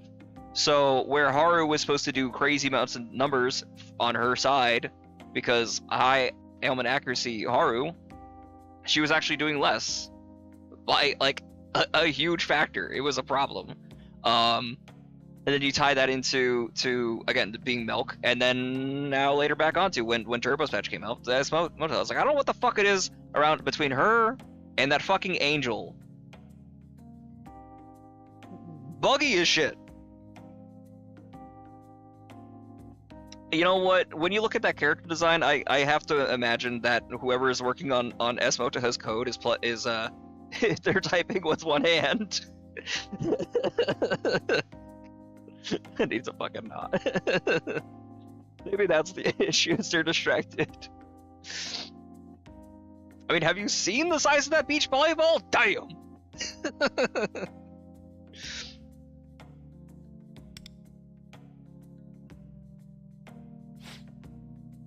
But on top of that too, during the turbo patch, like what other issues? If you went into Mementos, your account got bricked for like 3 or 4 days, and the only consideration that they gave was just don't go into Mementos for a week. When you'd fucking release Ange and like the whole fucking anniversary character synergy, and you need to go into Mementos to like finish her fucking event? Huh?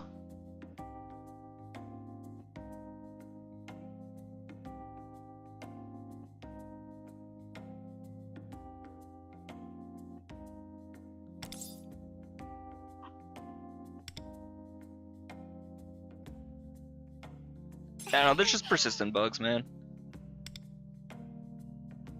And like my guild and a bunch of people will probably make the same joke.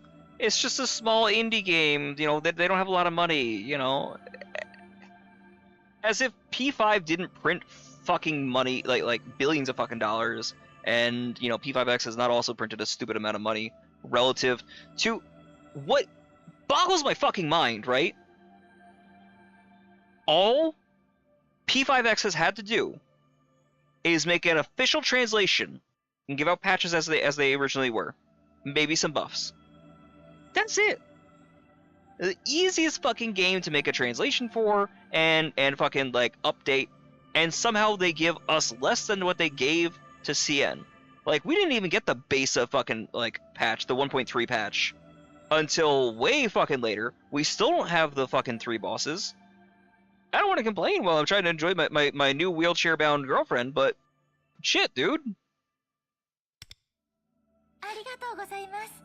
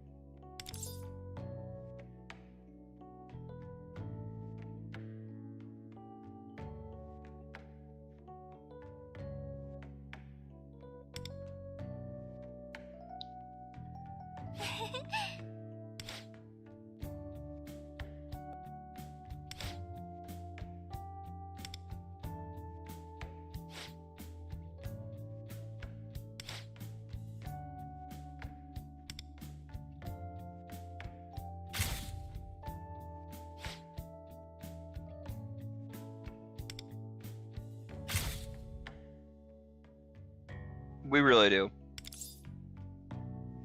For both good and bad. Like, again, I don't want to fucking Doom posts. It is fun in its own way to Doom posts. There's something comforting about bitching and moaning over a campfire about, God, this fucking thing. But at the same time, the amount of time I've put into this game, how long I've been here, the friends that I've made, I have made genuine good friends through my guild and my experiences here, and I really have enjoyed, you know, the communication, the kind of challenges, the camaraderie, regardless of like we're different like guilds. There's a lot of like communication, at least for what I see, and I'm thankfully not in any of like the major guild drama, or you know, I've not been personally witness to much, if any. I think the only like drama, if I can even call that, just kind of like circles around best waifu when they kind of like reorganized and restructured and kind of like disbanded, at which point a bunch of people just filtered into other guilds, and there's definitely some gap there, but like whatever, whale's gonna congregate. I mean, I think there was like an issue with like Velvet Frequency, but I couldn't give you like the long and short on that. There's definitely been some things I think in the community overall, but they're really like isolated, and it's not like blown up into such like a huge public issue that everybody and their mothers knows about it. And even then, it affects the 30 fucking people who are in that guild. It doesn't affect everybody in the server, generally.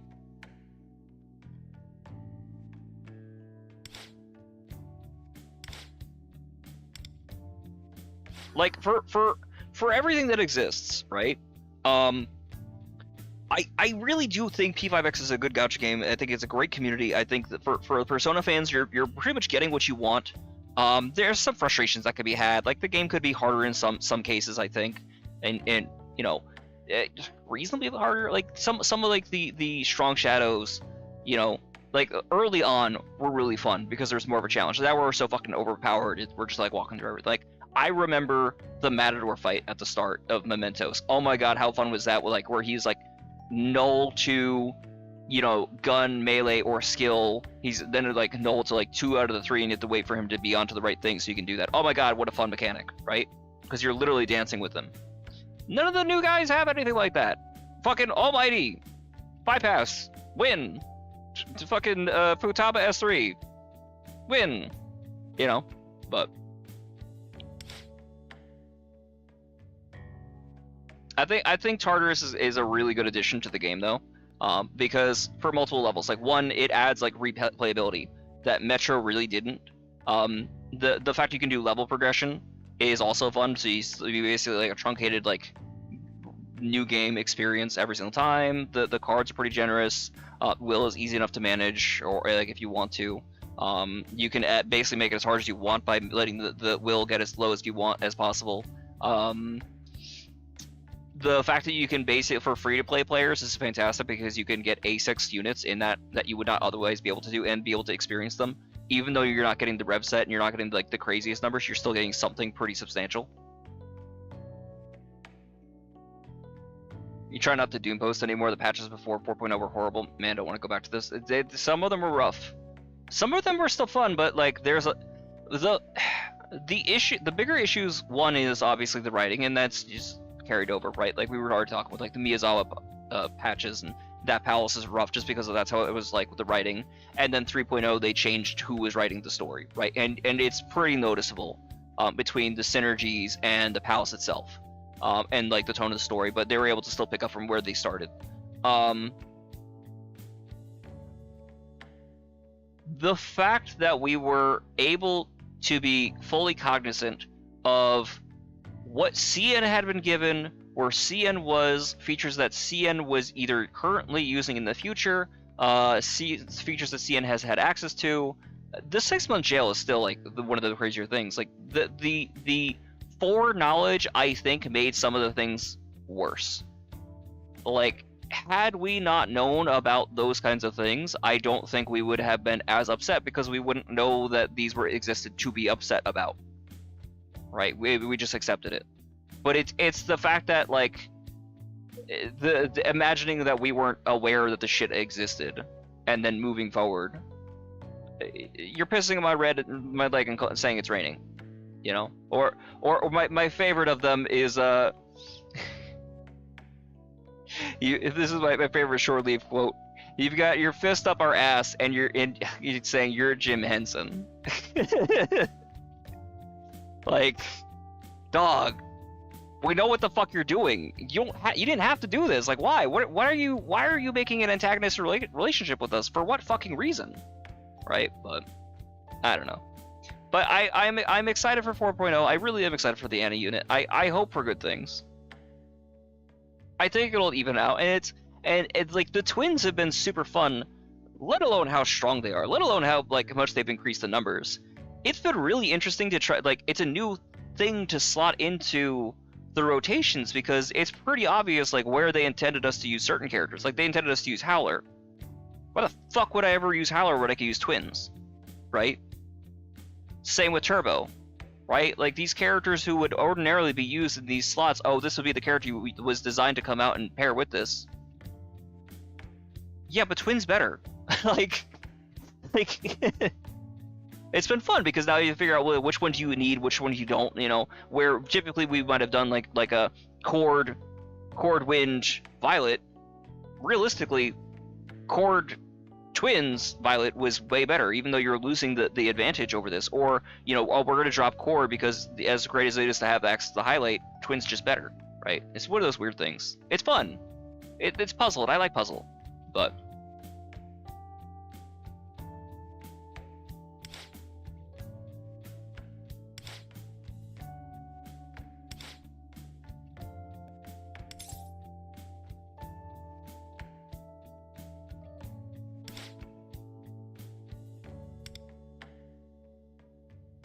みません。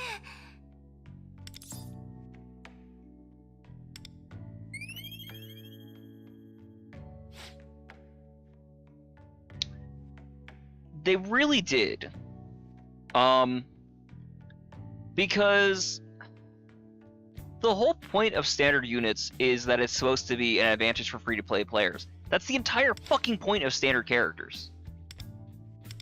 Right? Okay, cool. Somebody wants to put their gems and be able to get this. Like, there's a fair argument, I kind of agree with it, that global, like Sega for like global and JP really wishes that there weren't any standard units, period. They would only want limiteds.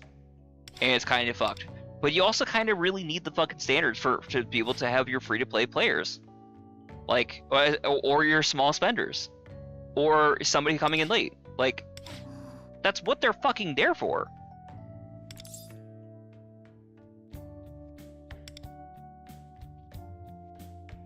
And how much is that, like, evidenced? Turbo was the last fucking standard character. The next standard character we technically get is a 4-star unit, which also not getting a lot of 4-star units, only ever getting 5 stars, and I get it, you wouldn't want a 4-star to be stronger than a 5-star, sure. But, like, fucking Cookie Run Kingdom is able to come out with 4-star characters and still be fucking viable, just the way that they synergize. Like, you could have made Howler a 4-star unit, I'd be okay with it. She's strong, but you know what I mean, right? But then people aren't spending as much on the character, and money.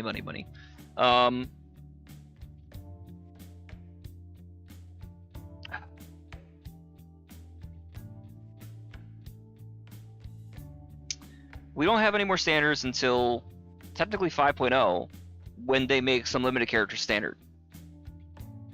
From it takes like 2 years for characters like limiteds to go standard, and we don't even know that that's always going to be the case. Like, we don't know for sure that, like, when we get like a couple more patches, that Queen's gonna get added there, or if this is gonna be a thing like we have to wait till 6.0 for them to add Queen to the standard banner. You know what I mean? They, again, Howler or some of the standards could be 4-star characters. There's nothing wrong with that. And people will, like, the issue is you wouldn't wind up getting the money for people to pull for the awarenesses, for the A6 awarenesses, and that's a lot of money. It's like $2,000 to A6 a 5-star unit, assuming pity on the 110. And that's the better banner. Maybe a little lower, maybe it's close to 1,500, it depends, right? At least with the old shop, with the JP like shop prices, which also fucking crazy that JP pays so much less than the US. And you can say it's a cost of living thing and whatever, it doesn't fucking matter. For access to the same fucking units and the same thing, like, what the fuck? And then you fix that right before the anniversaries. Jesus Christ, yeah, right? Fucking hell. So, but even then, like, you want the 5-star units, well, not the 5-star units, one of the 5-star units, yeah, and then you can make the 5-star units even more powerful, more synergistic, or make like the main DPS or whatever. But also, like, the weapons regardless, you still have to pay money for. Like, there is no fucking world where I would ever use 4-star loose. What's weird though is that it looks like for a little bit, maybe there's a possibility that you would want to use 4-star Anri. Maybe. But also, I don't know that you actually probably will. You're probably not, because you're probably going to wind up using, like, I think the ideal team for closer probably is just like her and probably Twins or Wind and Cord, which happy to see Cord still gets use, but still.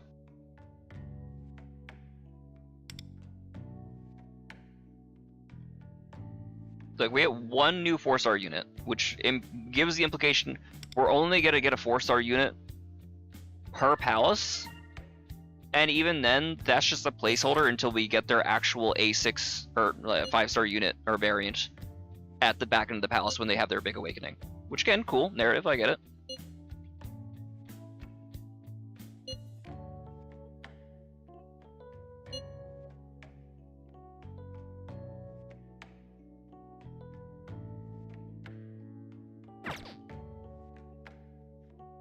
I love how much Chizuko ships these two. Because I ship them too.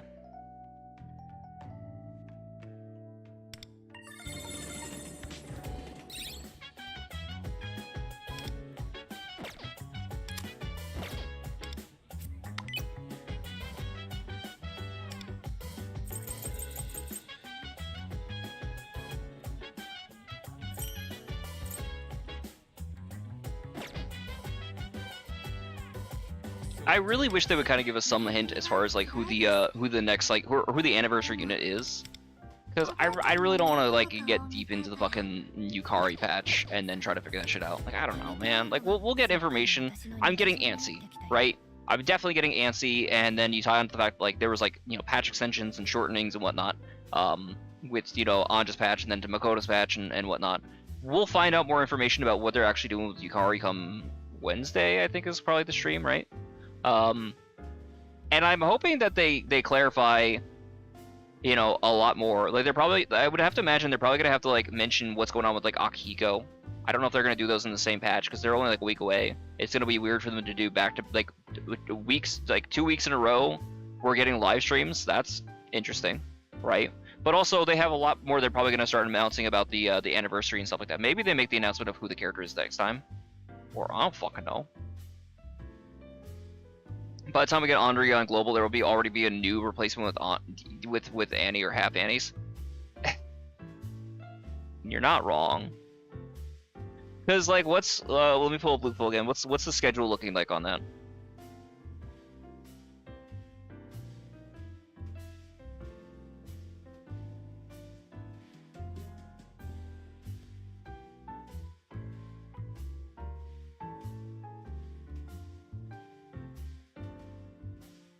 December, yeah. You know what's really funny? You're dead. You're like right on the fucking money, because according to Lufel, 5.0 comes out just before Christmas on like December 23rd, which coincides pretty much the same like week or so that we had the twins come out. So we're either getting another half Annie patch.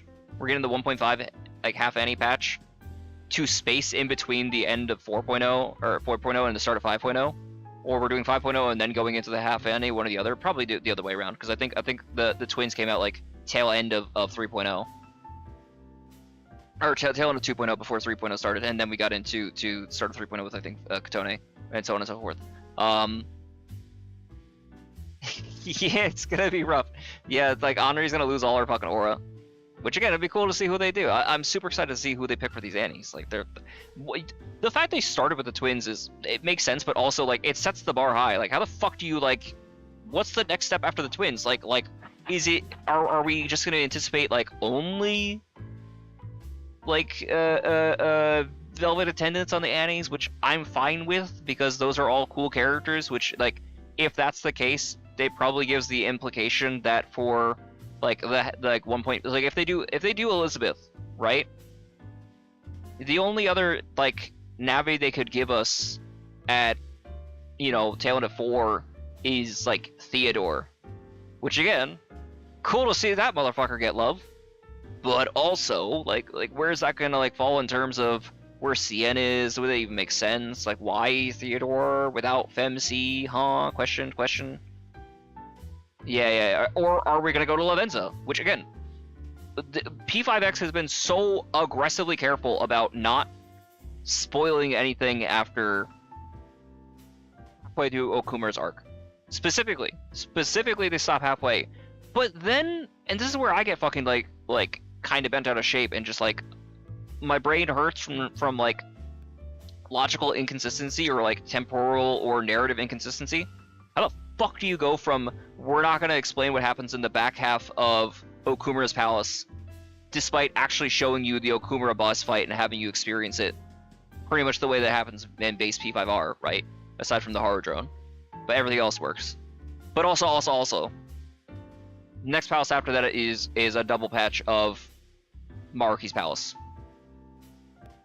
Huh?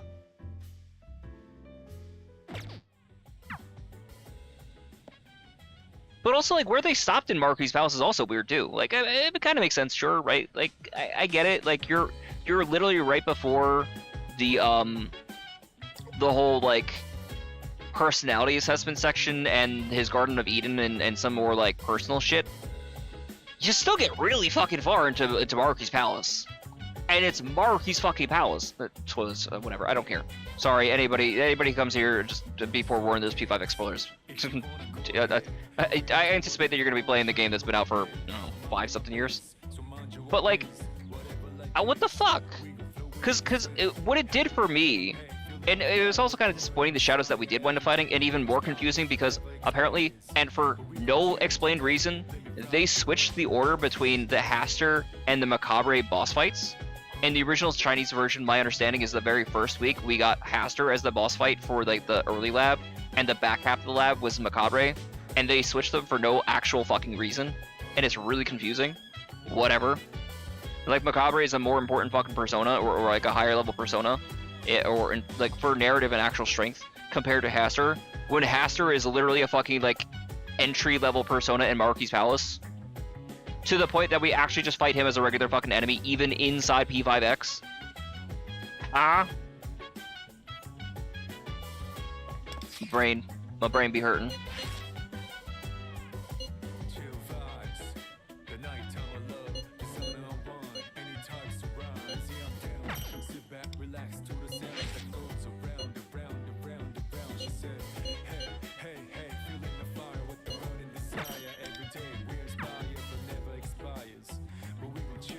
But like, yeah, like, so back to it, like, they're not gonna talk about Palace 6, or, what's weird though is that they fucking open on it.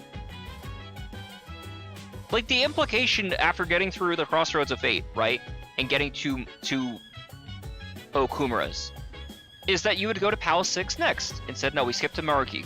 But also, it's like a weird cognitive version of Maruki's that doesn't exist, except it's one-to-one with things. And even more so when this is the other part that fucking bothers me. All right, I have so far been conceding, and how it's kind of explained in the Twins crossover Fate thing, and also kind of explained in the Okumura Palace like crossover Fate session. There is some being, person, entity that is forcibly drawing the P5 cast and the P5X cast to a shared space that I think is best explained as like their memories of their most recent palace experiences being mixed together and presented as the space that they currently exist. But there's also like a treasure that also exists. Okay, cool, fine, whatever. Alright. Those palaces exist because they're made from a treasure from normal fucking people. How the fuck do you get Maruki's when you consider the context of how Maruki's palace was created, who Maruki is, the weird-ass duality that already exists with Maruki and being a palace ruler and having a persona, and then, I mean, at the very least, as cool as it would have been, like, I would have so many more fucking questions if some random fucker was able to impersonate Adam Cardamon. Let alone the spoilers for the fucking story and the boss fight and whatnot. It would have been peak. Fucking love that fight. That fight is so fucking... that fight is peak cinema. But, like, how would you do this? But also, like, you're shortchanging yourself, too. So, like, what the fuck is going on? My brain hurts.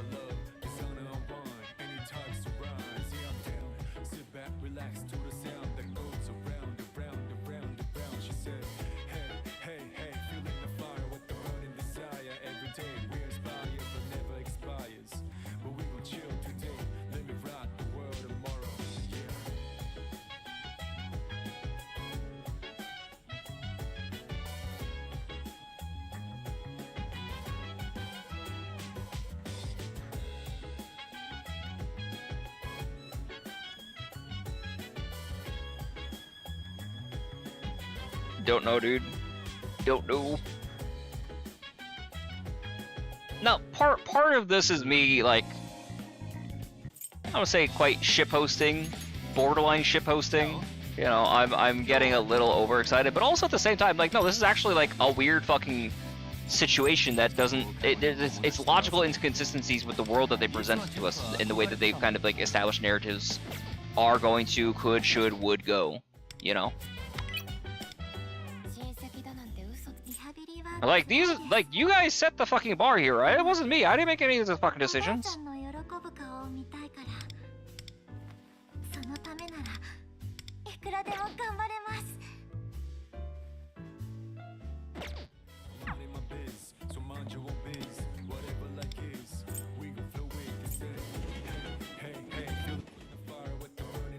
Just so much. Oh, and this is where I have my personal fun. I love yapping about and trying to like figure out the mystery of you know the P5X world and the crossovers and stuff like that, and like where are they gonna go, and is it actually gonna be like a satisfying, you know, resolution to the scenarios that they're presenting to us. And maybe they will be, maybe it won't be. I fucking hope so, considering the amount of money they put in this game, but fuck it, whatever.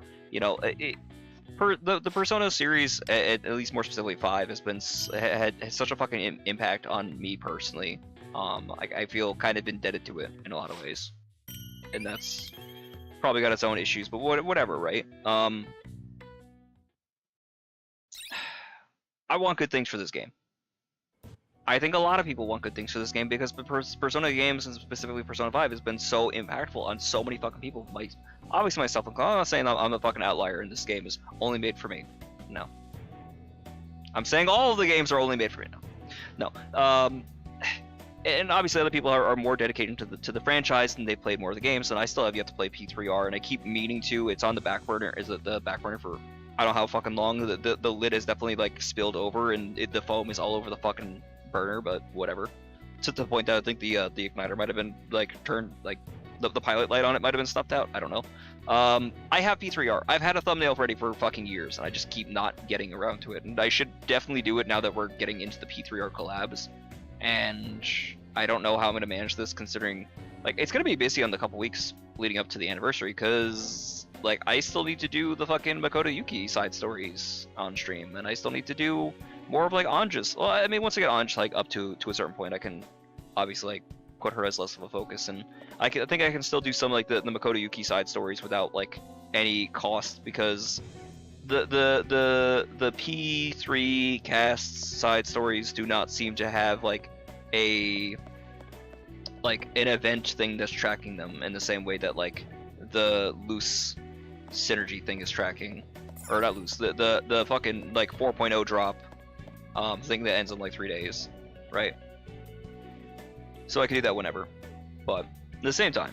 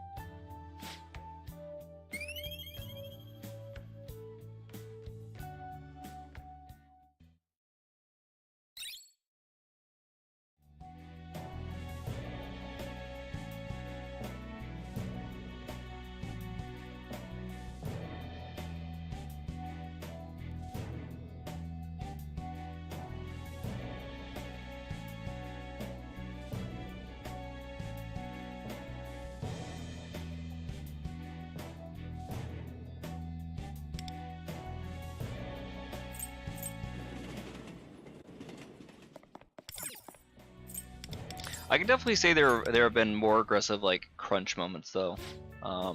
Thinking in terms of like the money that I'm getting from my account right now, there have definitely been points where I'm like, oh, I've got a ton of fucking money from my account and like yen and everything else in terms of resources, and then the fucking Valentine's Day event happened, and sweet Jesus, I have never been like more pressed for money in this entire game, because I was trying to get like, I hate to use the fucking numbers, 6 or 7 like characters up to 15 at the same time. Sweet Jesus Christ. That shit was painful.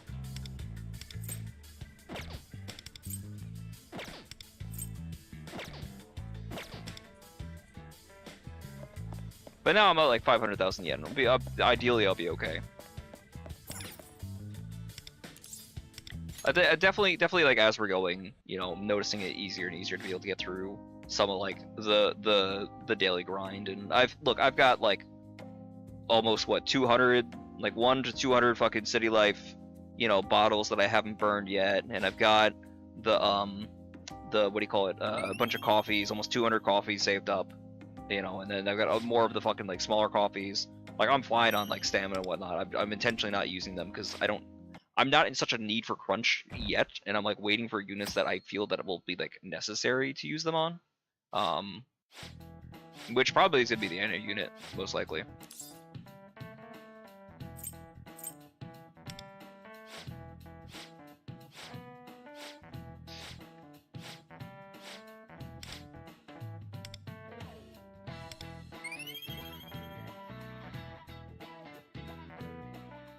Let's see. We're at bonds, I think, for 6, right? Most likely. Yeah.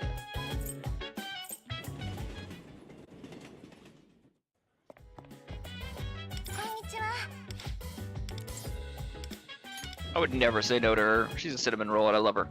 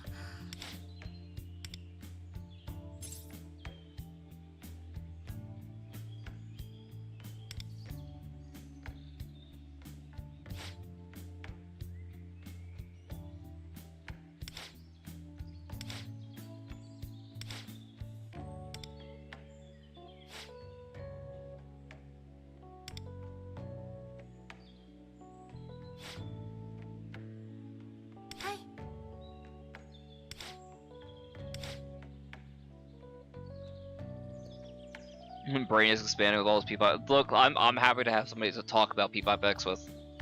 Because look, I'll be honest, there's a lot of talk in my guild when it comes down to it. It's all about like numbers and crunch, but less about the story. Or talk about other games. Which is fun too. Like I enjoy playing like Peak with my guild. It's fantastic. I love these guys. But this is what I like doing on streams when I have people to talk to, is just like throw out my ideas, thoughts, theories, and then because it's nice because you can like yes and all people. It's just like literally the same way that mementos work, where it's a collective conscious and it's just like the stream of fucking consciousness, or a collective stream of consciousness, which actually, among many things, if we want to talk about the whale, the water that's like over Wonder's Velvet Room, the stream of consciousness, the collective stream of consciousness, and then also the pressure of being under all of that fucking weight.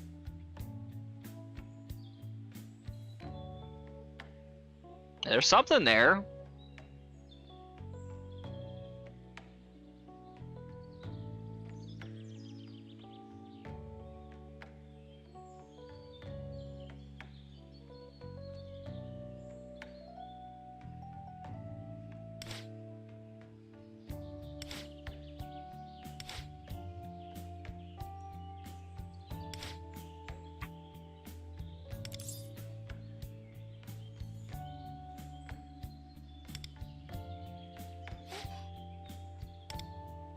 I'm curious as fuck to see like the whale. So I guess the question is this: like, is the whale the actual masterminds, or is the whale this version of Akechi?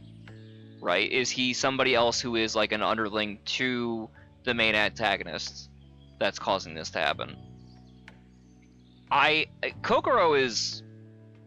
I don't think there's a question. Kokoro is probably a villain of some sort, right? It just go based off of the fucking 5 seconds that we saw him in 4.0.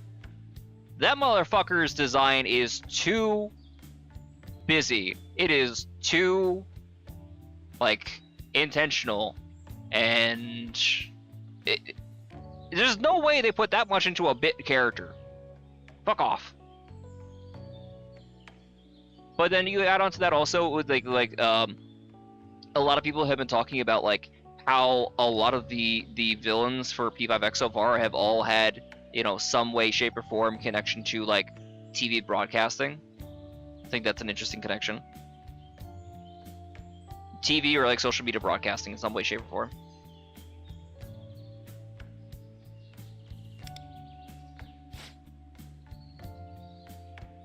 Yeah. So like what the hell is going on with like Wonder's visions? Are these, you know, and the fact that what the fuck is up with Igor too?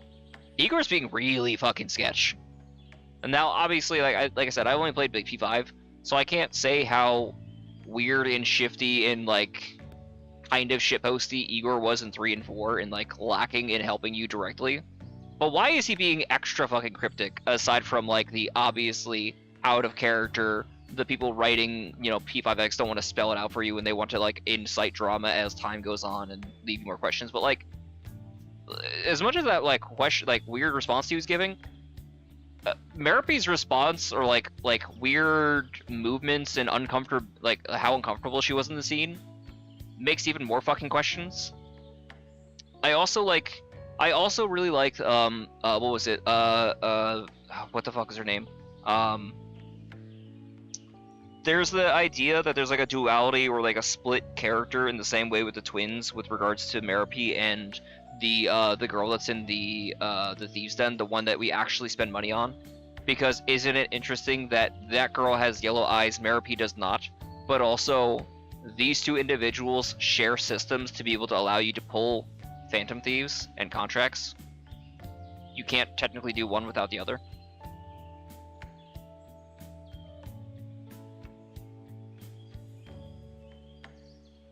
Well, I think, well, yeah, that's a great question too. Like how conscious is Igor of all the multiple timelines? Because there's no question, well, are we in time loop? Because time loop was kind of like, I think it was like a one-time time loop in 5, right? Are we in multiple time loops? Are we in parallel dimensions? Are we in, he can actually see the future, he can see potential futures? Like, what is going, can he see simultaneous futures despite having previous, you know, branches and stuff like that? Again, Fez, the animations that we saw of Fez where we're able to see other instances of him being with Phantom Thieves and being at the diner planning like meetings and stuff like that, actually makes more questions than answers for now. It gives more credence to a few ideas, but we don't actually have anything to nail it down to any of those options. But it does make the fact that that's probably what's going on even more likely.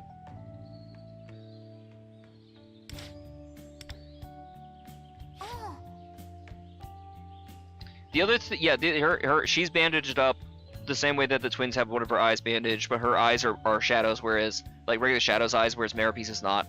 The other thing that's interesting too is Merope is the first attendant, to my understanding, whose name is not in like Mary Shelley's Frankenstein. Or is it Mary Shelley's Frankenstein specifically that the characters are referenced to, or just like the Bram Stoker, that kind of like world? I forget which one. I think it's that. Like everybody else has a name that's tied to that medium and reference to, and she's the only one that breaks that mold, which is weird.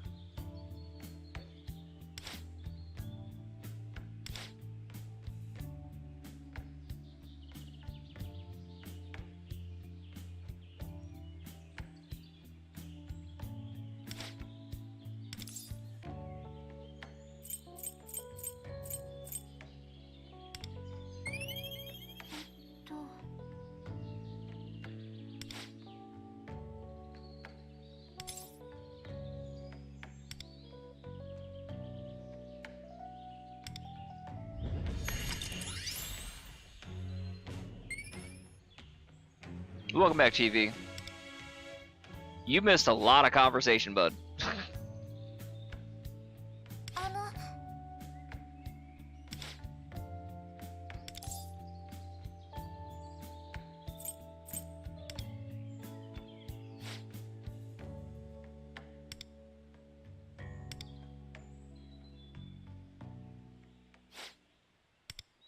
Oh, this will be wholesome.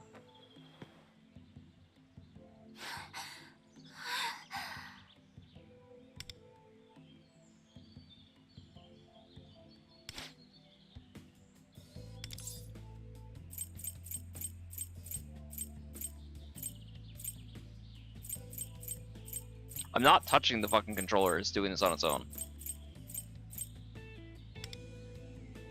I don't know what's up with this thing. I'd be unhappy if I had to buy another controller, but it's just weird, like very, very minor stick drift, like on the controller, or it's arrow drift. I'm not sure one of the two.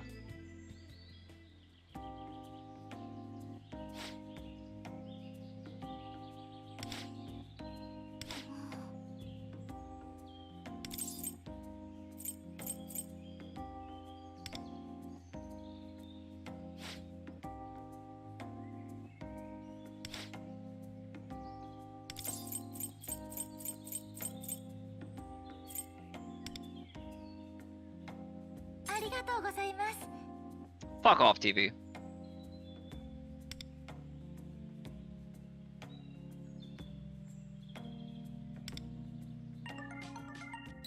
Stop trying to loot the. With the context, all makes sense when you look at that loading screen. Yeah. I get you.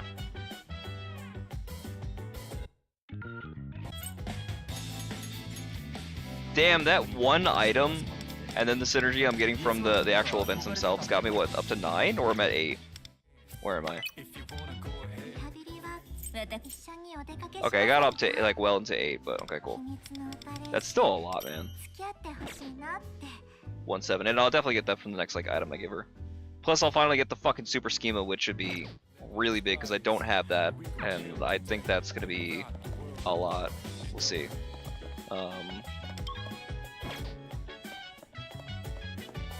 Because I have 20 in everything, right? So I should be getting something nice. So I should be getting, what, 15?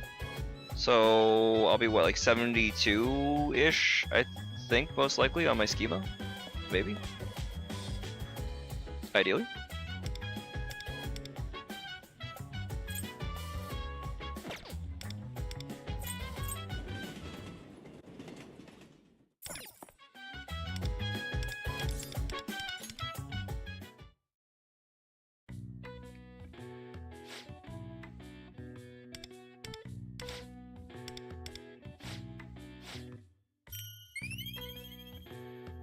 Why are you booing me? I'm only somewhat right.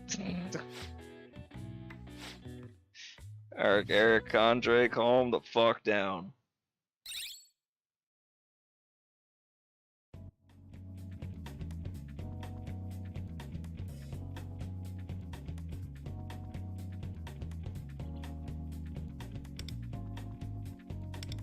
That's a pretty big molt. Do I have any place else I haven't taken her? Do I even have an item I can give her? Surely I have a thing I can give her, no?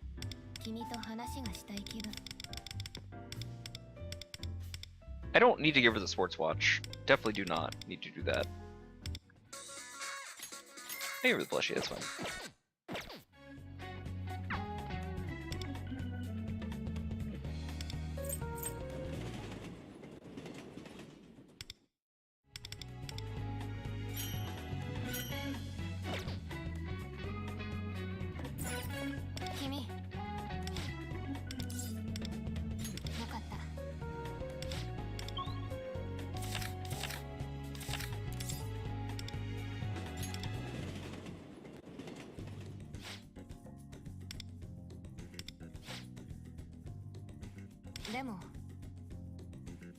Oh, she's gonna have a fucking panic attack because they're using fire. That's kind of interesting and silly.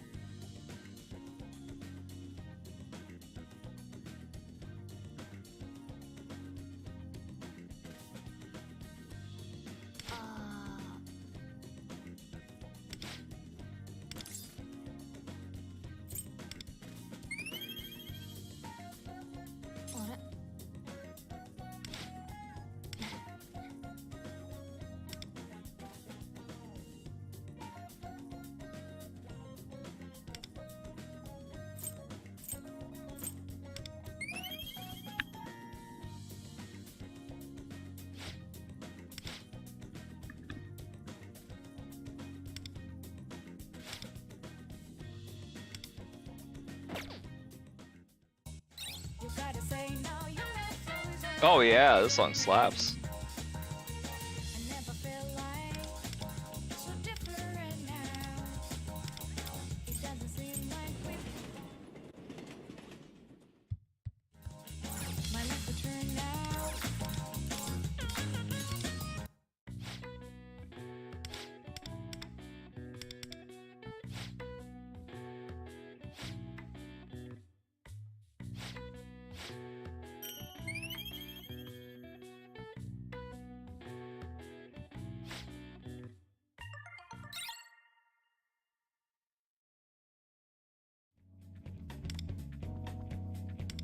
Phoebe?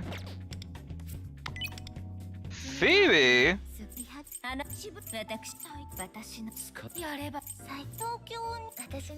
Where's she at? I mean, shit. I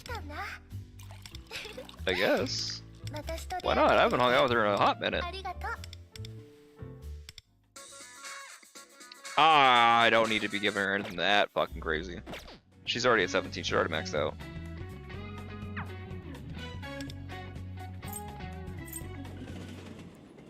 I give her truffles, it's fine.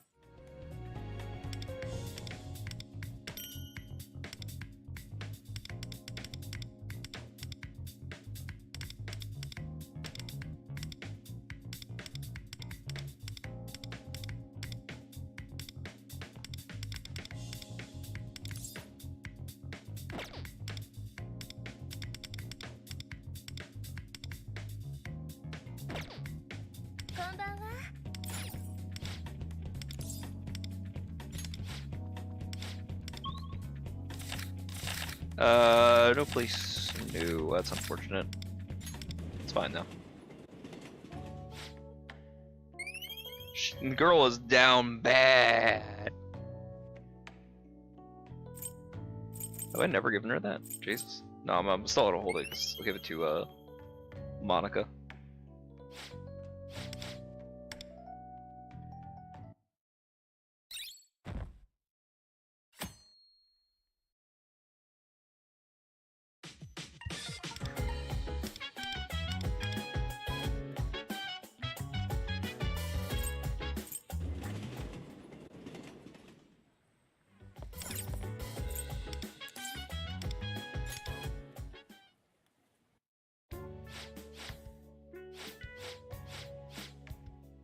I think it's possible. I'm gonna get her to 9, so I get this super stamina, and then see where we're at in this,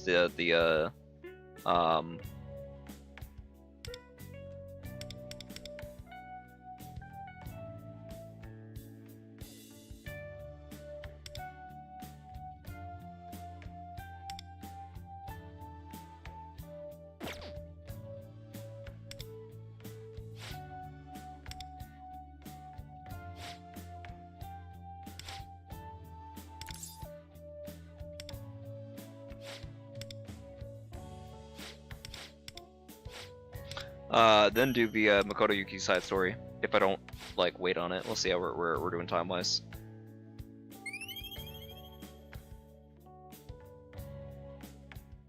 Dude, you're totally fine. I mentioned this to TV earlier. I am more than happy to be second monitor content, man. I'm here for like conversation and to be noise in the back of somebody's ear. I'm the same person that will join a fucking beat. As much as like I'll talk and kind of yap during the streams, I'm also the same kind of person that will join a VC and then just kind of stay quiet doing my own thing and kind of listening to the VC in the background. I will be doing that, or I'll just get distracted and forget that I'm in VC, or I'll like leave. I'll mute because I need to go take care of something outside of the room, and I'll be like, oh, I'll come back, and then just completely fucking leave for an extended period of time. It happens sometimes.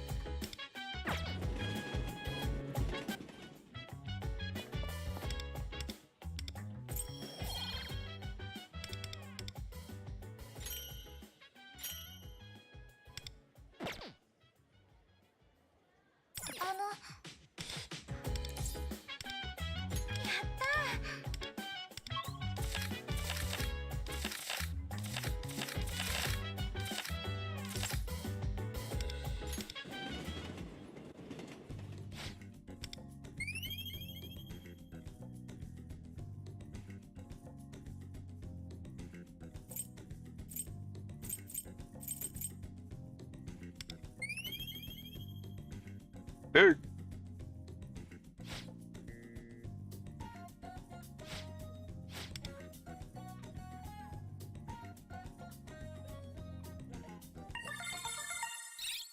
Alright, so the next day I'll be able to do the rank 9, which will be very big. Be very, very good. Miu? I haven't seen her in a hot fucking minute.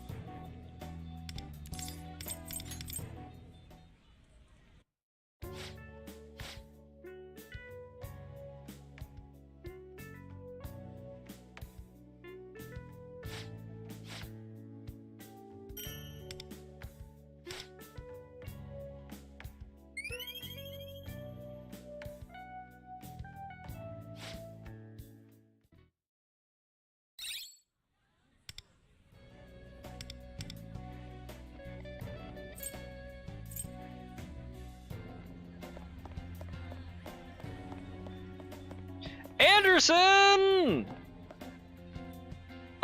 Dude, Anderson and any unit confirmed. Look at this man. He wouldn't be here on this stream if it wasn't some kind of like hint from Atlas that he's gonna be our Annie unit.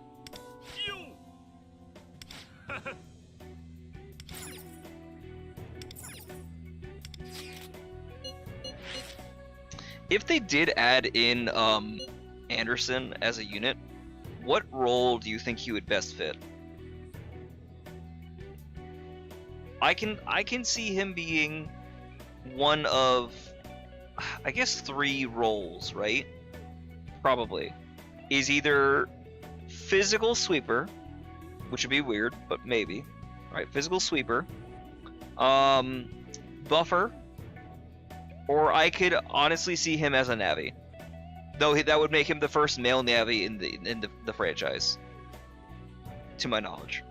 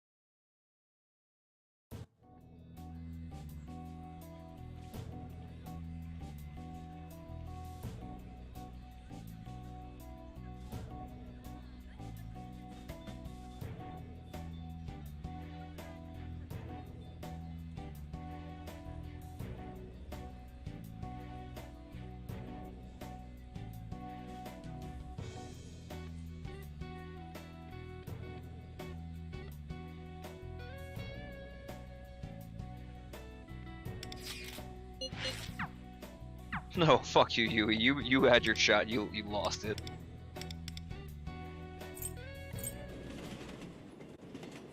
Heritage Kitchen for malt, money, and gems. Fuck yeah, let's go.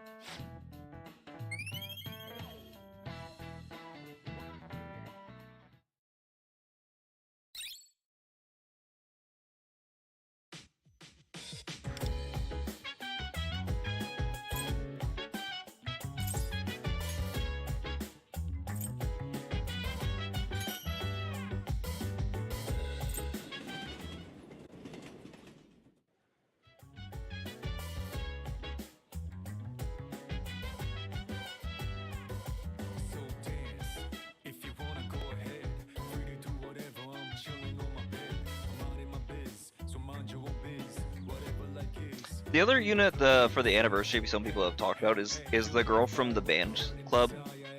And I don't know if I'd be as excited. It'd be cool. Don't get me wrong, it could be really fucking cool.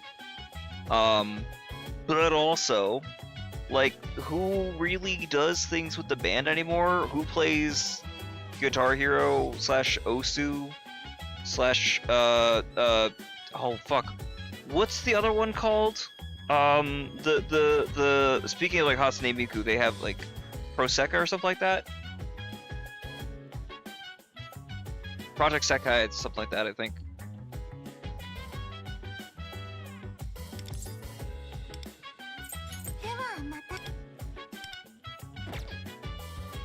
Wait, actually, hold on, but I also have band club today too. Maybe, considering that's what we're talking about, more options.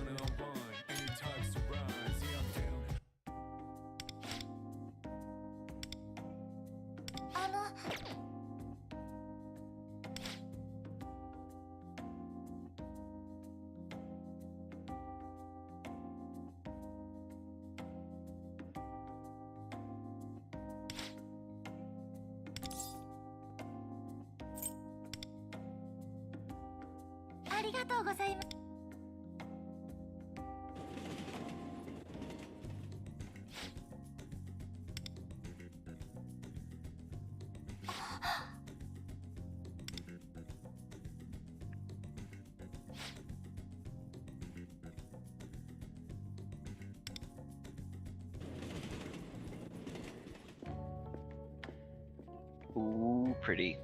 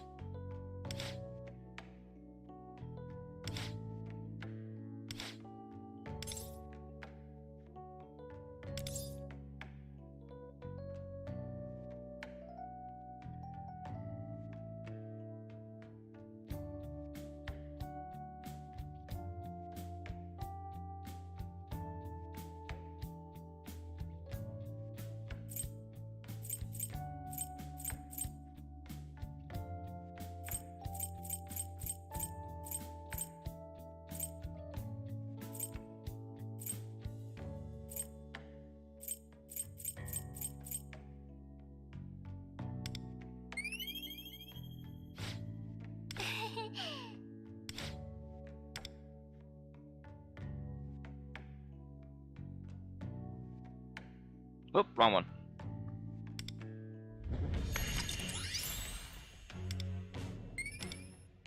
All up to 10? Jesus Christ.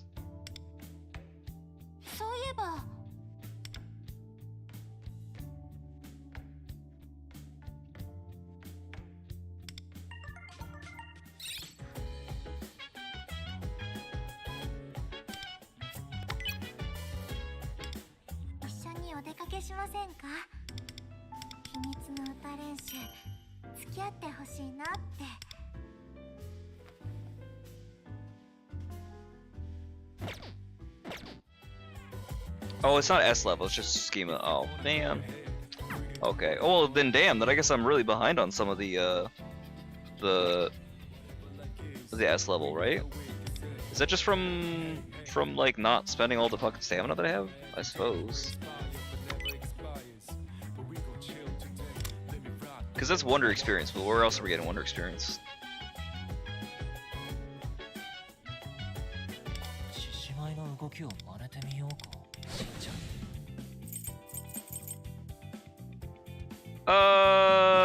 Hey! P5X, where's my fucking Wonder? Huh?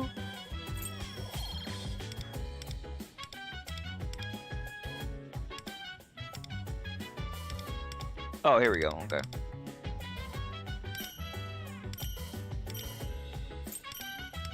It's like actually in a, okay. I was wondering how they were gonna do that. That's cool.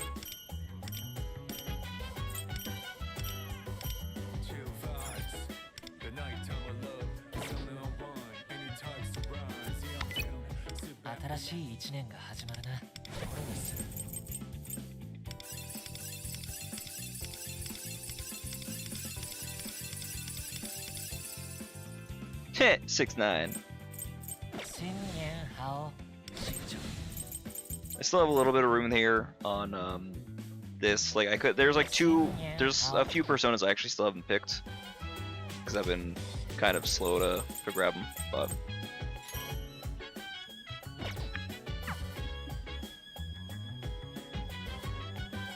Wasn't I also supposed to get like a whole bunch of like presents or something like that for finishing some of the other like, or being like overcapped on stats? I anticipated that I would get like a shit ton, especially from if nothing else from the knowledge stat. No.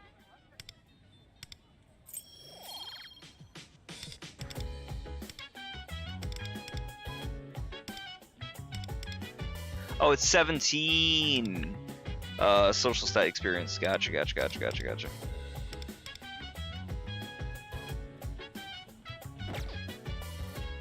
Oh, well, we're not doing 17 on today's stream. That's not the thing we're doing.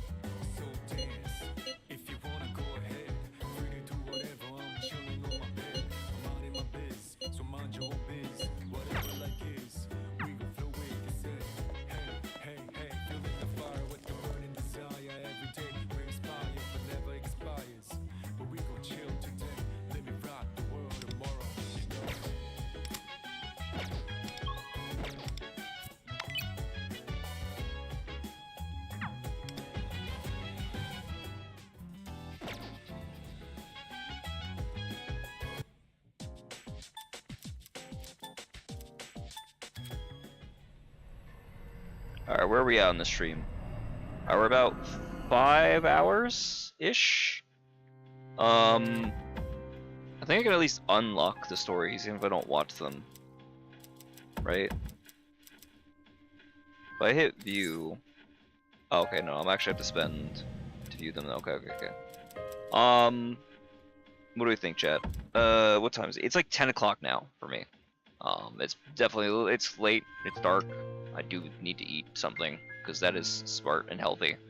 I think I still just have to, well, I just gotta basically come back to this. Like I said, there's no real like time limit on when you can collect this, compared to some of the other things. We have, I think, maxed everything out otherwise. As far as like missions, we cleared everything. Special missions, there might be like one more person, or no, 3 more people I still have to collect to get that last tiny little bit. But again, nothing like maxes out, and we're gonna get more Tartarus content too. So maybe we'll like wrap that all in, and anything with like Yukari is also gonna be tied more to most likely the Tartarus as well. So we can wrap all that stuff together, see his story, her story, explore her character. I can aggressively decide if I need and or want to fucking buy her. I don't think that I'm gonna need to A6 her. I hope I don't need to A6 her is the other side of that equation, because it's expensive, especially before Annie. But shit, dude, I don't know. Yeah, I think that's probably a good place to call it. We can do one last play of the band, because I haven't done that in so long, and it's cool to get to do that again. And see, maybe we got a new track. Let's see. It's not my best thing, I don't practice this in the off hours, but what do we got? Do we have any new things for P3? No.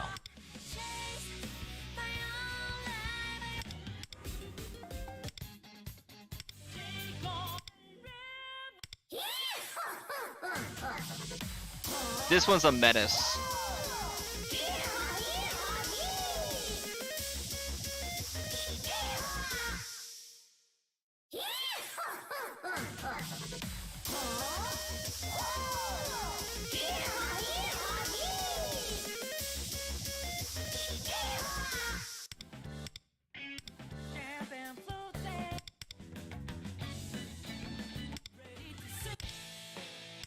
Last Strike is fantastic.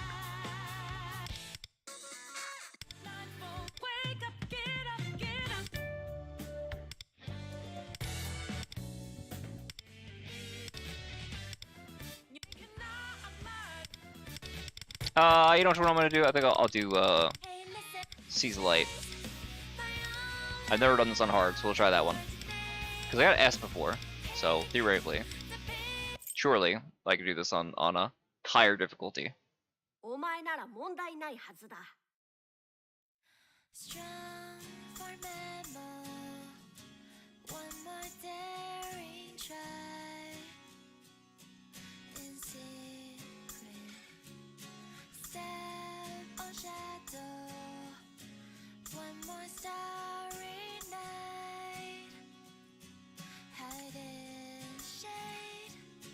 Trapped in the days, put the cord in my case, and lead me away in every phrase. Pray for escape, caressing the print. Maybe I am not afraid of anyone say I'm locking away myself in vain. Chase my own life, my all the coordinate. Pick the pieces and separated ones that I break. Take the stage in front of rocky shape, which I deserted. Today I can wait when holding my brave.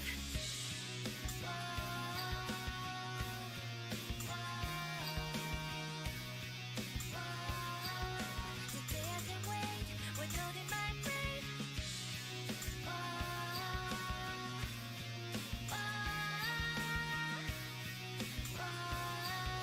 Today I can wait when taking my stage. Not bad, not bad. ほほー、まさかこれほどの名演奏が聴けるとは。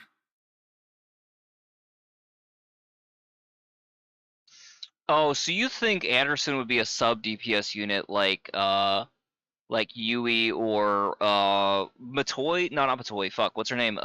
Who's the redhead girl from P3?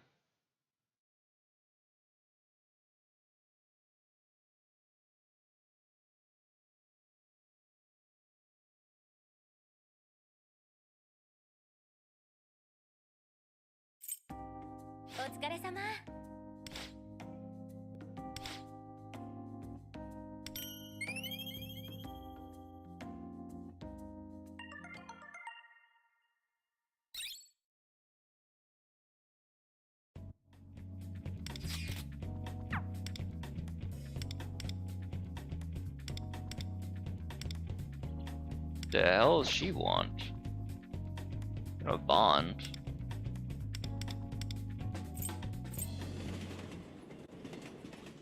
Mitsuru, yeah. Or main DPS. I could see him being like a Fizz sweeper because we don't have that. We have a couple Fizz like single targets. I mean, technically the one that we do have is like DOT, but like he's like Mesa's DOT, and we're at a point that we could probably like replace him with power creep, unless he winds up getting like a Mindscape core, which I don't know that they need and or want to. The problem with like Mesa obviously is his whole thing is bleed, but they've artificially like nerfed the way that his bleed works because they don't want him one-shotting bosses.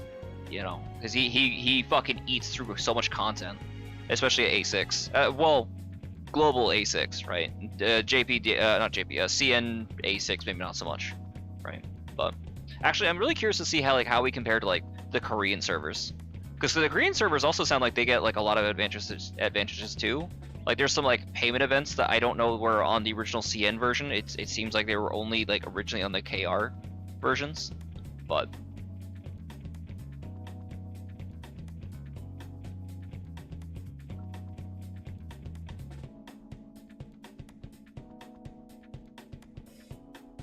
I don't know. I'd be very curious to see what they're doing. We'll probably have more information come Wednesday. Ideally. I don't know that we actually are.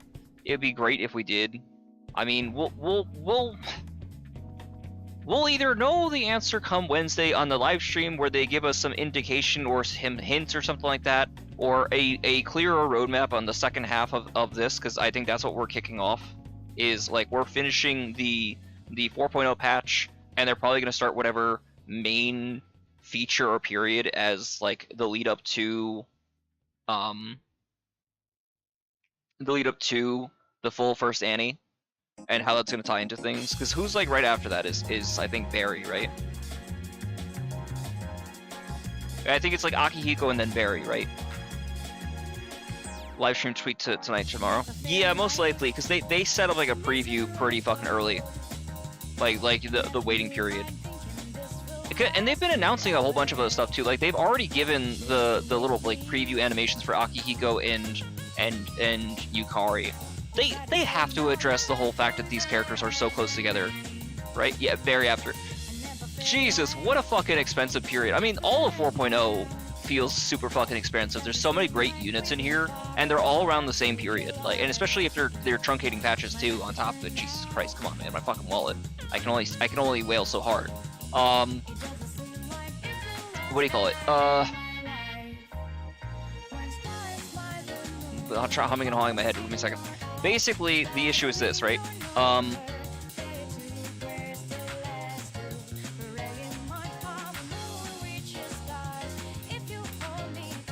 I say this? You've got Ange, then Makoto. Okay, you can skip Yukari and Akihiko. And originally it was already going to be expensive with Barry and then S. Marion. S. Puppet would be really good fucking pick, because she's pretty good and a great Fox replacement, and she makes life so much fucking easier for a bunch of ice content. And then you go into more C's units, and then back into you get what was it? You get Yui, who's pretty good. Like new Yui's pretty good, and then we've got Luce. It's just so many fucking outstanding units. Then he added an Annie on top of that. Jesus Christ, dog! My God, you can't be doing this to me.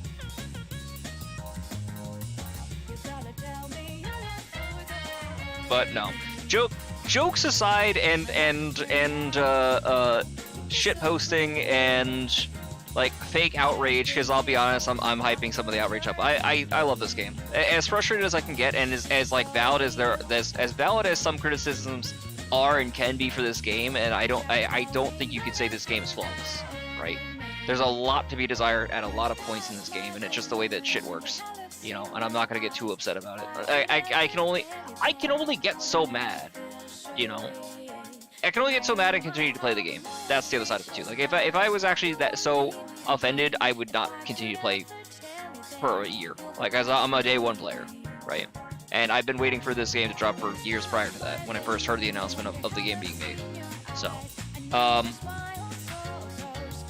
I'm excited. I'm optimistic. I want to stay optimistic. I want to be excited. I hope for good things for the game, for the community, for the player base, for everybody who plays this game and everybody who is yet to play this game. And even for the people who won't play this game, because I respect the decision not to. You know, fuck playing gachas. It's an unhealthy obsession, and whatever, right? I don't know why this is the one I decided to pick, but this is the one I decided to pick. So, yeah, I think that's... I don't know. I think I'm gonna call it here. Because otherwise I'm going to sit here humming and hawing and repeating the same talking points. And I do need to eat. So, TV, appreciate you being here through most of the stream. Yoshitsuna, I also appreciate you being here and being somebody to bounce like conversations off. It's nice having people to actually talk with. A lot of times it gets quiet on these streams. So since people are here, shout outs to the description. I have a link to the Discord. If you guys like to be there, it's the easiest place to like see notifications and whatnot.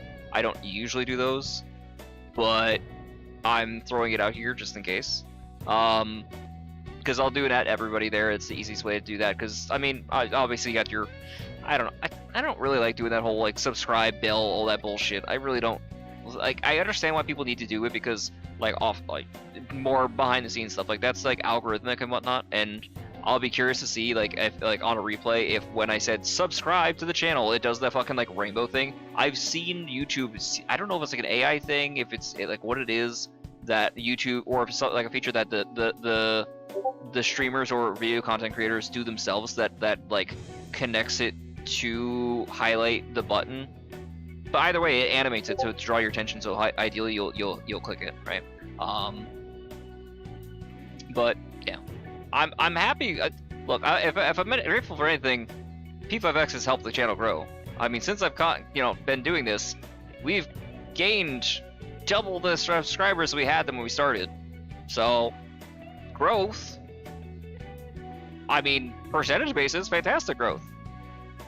I'd like it to be higher, it'd be cool, but you don't like it, but it helps the necessary annoyance. Exactly. It's one of those, like, you gotta play the game.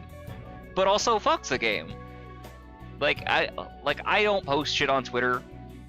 I don't, like, I mean, I'll drop, like, YouTube links and stuff like that to like, the P5X, like, Discord server and, like, Relative and whatnot, and then, obviously, our server. But I don't really do, like, the whole Persona, like, not Persona, fuck, like, Twitter collab, any of that stuff. I'm not really in these, like, VTuber spaces as much as, I do this. I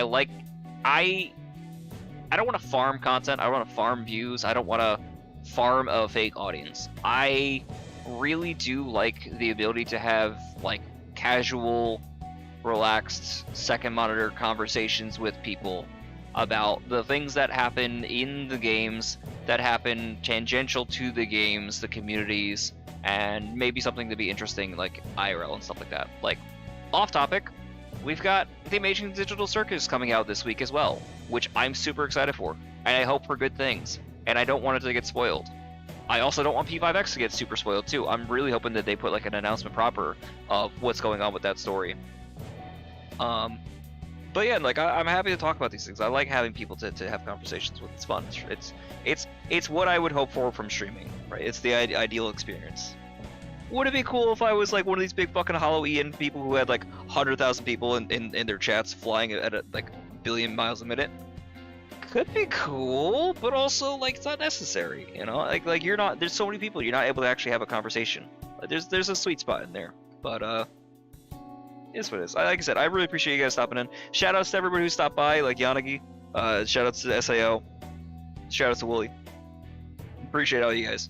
All right, I'm gonna call here, and I will. If I don't do a stream by Tuesday, which maybe could be NTE before the Lacrimosa patch comes out, or could be P3R because I really do need to start that, I will definitely see you guys by Thursday when the new patch comes out. Until then, appreciate you guys. Y'all have a great night. Peace.